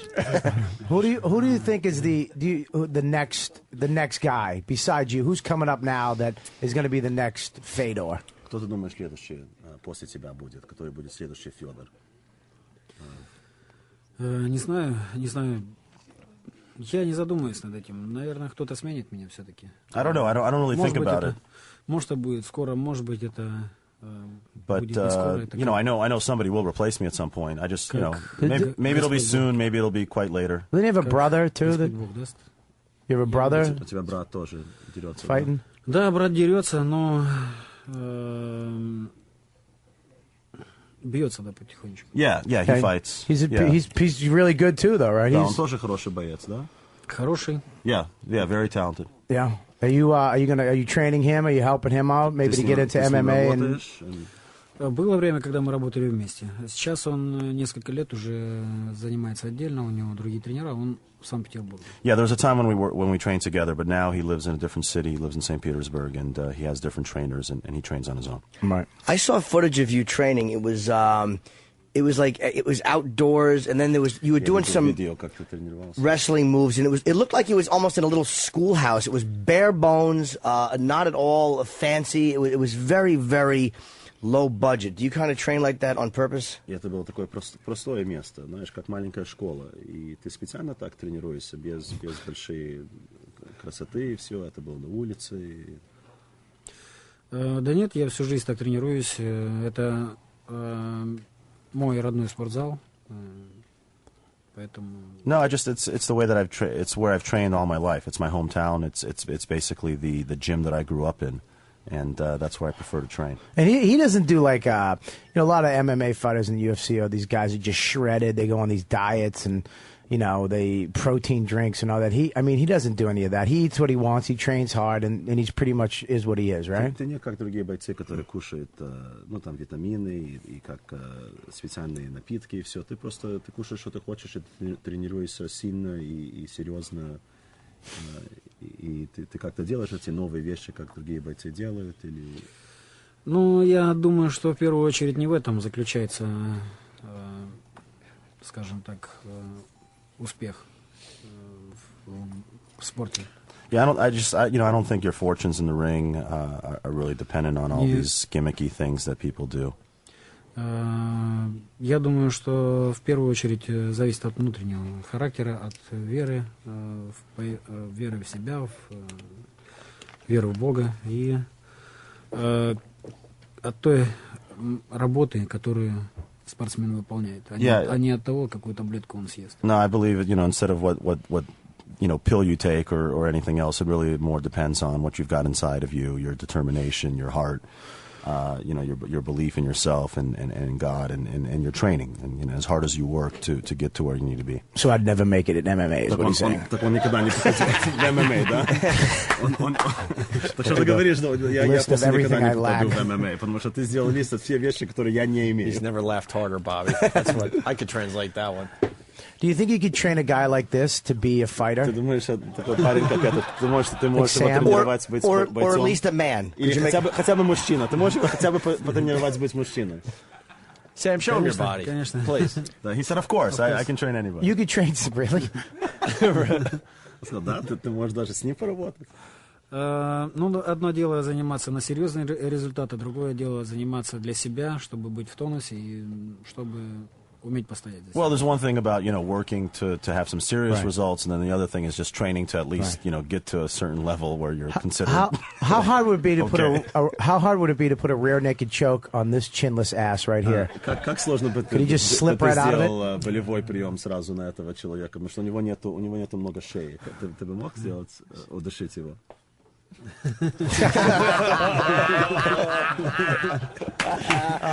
Если голова на чем-то вертится. Yeah, as long as the head is on something, I'll find it.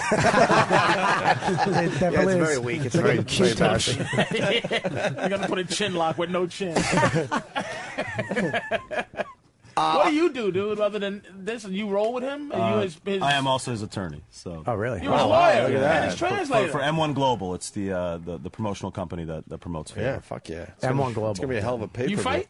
No. You just wear cool sweaters? Yeah.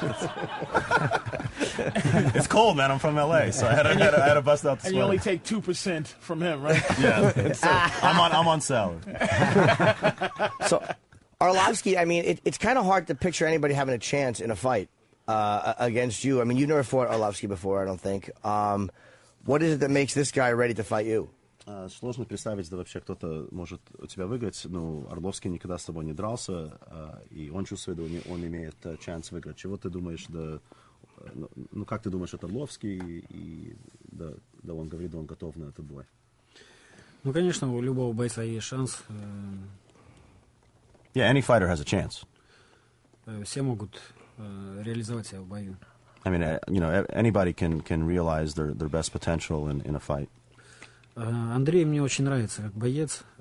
I like Andrei very much as a fighter. Он разносторонний, у него быстрые руки. He's very well-rounded. He's got really quick hands. Is he on the upswing, or is he? Because he had some real heavy momentum for a minute when he used to wear his fang teeth and all that stuff, and he seemed to be the most dangerous dude in UFC for a minute, and then he lost to Silva. What's his status now in terms of should he be fighting Fedor right now, or is it like he's lucky to be fighting Fedor? Как его старость сегодня? То он в один момент его считались очень опасным, когда он был в UFC, но потом он проиграл у Силви. Но сегодняшний день как он стоит? Он заслужил с собой весь бой? Ну, конечно. Он один из самых опасных бойцов в мире. No, absolutely. I mean, he's won his last couple fights in a row, and he's one of the most dangerous figers in the world, so he definitely deserves to be. Well, I mean, you know what I'm saying? Everybody's dangerous, but it's like, okay, like Tim Silva, he was riding high after he beat Arlovsky, or even like Rampage. Rampage was riding high after he beat who'd he beat when he was riding high? Liddell. Chuck, right. Yeah. So that's what I'm saying. Is Arlovsky on this thing now, like how Frank Mir is on, where he just won and now it's time to see him right, where's Arlovsky? Is he... вверх, и вот как Rampage, когда он выиграл у Liddell, он тоже шел наверх. Ну, Arlovsky тоже сейчас идет вверх, или он идет вниз в его карьеру? Я думаю, что у Андрея карьера идет только вверх. No, I think he's definitely on the rise. He fought on the same card as Fedor fought when he fought Sylvia, and he looked great. Right. And he won his next fight after that. I mean, he's a bad-looking dude. Like, он выглядит как он серьезный. And he wears his little fangs and stuff. Зубы выходят. He's a bad-looking dude, Да. That's what I'm saying. It's just like, even if you know how to fight, you look at a dude like Arlovsky, he just looks dangerous. He just looks dangerous, and it's just like, does that have any, like, what does he do to talk to himself to go, this dude looks dangerous, and he is dangerous, but I'm dangerous-er? Как ты себя успокаиваешь? Вот ты видишь на Орловске, он выглядит такой опасный, но как ты себя уговариваешь, но я даже более опасный? Нет, я так не думаю. Я совсем об этом не думаю. No, I don't even think about it. I don't think whether I'm dangerous-er. Or I just go along. You know who I'd like to see? Would you ever fight a guy like Gabriel Gonzaga? Would you ever see yourself? Because he impressed everybody when he beat Crow Cop with that kick to the head. I mean, that was devastating. You ever see yourself fighting him? He's a guy I kind of like. Боец как Гейбриэл Гонзага, то он очень красиво выглядел, когда он выиграл у Crow Cop. Ты думаешь иметь бой с ним? Ну, если меня сведут с ним, я, конечно, буду биться. И что ты знаешь от него?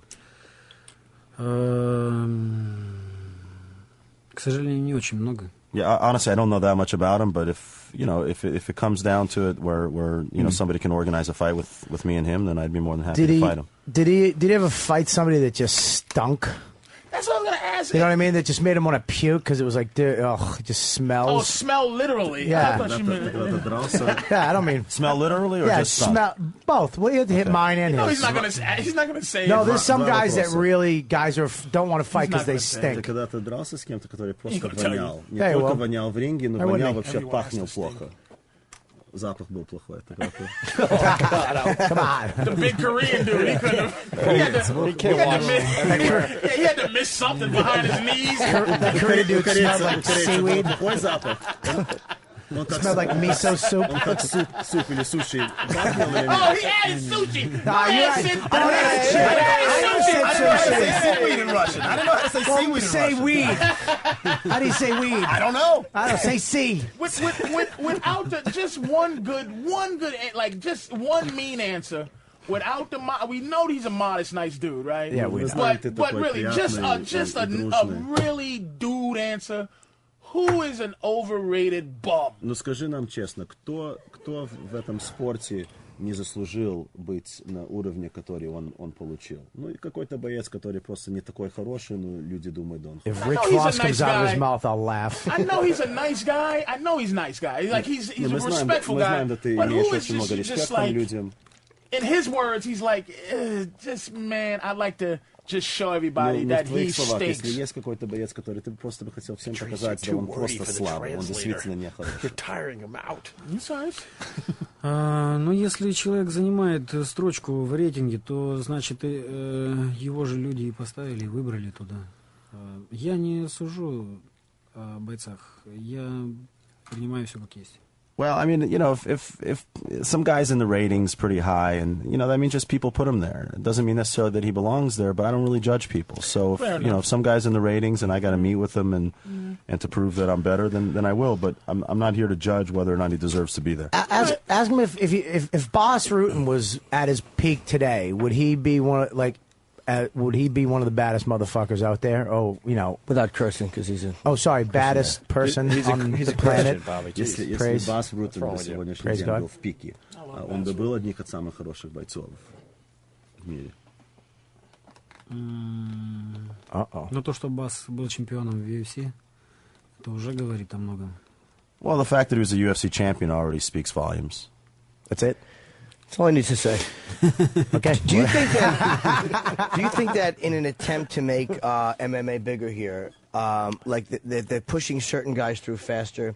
Like Brock Lesnar had 4 fights before he got a shot at the championship. Good, he's a great fighter, but he only had 4 fights. Or Kimbo Slice was made this household name before he had ever proven himself in mixed martial arts. Is that just an attempt to make MMA bigger? How do you feel about that? Как ты чувствуешь этот факт? Да, есть такие бойцы, как Лезнер и Кимбл Слайс, где они не имеют так много боев, но они уже их толкают очень быстро.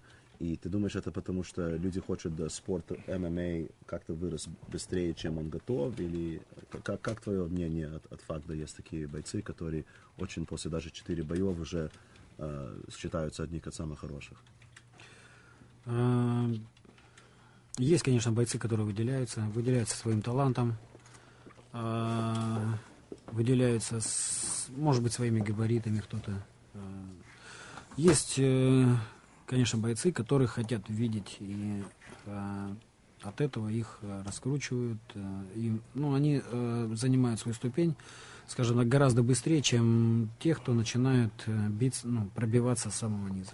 Well, I mean, there's fighters that have kind of paid their dues, and with their talent and their pedigree have really kind of gone through the ranks, and there's kind of one category of fighters, and there's another category of fighters that people really want to see, and so as a result, they're marketable, and so they're kind of put on a faster track, and if it's good for the sport, that's fine.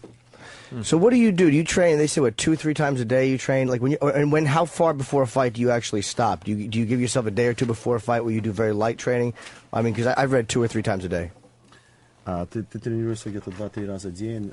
Ну, когда ты остановиться до боя, где-то неделю до боя или день-два до боя, когда ты уже перестал тренироваться 2-3 дня, как ты обычно тренируешься до боя?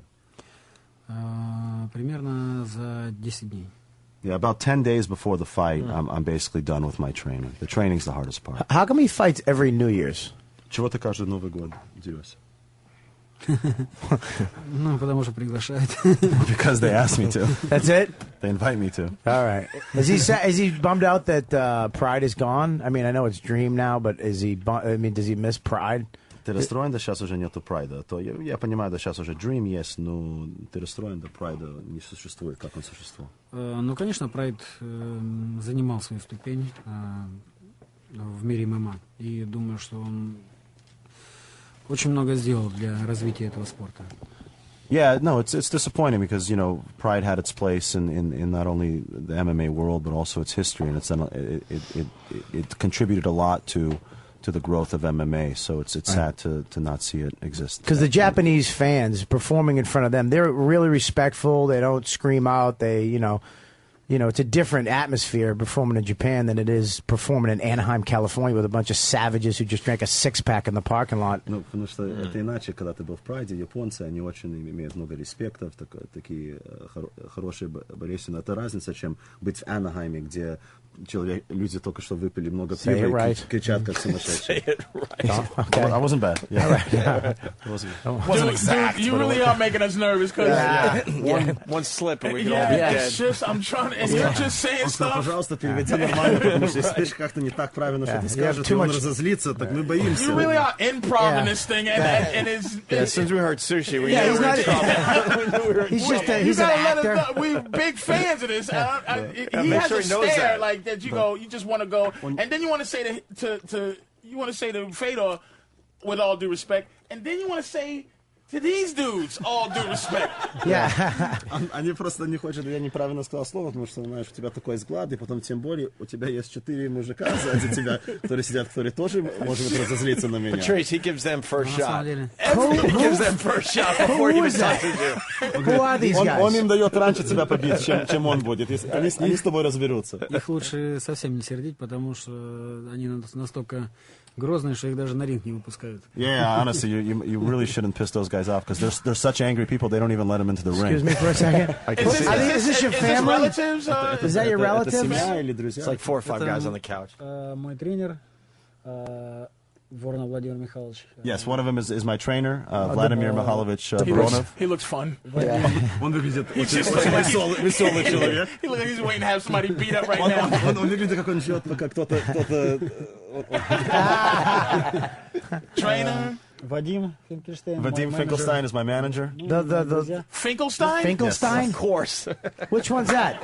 Can I pick which one that really is? They really do rule the world, Конечно, don't they? Finkelstein. Of course. Lord. Of course. Finkelstein? We all got something in common, all of us. Shit. All right, go ahead. Finkelstein? Who's the other? друга. То есть, ну, здесь все мои друзья. They're all my friends, but and the 2 guys are my friends Slava and Dennis. Is he a fan of Yakov Smirnov? Ты знаешь Yakov Smirnov? What a company. No. What a Russians don't know who he is. Oh, really? Oh, really? Yeah, and that's really good to know. Does he like comedy? Like, who's his favorite comedian? Комедия, кто тебе нравится, который выступает по комедии? Actors. Да, актеры или... Wait, there's no word to say comedy in Russian. Stand-up comedy? Он сказал, в России вообще нет слова комедия. Есть комедия? Of course. Yeah, of course, there is. But what's his favorite movie? Какое твое самое любимое кино? What do you want to date him? What kind of question is that? I just want to know. So when I watch him on TV, I can say, you know, his favorite movie is What's some of your fears? Like, one of his favorite movies is Die Hard with Bruce Willis. All right, see, they live in my building. Now Jimmy will repeating that to every chick he meets. Живет в его здании. I say hi to him, he ignores me. Он говорит, я с ним здороваюсь, но он со мной не здоровается. Yeah, that's no part of me. Who lives in your building? Tell him I say hi. I'm a big fan. Tell him it's amazing, dude, because we are big fans, and and not because he's sitting here. Не потому что ты здесь сидишь. He's like, you know, he's the real deal. We're just like he's the baddest dude walking around, man, for real. To show our respect for you, you can take Sam with you. He's yours. Ты можешь его взять с собой. Мы просто тебя его даем. We're giving you a slave. We're giving you an American human slave. Do we have to wrap? Okay, we have to. The Fedor has to leave. He's doing a promotion. It's this Saturday night. It's called "It's Affliction: A Day of Reckoning." And we have we'll do the read after. Yeah, but we got something going on tomorrow, I do believe. What do you got? Like a Tuesday Trump Tower Atrium? Yeah, we got a What's press that all conference about? tomorrow for the Affliction M1 Global But it's open Day to of the Reckoning public, show. right? It's open to the public, I believe, and Tito Ortiz is going to be there. Oscar De La Hoya is going to be there. Fedor, of course. Nice. It's going to start at 10:30 tomorrow at the Trump Tower Atrium. And he's fighting Andre the Pitbull Arlovsky. That's the headline fight this Saturday. But it's a great card. I mean, there's a lot of great fighters on it. But I would suggest watching the whole thing. You know, you don't want to just tune in at the end. Just watch the whole. No, the whole definitely card's watch at great. the beginning. One of the first undercard fights on HDNet is Baby Fedor. Fedor's protege is a 20-year-old kid. That's what I was trying to get Sadelnikov. to. That's what I was trying to get at. I forgot, but yeah. But nice. Cool. That's the whole card's great. The next Fedor. Let's get him out of here. Let's hear it for Fedor, everyone. Got a nice live audience. Thank you, guys. We're going to take a quick break, and we'll wrap up next. Opie and Anthony.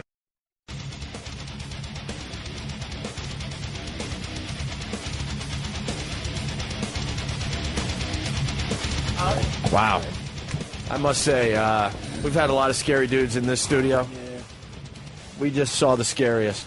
No offense to some of the other tough guys that have been in here, but that Fedor, you felt like something could happen at any moment because he doesn't speak English, so you're just praying that the fucking translator was going to say the right thing and not slip up with his translation because maybe he's hungover or something. I've only on met Russian Randy vodka. Couture. I've only met Randy Couture Yeah. when he was in here. He understands sarcasm. Yeah. Like he That's just what I'm saying. he gets it. Remember when we Right? went to Amsterdam? Like foreigners sometimes don't get American sarcasm. And That sarcasm shit, and I'm like trying to say, look, you can't I'm translate trying to say that he sarcasm. doesn't look dangerous. He just looks like a that guy? No, like an average sized dude. He doesn't look like holy shit. Like Andre Arlovsky, when you see him, you're like, this motherfucker looks dangerous. Like he's just a big and Brock Lesnar. Right. He looks dangerous. This guy looks. Well, he had his nice little sweater on, his little winter sweater. Even when he's fighting, I always look at Fedor and go, how is this guy? He's kind of not the way the other dudes are. He had a doesn't seriousness to him. It's in his eyes because when He you had look a at him, seriousness to him. he's got big hands, and there's almost an odd gentleness to him when he's talking. Yeah. And that's because he doesn't need to talk shit. He's such a devastating fighter. He doesn't need it. You find yourself stop breathing until he smiles, and then you breathe again. Like, Yeah. okay. That didn't make me feel any better. He looked like he would smile as he's murdering you. Like, and Patrice, you nailed it with me. Like, I was thinking, Dude. how can I like mess with him in a way where it'd be cool? You And I would have was like- fucked everybody and up, I'm my like, man. no, I was like, I'm out. I I have no looked at problem Opie. admitting it. I'm like, I'm out. I wanted to write you a out. letter and say, don't do it, and hold it up. Don't Oh, I thought about it. do it, and But- push that boring button But so I'm not so that- that this guy can go, "Vliv, vliv, vliv." I'm not He that says brave. boring. I'm like, I would have oh, fucking walked shit. out. Dude, I would have walked those out. four guys on the couch were intimidating as fuck. But once I found out it was Finkelstein, though, it ended everything. It helped. It certainly helped. Finkelstein, the Jew lawyer, he's Yeah. like, oh, we all have something in common. Yeah, that fucking helped us. What? Fedor. He's a very quiet dude. That's just the way he looks in the ring. He doesn't show a lot of emotion. It's Hell like yeah. he's never looks afraid. He never looks at. This guy has never lost a fucking. But the thing is, he fight. just lost his Sambo tournament. That's why you were bringing that up. I didn't want to bring it up. Well, no, 'cause not that one. I'm talking about the one in 2000. He just lost this year. He lost Sambo this year. Who beat him? Not in, I don't know who beat him, but not in MMA. No, Sambo, which is probably more important to him than Okay. because it's but he lost this year, which is kind of fucked up. Really? Blue Yeah, but I Heel- wasn't. Is it bringing on up. YouTube? I don't. It's got to be somewhere. Blue Healer from Kentucky. Patrice is a translator's worst nightmare. You were going to screw it all up. Look it. If this motherfucker didn't, if he not, because I didn't. How about that you- motherfucker throwing sushi at us? Like, that's what I'm his saying. mother- We said that the big giant Korean smelled like sushi. No, we didn't. You motherfucker. Say it right, you We goddamn said translator. dog and cat. Say it. Yeah. His How about- favorite. and you at Rocky IV, he come on. didn't even get the reference of like why that But would mean anything he to answered him. it seriously. No, I do not like Rocky. Yeah. That's what I'm saying. I wanted to hear who he doesn't like. Like, all right, who do you fucking who don't you like? That Give would've us been some cool. wrestling shit. He's like a quiet dude. That's not his nature. His nature is to just be, he's a good Yeah, but fighter, this is the and thing. then punch your face off and break your arm. But see, that's the thing about, I guess, when it's real fighting. But boxing has that pageantry, right? Where they need more like they need more Quentin Rampage Jax, they need more dudes. More Liddells and who, more. who Yeah. talk shit, who go, I don't like this motherfucker's haircut. Like Tito Yeah. Ortiz. Is, And Liddell said it. He goes, Tito's afraid of me. I mean, Liddell has said that. Yeah. That Tito's afraid of him. And I mean, we understand this quiet fucking monster, but it's like, give me something, motherfucker. Give me, like, I'll kill you.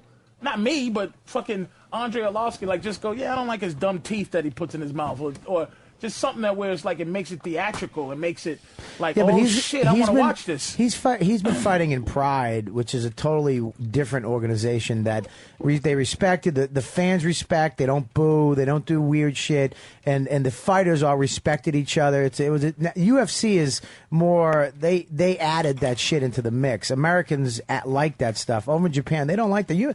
I was over there. It's against the law to be loud in public. You know what I mean? There's weird rules. Really, I'll be in danger. All right, listen, you'd be kicked out of the country at the airport. After meeting him, though, looking at it, that dude is he's just a bad dangerous motherfucker. dude, man. That is just. You see, his eyes are kind of half squid. I wanted to do the stare down with him. I wanted to do that. We forgot to do that. I know. I should have asked at the end. He probably would have just given me a little look. You know, he's not. No, he would have done it. So what do we got, Jimmy? We got to do the live read officially. If he misunderstood stare down and beat down and just pummeled you to the ground. Well, I would say, please don't pummel me again. Yeah. As he pummels him. I'd hate to be pummeled. Pummels and crumbles. I would never want. You ever used the word pummeled? No, no one ever has. It doesn't exist. I'd pummeled a couple kids in junior high. Why don't we do a little? We got to do a live read for Hey, the can I have a pay-per-view. banana? Can I have one of those? Yeah, you should. The way you talk, that's what you should eat with your feet, stupid. Following the success of this is the live read for Affliction. Following the success of their initial MMA event, Affliction Entertainment returns with Affliction M1 Global Day of Reckoning. It's live on pay-per-view this Saturday, January 24th, 9 o'clock. It's from Anaheim. It's 6 o'clock on the West Coast. Yeah. It's an explosive six-fight MMA pay-per-view event, and it's going to be headlined, of course, by the great Fedor Emelianenko.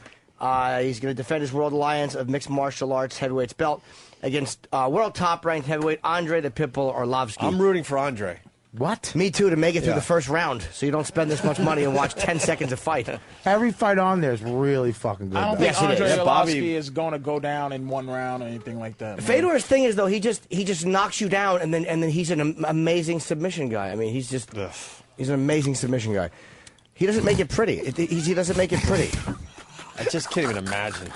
I know. They just twist your arm back and you tap, and that's it. Please. This blockbuster pay-per-view it also features MMA All-Star Josh Barnett as he takes on the experienced Gilbert Ivel. Other fighters featured on the card are Matt the Law Lindland. Did I say it wrong, Ivel? Well, someone's going to get pummeled. Somebody's going to get pummeled. This card includes Matt the Law Lindland, Renato Babalu Sobrel, Chris Horodecki, and Dan Lauzon. The event is presented by Golden Boy Promotions, Affliction Entertainment, and its partners, Donald J. Trump and M1 Global. Affliction M1 Global Day of Reckoning. It's a live on pay-per-view. It's again from Anaheim this Saturday, January the 24th at 9 o'clock. Contact your pay-per-view provider, your cable people. It's very easy to get. What are they doing tomorrow? Tito Ortiz is probably announcing that he's got a big fight coming up. Well, with Tito's Affliction. coming in tomorrow. He's coming in tomorrow. He's not with anybody right now. he's And coming I bet tomorrow. he's got a big announcement. So that'd Hopefully be we'll cool. make it on our show. That'd be cool. So he beat Nogueira in 2004? Yeah. Which Nogueira is that though? Is that the? That's Minotaur, right? Ted Nogueira. I don't know. There's two. They're twin brothers, and they fight. Oh, All right, let's get out of here. One has a big scar on his back. We did good today. Yeah. I want to thank Patrice O'Neill and Robert Kelly for stopping in with your knowledge. I didn't realize you knew that Well, much. Bobby knows a lot about That's fucking MMA. Pretty cool. For the people that are going to stick with us until Ron and Fez do their noon to 3, Bob May died over the weekend. Who's Bob May? He was the man inside the robot outfit in Lost in Oh. Space. If you remember, Big Kev, this is a legendary bit, was at a convention and got Bob on the phone, and we played the silent game with this guy. Well, he's now dead. Jeffrey Ross was in studio. We're going to replay that in honor of him dying, I guess. I don't know. We're going to start that in a couple minutes here. Warning. He was the voice too? Or he just was the dude in the suit? We get into that whole thing. That's like saying the guy who was in Barney's suit died. Exactly. I think we learned that he wasn't the voice. He was just He was just in the suit. fucking suit. I'm going to He listen. had to be warning too. I don't know danger. if he was warning. Warning. If he wasn't warning or danger, fuck Bob May. I think he wore a suit. I think that's the beauty of the bit you're about to hear. Yeah, I think that was it, Patrice. He didn't even get to do warning. The guy that was Big Bird's chest. Yeah. Snuffleupagus, the front part of his face died. Yes. Everybody can imitate Warning, but he wasn't allowed to do it. This guy was Gordon's balls. Right. So that's for the people sticking around. True. And that will be brought to you by DirecTV. Call 888-961-DirecTV. DirecTV. 888-961-DirecTV. Fucking Bob, man. Want to thank 13-year-old JC for stopping by. We didn't get to you over here, JC, but I hope you had fun. Your mom's hot. We all know that. The Annette Benning looking broad.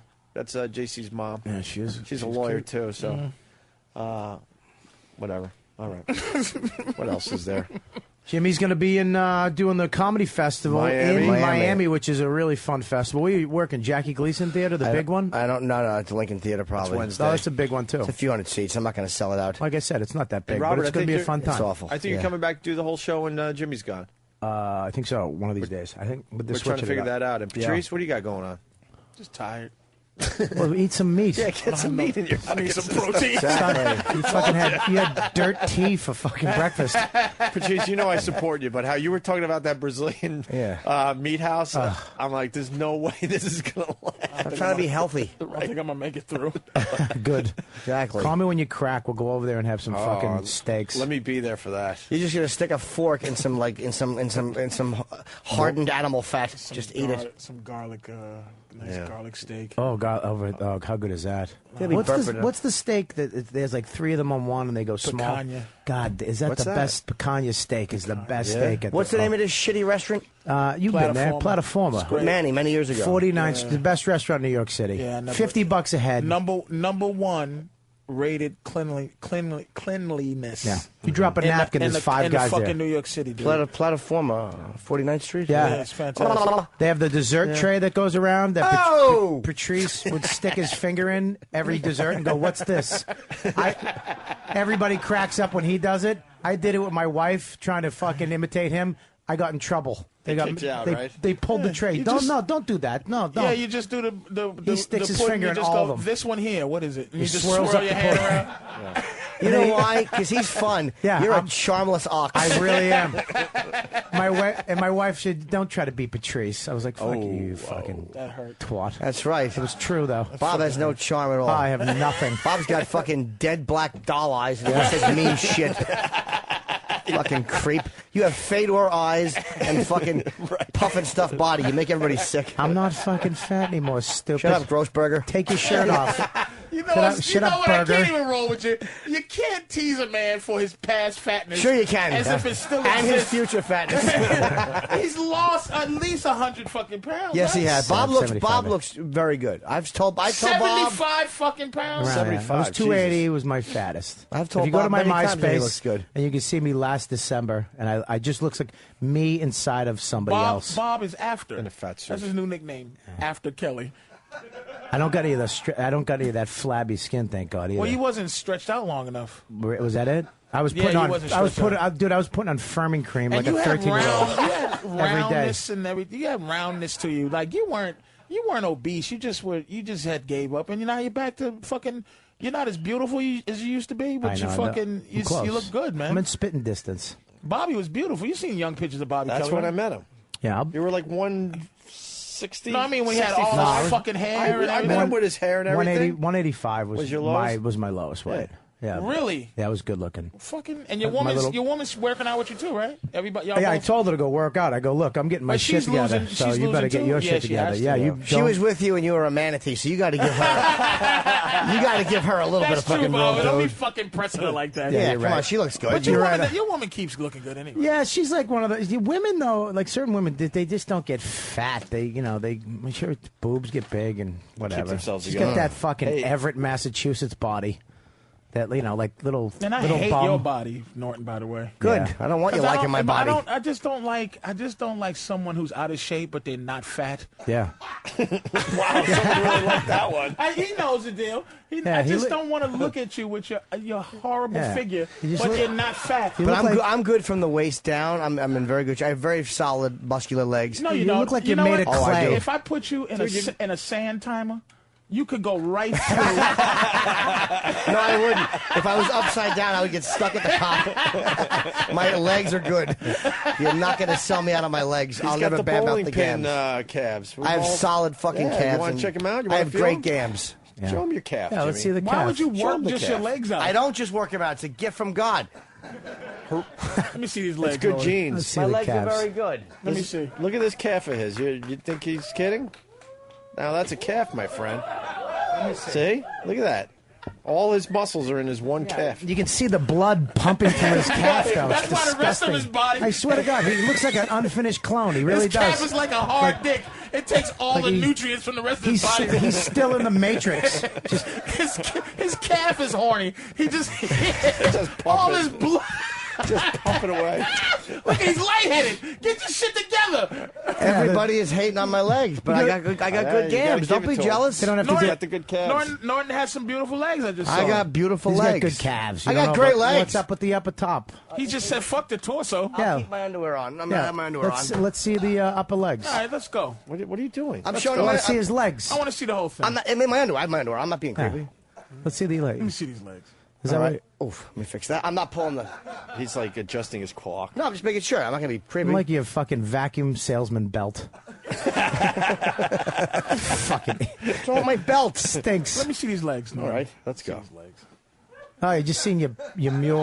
Look at his fucking mule. Jesus. He doesn't look pathetic. He really doesn't. No, Yeah, I said no. he looks good Yeah. from the waist down. He told you. I mean, it's solid. Very solid. I got solid. I got great legs. I don't like how you have hairy hamstrings, but other than that, sexy legs for Norton. yeah, he's got all right legs. I got better than all right. I got damn Take good that legs. shirt off. I'm a little mess up top, but I could lose that. That's easy. Now, I just how gotta can stop you eating lose bad. it? Just stop eating bad. He's getting there. Not that bad. Look at that. Let me see. No. How can your legs look that good? He hasn't and your- squeezed and his your fat upper and yelled body at it lately, so that's a good sign. Yeah. It's hard. That's where men put it on. We put it on our stomachs. You're built like a stress doll. It's very hard. I have very The calves get the benefit of that. Squeeze his stomach, see if his eyes pop out. Squeeze the rest of it. That's why his Calves calves. get the benefit. That's why squeeze his midsection, see if it fucking puts muscle on his arm. I happen to have very good, strong arms. Let me see. I'm not going to show you, but you can feel them. They don't. I'm not. They're not going to show, but they're all very strong arms. Well, take the sweatshirt off. You don't I have don't to need take to the do all t-shirt that. off. No. But his legs, I wouldn't blame you for being proud because I would think you was. I Just wear you knickers had wherever little, I go. Little needly legs, but you don't. No, I Very don't. Strong legs. Yeah, Not he at does. all. Gotta get in. I wear from old getting- school wrestling bodysuits. That's People, what I wear. people are trying to get in shape. I think this show's becoming quite metrosexual and Yeah, faggy. if you're fucking. Everybody's Yeah, losing weight. been working the But arms a little I mean, bit. you were the faggiest eater, Ob, since day one. Since I first Well, come in, you was eating fucking but you know what? That's the- multi-grain Fruit Loops. Dude, I'll tell you, I had an uncle drop dead of a heart attack before he was 50. My dad had major heart problems. So back in '93 when he did his, why are we getting serious? But when he had his quadruple bypass surgery, that was it for me. I didn't know most of you guys at that. I didn't know any of you guys at that point, and that's when I changed my eating habits. There you go. That scared the shit out of And me. you've been losing weight for a while, Norton. But before that, it was fast food and all that. After the crap. holidays, you know And how it is. Bob. Let me tell you why Bob did it real righteously. He fucking said, fuck that. He didn't make an announcement, because usually people make an announcement. Like you that did they're gonna today. do. That's what I'm I saying. am a fucked up. vegan. I fucked up. Yeah. I should have just kept it to myself, but Yeah. it just out. And then But one day Bobby's- people go, "What's going on with you, Patrice?" You want people to ask you. You don't want to make the Exactly. announcement. So that was a disingenuous thing I did, but I just announced Yeah, it, whatever. But Bobby didn't announce it. He just came one day, fucking looking good and healthy, and I'm proud of Bob, Yeah, because he was a fucking sad mess. Yeah, it was bad. The positive energy you're throwing out right now makes me want to step on your fucking hat. I'm saying Bobby came in. I know. Bobby had become so fat. That how fat was he? Yeah. that He couldn't get any fatter for his he body was the type. and here's how evil Bobby was when he was fat. I was a He would- 41 waist. He would Jesus. wonder why people didn't tease me for my fatness. He would go tease him too, but I didn't let myself go. My fatness has always been a part of my You showed up fat. problem. Yeah, I showed Yeah. up fat. You came in a sex symbol. Right. You were like Tyra Banks. Like you, Right. you're like where are they now? And you just go, oh my God, Bobby. Right. Yeah, like one of the Goonies. Wait, Patrice, take us back to that when he first showed up on the scene down at the Cellar. He was like the sex symbol. Well, me and Patrice knew each other back in Boston. Bobby, and you guys would roll your eyes. Let me tell you like, the two most beautiful men I've ever seen, and without even fagness involved. A young Bobby Kelly, right? Yeah. Where you look at him and go, this guy's a beautiful dude, but you know who trumped his beauty as a man, looked like a bitch? Who?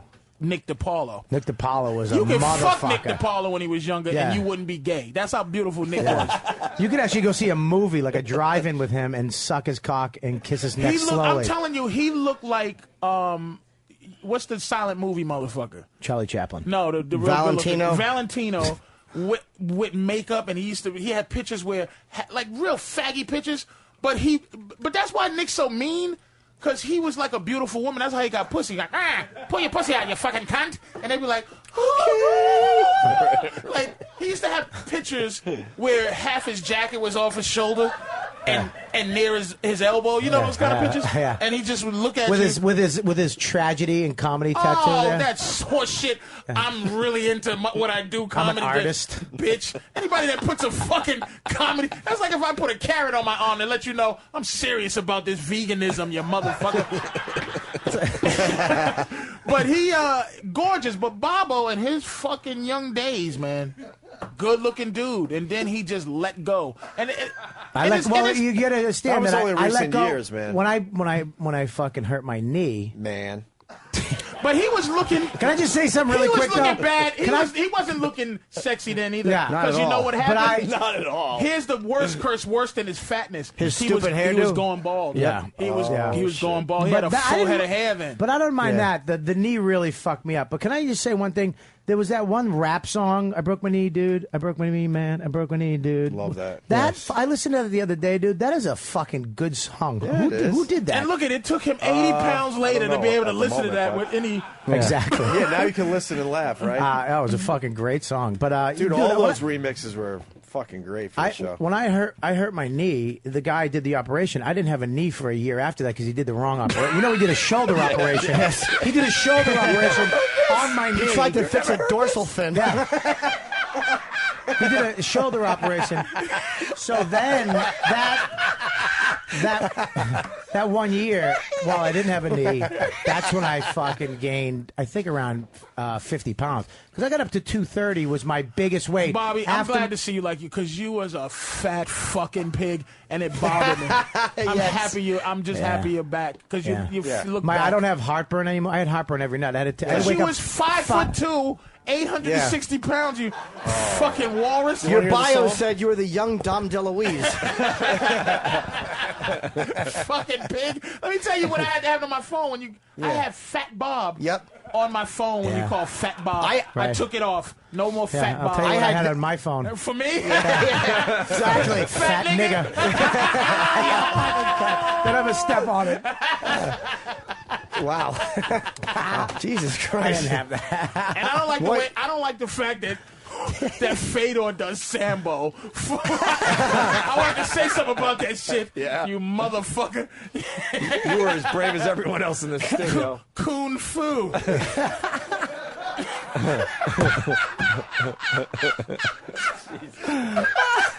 Piece of shit does something called Sambo. Fucking bastard. I didn't even. And you notice he had a translation for nigga? Snip, snip, snip, snip. His actual main one, though, is Sambo. Goddamn nigga chucks. And he's also very good at jujitsu. That's fucked up. Oh, that's fucking awful. God damn it.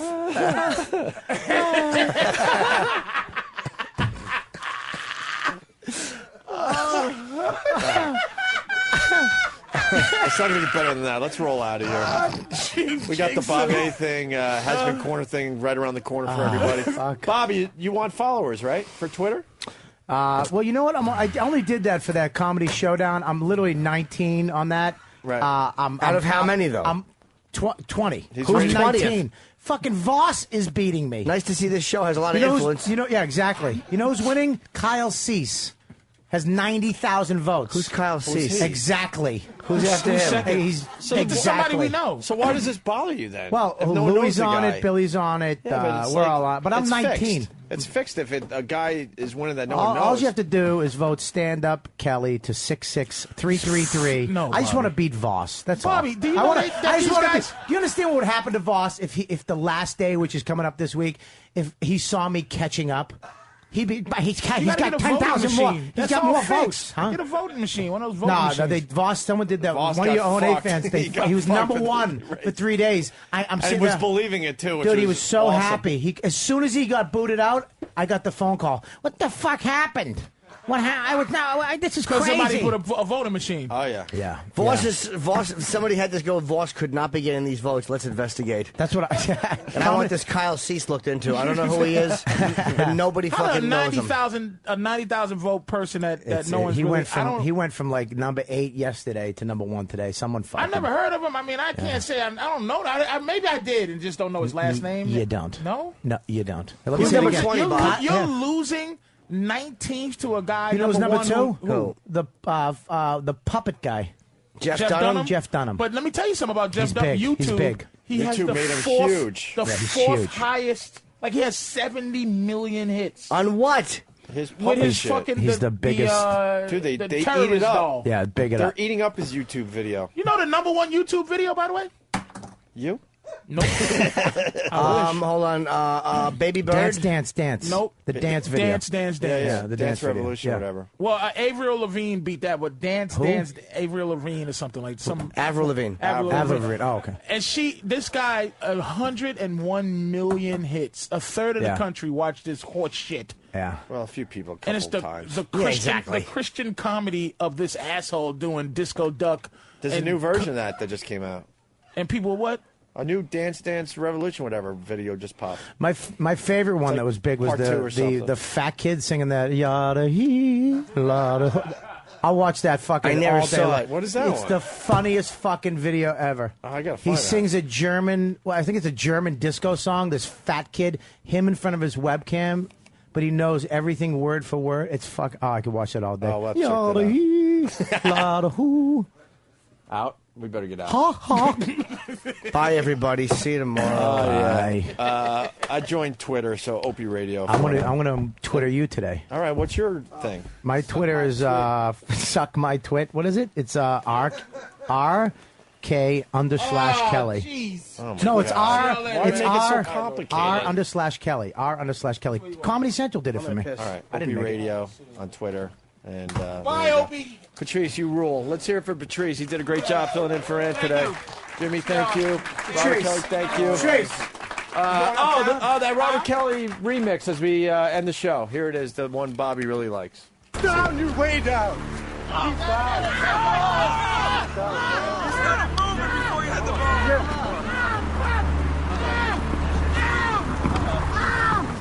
I broke my knee, man. I broke my knee, man. I broke my knee, man. I broke my knee, dude.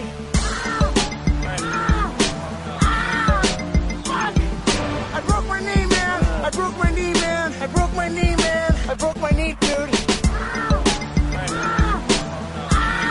Hold my hand, man. I gotta squeeze something. On the side. I broke my knee, man. It bent backwards. Did it hyperextend? I broke my knee, man. Oh my god. It bent backwards. I broke my fucking knee, dude. I heard it break, dude. Fuck. I broke my knee, man. I broke my knee, man. I broke my knee, man. I broke my knee, dude.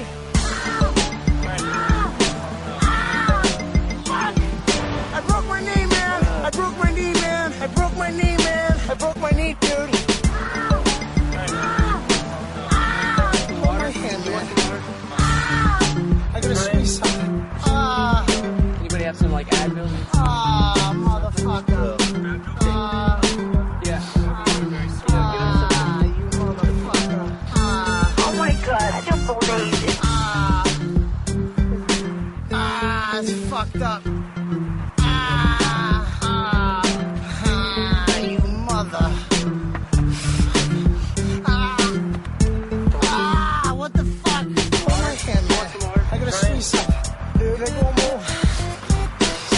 my hand, man. I got a squeeze something. I broke that fucking thing. I broke it. I broke my leg, man. I broke my leg, man. I broke my leg. I broke it. I broke it, dude. I felt it crack. I broke my knee, man. I broke my knee, man. I broke my knee, man. I broke my knee, dude.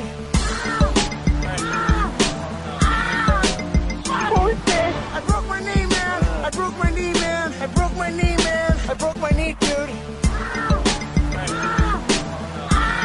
Hold my hand, man. I gotta squeeze something. I broke my leg, man. I gotta squeeze something. I'm in so much pain, dude. I'm in so much pain.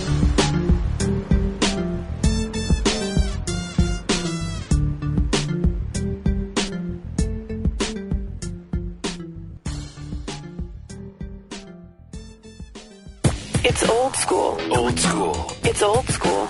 O&A. Look who's stopping by for a little visit today. Oh, yeah, look at this. Hickory dickory do. I ain't written a new joke since '82. Oh! Jeffrey Ross in studio. How are you? I'm great. You have the worst luck, and I'll tell you why. You always show up the day after Ant and I do some just incredible, blowout show the night before, so we're just hungover, tired. That's all you need, fresh blood. Right. Yeah. Fresh attitude. We're so vulnerable when you come in because you always catch us when we're hungover. You don't look too bad. We don't look bad? Till, he looks like crap. like You 3:30, look yeah. I was up so late. Why, you went to the Dice Show? Well, we hosted the Dice Show. Ah. He gave us some time up there, Jeffrey. I was with Don Barris, one of his opening acts at 3 in the morning, getting wasted. Yeah. And Jim Norton, did he go on too? Yeah. Jim Norton killed. Jim Norton killed. Norton's very funny. Funny guy. I was at Game 5 of the World Series. You were there? Yeah. Oh, yeah. How was fun. it? Yeah, it was really exciting, man. It was really cool. It's exciting if you're a Yankee fan. You know what? People hate hearing this, but I really love the Mets and the Yankees. And You're one of those guys. I saw a playoff game at Yankee Stadium. I rooted for the Yankees. I was at Shea last night. The Mets were down. I rooted for the Mets. What's wrong with that? New York, New York. They named it twice. You got to commit to a team. Yeah, it was all about committing to a team for the Subway Series. I would get pissed when I'd walk down the street and you see a store. It says, "Go Yanks," and then in the other window, "Go Mets." Yeah. Come on. Make the choice. Oh, we got to talk to Brewer owes me $1,000, by the way. Yeah, is Brewer calling us today? I don't know. He was too drunk last night. Yeah, Brewer called us He really wasn't late. in his box seats. That was weird at Shea. No, he's in like Montreal or something. Oh filming. yeah, I usually see him at his box seat. He got tickets. Yeah, Jeffrey, we get back to the station like 12:30 after the Dice Show, after watching the rest of the game, and we're just getting our stuff to go our own ways and stuff. My phone rings, and it's Brewer just hammered from Montreal talking about the Mets. And he promised he would call us today, but I don't know what's going on with that. We got to bump you for a minute. No, you could actually help us. We got to talk to the robot from Lost in Space. Oh, my God. Can I get some coffee? Is it the actual robot? I don't know. No, it's the guy. It's Bob May, everyone. Bob May. You're on, Bob. Hello there. How you doing, Bob? Pretty good. Who is this, Anthony? Both of us are here, Anthony and Opie. All right, Opie. Yeah. Now, you guys are coming over to see our show, I hope. Well, get the plug in right away. You damn right. I'm not going to fool around, you see, because my big friend is Big Kev. Wait. I mean, he's very good with all the stars in Hollywood. Wait, I just been informed you're not even the voice guy. You're just a All guy. right, now, wait, let me explain You're everything. just a guy that was in the robot? No, a guy. Listen to this. Wait a I'm minute. the actor who was the one that created the part. Yeah. I did all the dialogue with Jonathan Harris. And, in fact, there's some funny stories about Jonathan and I. Oh, dear, I bet, yes, Oh, yes. Oh, the pain. Dear boy. Now, Opie, I want to hear a good... no, it's Anthony. I want to hear an imitation of Jonathan. He was just doing it. Oh, that wasn't Jonathan. Shut up, you bubble-headed booby. There's Jonathan. Now, listen. No, the way it worked very simply is our announcer... You clattering clunk of colliginous junk. Well, don't forget bubble-headed booby, please. Thought I just said that. Well, never fear. Smith was there. Now, wait a minute. You did the trading, the little banter with Jonathan Harris. All that on the soundstage, and weeks later in post-production, our announcer would loop over the top of my lines. Oh, so you're not even famous. But you're not the guy. Hey, don't start with me, baby. I'm from New York. I did Broadway. I'll fix your buns. to hear the robot. What happened? Why can't we speak with the robot? All right, listen, guys. Yeah. I'm in Australia with our announcer. We're doing a public appearance. And we're on the radio station with this DJ. And so Dick Tufelt, who was our announcer, and I drove the poor DJ nuts because I said, warning, and he went, warning. And the guy says, who the hell's doing this? So we did the whole show that way. Hello, that was a joke. Oh. Hey, guys, why don't you just save time and... Can we just pass out some NyQuil around the studio? Where'd you find this guy? Did you dig Hey, this no, guy listen, up? you guys are big fans of Jonathan. And Oh, rightfully of course, so. He's a great guy. And what, did you ever see him touch young William? Well, He was I always saw grabbing some- him from behind. Wow! We were doing a scene one day where Jonathan had to polish the robot for a thing he lost his bet. Polish the So he was Don't you- polishing the robot, and I said, lower. And he got lower. And I said, lower. He got even lower. Finally, he dropped his hand lower, and I turned right around to him, and I said, I love you. Hello? Hello? This thing Hello. Hello? Hello. Wait, Bob. I can't get past the fact that you're not the guy. You're just, Yes, I am. You were just the guy in the suit. Don't Were you start with in me. were you actually in the suit? Yeah. Now, are you a man of short stature? Yes, I am. And how tall would you be? I am 5'6". Okay. And did you move it around in there? Well, or? yeah. What's your I claim did to everything with it. In fact, Irwin Allen allowed Jonathan Harris and myself to create our own characterization. What's your claim to fame? I mean, you didn't even walk. Oh, yes, I did. It wasn't on a wheel thing? No, when it was in the full outfit, they pulled it with cables because the thing weighed 350 pounds. They pulled it with cables, and then sometimes I would carry the top section, which weighed 250 pounds. I would carry that on a parachute-type harness. And just when we thought we were a big deal, we're at the Garden in front of 11,000 people. Yeah. This shows how pathetic we Yeah. still are. We I can't thought we can't even get the guy that does the robot voice from Lost in Space. Who's his agent? Forrest Lawn? How old is this? Oh, who is the agent? William Morris. That's Forrest Lawn. That's for damn sure. But the actual William Morris. That's the the guy. So, hey, what have you done lately? What have I done lately? Well, since Lost in Space, I did several Jerry Lewis films, of course. Wow. That'll get you a few laughs. You're definitely lost in space. Oh, I'm lost, and you believe it. What do you ask a guy that was just in a suit and didn't do the voice? Yeah. You ever fart in the costume? No, but I'll tell you this. Mark Goddard and Bill Mooney locked me in there for lunch. Two things happened. Well, yeah. Number one, my wife knew where I was every moment. And second of all, I had nothing else to do, so I lit up a cigarette, and I was smoking, and Irwin Allen came on the set, saw smoke coming out of it, went for the fire extinguisher. And He can't hear us right happen, now? of course, No. but from then on, anytime smoke had to come out of the robot, You they want handed me really a cigar. uncomfortable radio? Yeah. Let's just not say anything anymore True story, until fellas. he hangs up. Okay. Check it out with Mark Goddard. All right, wow. What else could you tell us? What else can I tell you? Yeah, hey. Well, I, as a robot, I have a great memory because my now let him computer go. banks Let him will go until he gets to him. focus on all different things. So now I have a memory of you guys, and I expect to see your asses out here at the convention. If you're not out here, I'll send Dr. Smith to do what he's done to many of us.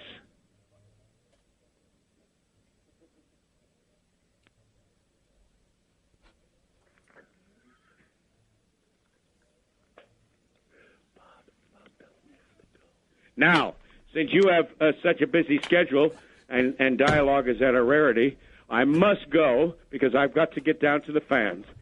But I really appreciate being on your show, and I look forward to you coming out and being on mine. All right, guys, and remember, if you want a star, get a hold of Big Ken. Kev does it all. All right, thanks. Hey guys, it's Big Kev. I have never felt more like a Met my entire life. My God. All right, say something. Ping pong balls, anything. Whatever, Ben.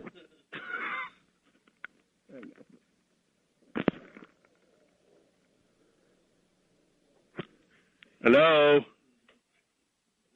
Hello? Hello?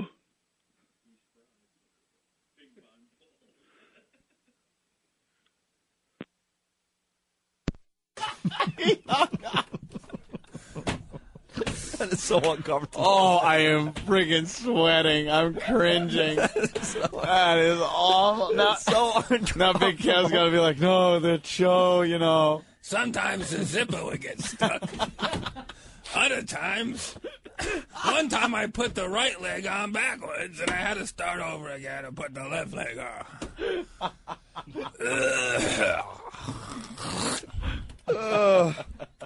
One time I was lost in Cleveland. One time I was lost in Trenton, New Jersey.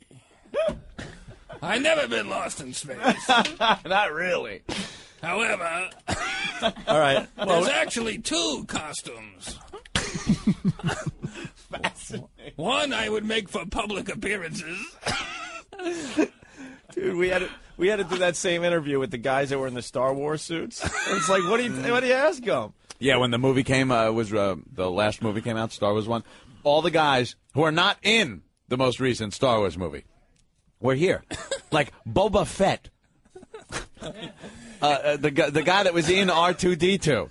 The guy that played Darth Vader. The Wookiee. And the Darth Vader guy. Right.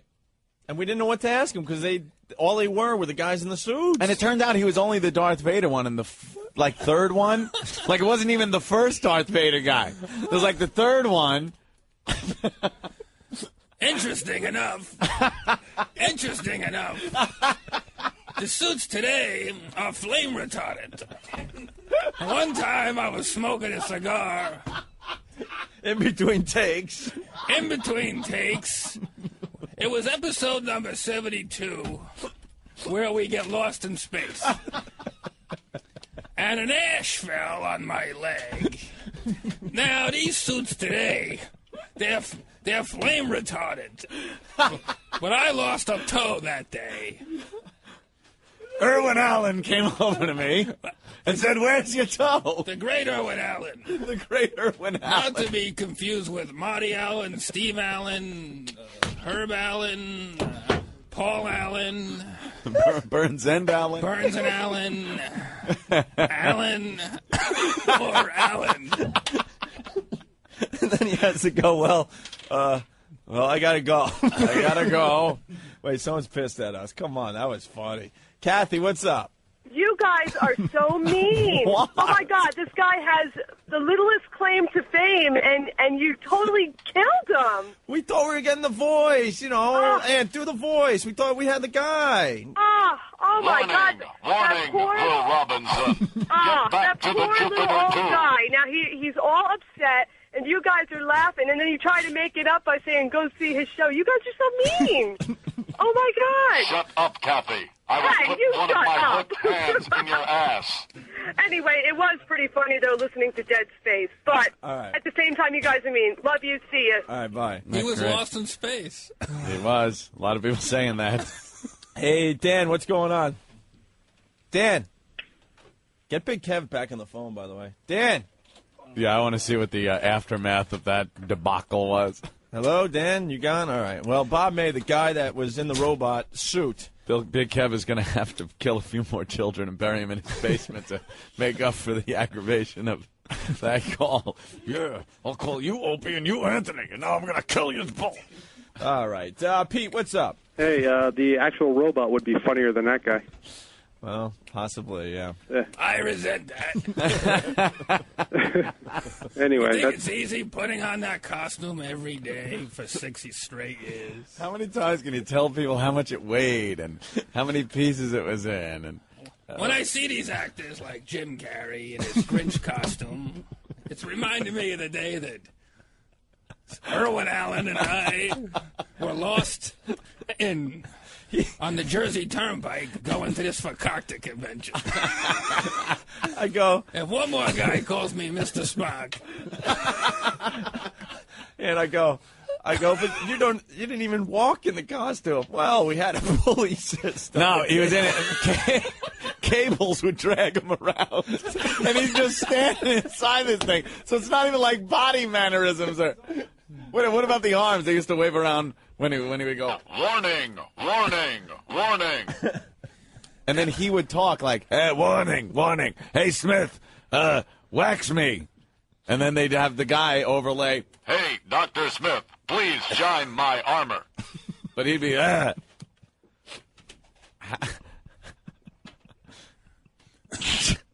Classic. I had 15 minutes of fame. Can't stop Unfortunately, my face was covered. Why would you put yourself in that position? People are going to show up and go, wow, do the voice. Well, I don't do the voice. I don't do the voice. I was just in the suit. You know every single person. Every single person that goes there that wants to see the robot is going to ask him to do the voice. And then, I didn't do the voice. But the costume weighed 500 pounds, and it was pulled by a cable system. One time I was smoking. They didn't even trust me to walk. They had to pull me with a cable. They pull him with pulleys. These kids today, Alf and Chewbacca, they don't know what it was like. Actors strike my ass. Byron Allen, Debbie Allen, and Allen from Scooby-Doo and I. Wow. Damn, that was so uncomfortable. Yeah. Hey, Jeffrey Ross in studio. Yeah. All right, well, let's take a break. We'll be back. The Opie and Anthony Show, successfully selling hot dogs in the desert to cities all over the country. This hot dog is wet, and it smells like tuna fish.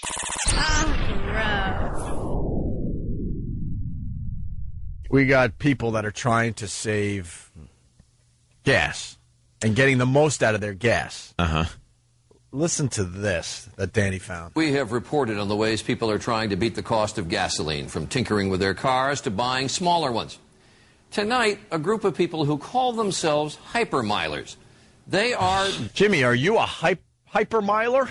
I was approached about hypermiling, and I felt that there was something kind of humiliating about it. Yeah. Not to me, but to those that were subjected to watching hypermiling.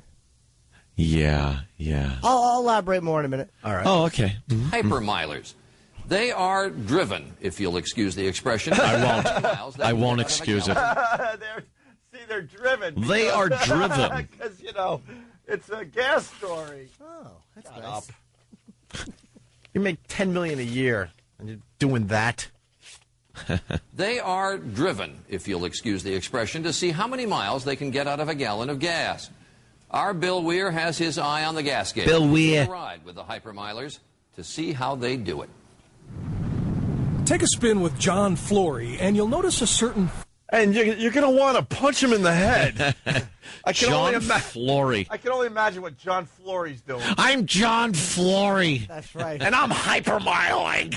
Wait, is Strap in for some hypermiling. Is that when they go really slowly? Dude, wait is that till you hear that what is? this is about. I think it's a bunch of things that they do to save as much gas as they can. So they could get maybe an extra 5 miles Yeah, they for a just tank of gas. eke it out, How much? and it's a big hassle. Oh. To see how they do it. Take a spin with John Flory, and you'll notice a certain focus. Beautiful neighborhood. It's beautiful downhill, too. Yeah. Forget the houses. You love the hill. Right. Well, I think of downhills are kind of like road candy. It's like, here's some miles per gallon for you. All right, ass. If you go downhill somewhere, you're going to have to go up to get back to where you were.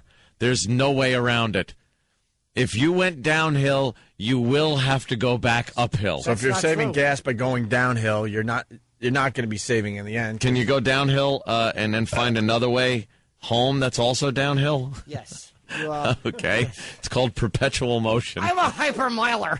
Oh, you're a hypermiler. We got one in studio. I've started Ted's Hypermiling Club. Ted again. We live at the top of a mountain, and we built an elevator inside of it, which carries our cars back up. Everything's on the hill on the way down. Ted's an ass. We hate Ted. Ted's a hypermiler. You want to hear more about hypermiling? Of course. This guy must be a real treat at Oh, parties. he's a hoot. He talks about hypermiling all the time. I'm a hypermiler. Well, you're really? doing- I'm going to go get a drink. Shut up. While you're doing rails off, fake boobies, this guy's talking about hypermiling at the party. Right. And ruining your buzz. Among fellow hypermilers, he is known as Lightfoot. And like the rest of them, he is obsessed with tire pressure and wind drag, controlled starts, and rolling stops. Do you ever run the air conditioning? Yes, only on downhills. His Honda Hybrid is supposed to get 66 miles per gallon. He wants to double it. I've managed 103.6. That's the best I've ever done so far. But now I think He knows that it's 0.6. 0.6. What a nerd. You know what would really help this hypermiling is he was going slowly downhill, enjoying some rare AC. And a man who barely speaks English, who's had way too much to drink, yet happens to have access to a garbage truck, plows through a red light like there's not even a skid mark. And then he gets 103 miles to the gallon on the grill of that guy's truck. He never has to pay for gas again because his limbs are all over. And he would have lived had he just been stepping on the gas. That's right. He's a hypermiler. I hate this guy's guts. Among fellow hypermilers, he is known as Lightfoot. And like the rest of them, he is obsessed with tire pressure and wind drag, controlled starts, and rolling stops. Do you ever run the air conditioning? Yes, only on downhills. His Honda Hybrid is supposed to get 66 miles per gallon. He wants to double it. I've managed 103.6. That's the best I've ever done so far. But now I think I can do better. The first step, get a mile per gallon gauge. It plugs into any model built after 96 and lets you monitor your efficiency, starting with how long you idle. If you think you're going to be stopped for more than about 10 seconds, it's best to shut off the engine. You'll save gas right there. It doesn't use more gas to start up. Modern fuel-injected cars don't use much gas to get them started. I'd rather get 12 miles to the gallon. He shuts it off if he's going to be stopped for 10 seconds. This is too much thinking, also. And too much stress. Too much stress, too much thinking. Am I going to be stopped for more than 10 seconds? I got to shut my car off. Oh, my God, it's more than 10 seconds! Uh-oh. I'd love for this idiot to shut his car off at a light and then go to start it and just have it go. People beeping at him. Know how much gas that's using Oh, yeah. Trying to restart your car. I'd like him to have that happen in the same intersection where Reginald Denny had a toilet on top of his head. Here's the last track on the Hypermiler. Listen to what else he does. Among the other techniques to help you save, in stop-and-go traffic, leave a big space in front of you and keep rolling. Try to park nose out so you don't have to back up to exit the space. What? And slow down. Staying to the right and sticking to the speed limit can help you beat speeders by more than $1 a gallon. I'll do 45 to 50, and people can just deal with it. How often do you get honked at? He drives what? 45 to 50, and people can just deal with it. Wait. I also got a problem with his park nose out. That's so you don't have to back out of your parking space? How do you get into it? You're backing into the parking space, dummy. Oh, does this guy annoy me? Either way, you gotta back. You're going into reverse. Right. Oh, I hate this guy. And then he's driving 45 miles an hour on a highway, and people just have to deal with it so he can save a penny? Yeah. Gallon. I'll do 45 to 50, and people can just deal with it. How often do you get honked at? Occasionally, but I get about an equal number of thumbs ups and waves. Really? No, you don't. People know what you're doing? That's not a wave when it's that finger, stupid. Yeah, he gets the wave, all right. He thinks it's a fancy wave. Give him the wave. Oh. Look, I know gas is out of control, but, just siphon it from someone else's tank. And then you can go as fast as you want. Yeah, who's giving a thumbs up to him for driving slow? Exactly. No one. AF? No one. Exactly. I would actually put liquid plutonium in my gas tank before I would do anything this man suggests. Doc Brown. Huh? Like Doc Brown. Back to the Future. No. Another Back to the Future reference. Liquid plutonium. Hey, let's go to Charleston. Bill? Hey, guys. Hey. Hey, if he talked to Kenny and told that, I think Kenny would tell him there's only so many starts in the starter. What if you used them all up? Yeah. Because Kenny refuses to use his windshield wipers. Yeah, or his horn. He's the worst. This guy ought to get together with Kenny. Yeah. And Kenny can tell him how to get 40 years out of one horn. And this guy can tell him how to get X amount of miles. And they can just be an OCD couple of friends. 40 years. Yes. Yes. Oh, that's Never fantastic. honk. Yeah, Kenny. Don't honk. He's the worst. Kenny is an old lady behind the wheel. Let me tell you something about Kenny. Get glasses at night. He's the worst night driver ever. Is that the exit? No, it's a birch tree. The exit's a quarter of a mile up. He's that bad? He's an old lady. Yeah. That's scary. And he won't get. He has the awful glasses during the day. He won't go for the exam at night. Oh. So get night glasses, Kenny. What are you doing? Unbelievable. So there you go, hypermiling. Yeah, well, good for him. We all learned something today. Did we? Yeah. I would love to be a passenger in his car and just go vroom, vroom a lot. Just vroom, vroom. I'd reach with my foot. I would go over and just jam on the gas real hard and then step on the brake. Or just do things that really upset him. If you picture up, just get in his car with a mop handle and just, push down the gas pedal every once in a while. Wow, stop it. Oh, he'll go nuts. Roll the window down and put your hand out with your palm facing forward. Yeah. The wind resistance. You'll be great that you just sugar or sand his gas tank. So every dollar he saved for the last 6 years now has to be spent to get a new motor. There you go. Wiped right out. Clean slate, bucko. Guy's trying to help out the environment and save some money, and we just goof on him. No, he's not. He's OCD about it. Yeah. And he's being an obsessive chiseler. Yeah. And he wants to save every dollar, and I hate him for it. Chiseler. Hello, this is Ernie. You've offered an IP relay call. I would like to open your ass with my fingertips. Open your ass with your fingertips. As far as I can. And glaze down your ass crack with my pointy tongue deep inside. And glaze down your ass crack with my pointy tongue deep inside the crevice of your hole. And then slap your large cock off my cheek. And slap your large cock on my cheek. Yes. And then choke me like the nasty whore cock lover I am. And then choke me like the nasty cock lover that I am. I want to smell your shit on my cock. I have to go. I hope you came on your hairy stomach in your belly button. Thank you. Opie and Anthony. Hey, it's Jim Norton. We're done here at the Opie and Anthony Show.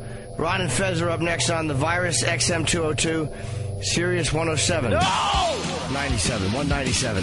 That's 107 plus 90. I should be fucking... Someone should put your dick in talent and hit my mouth with it.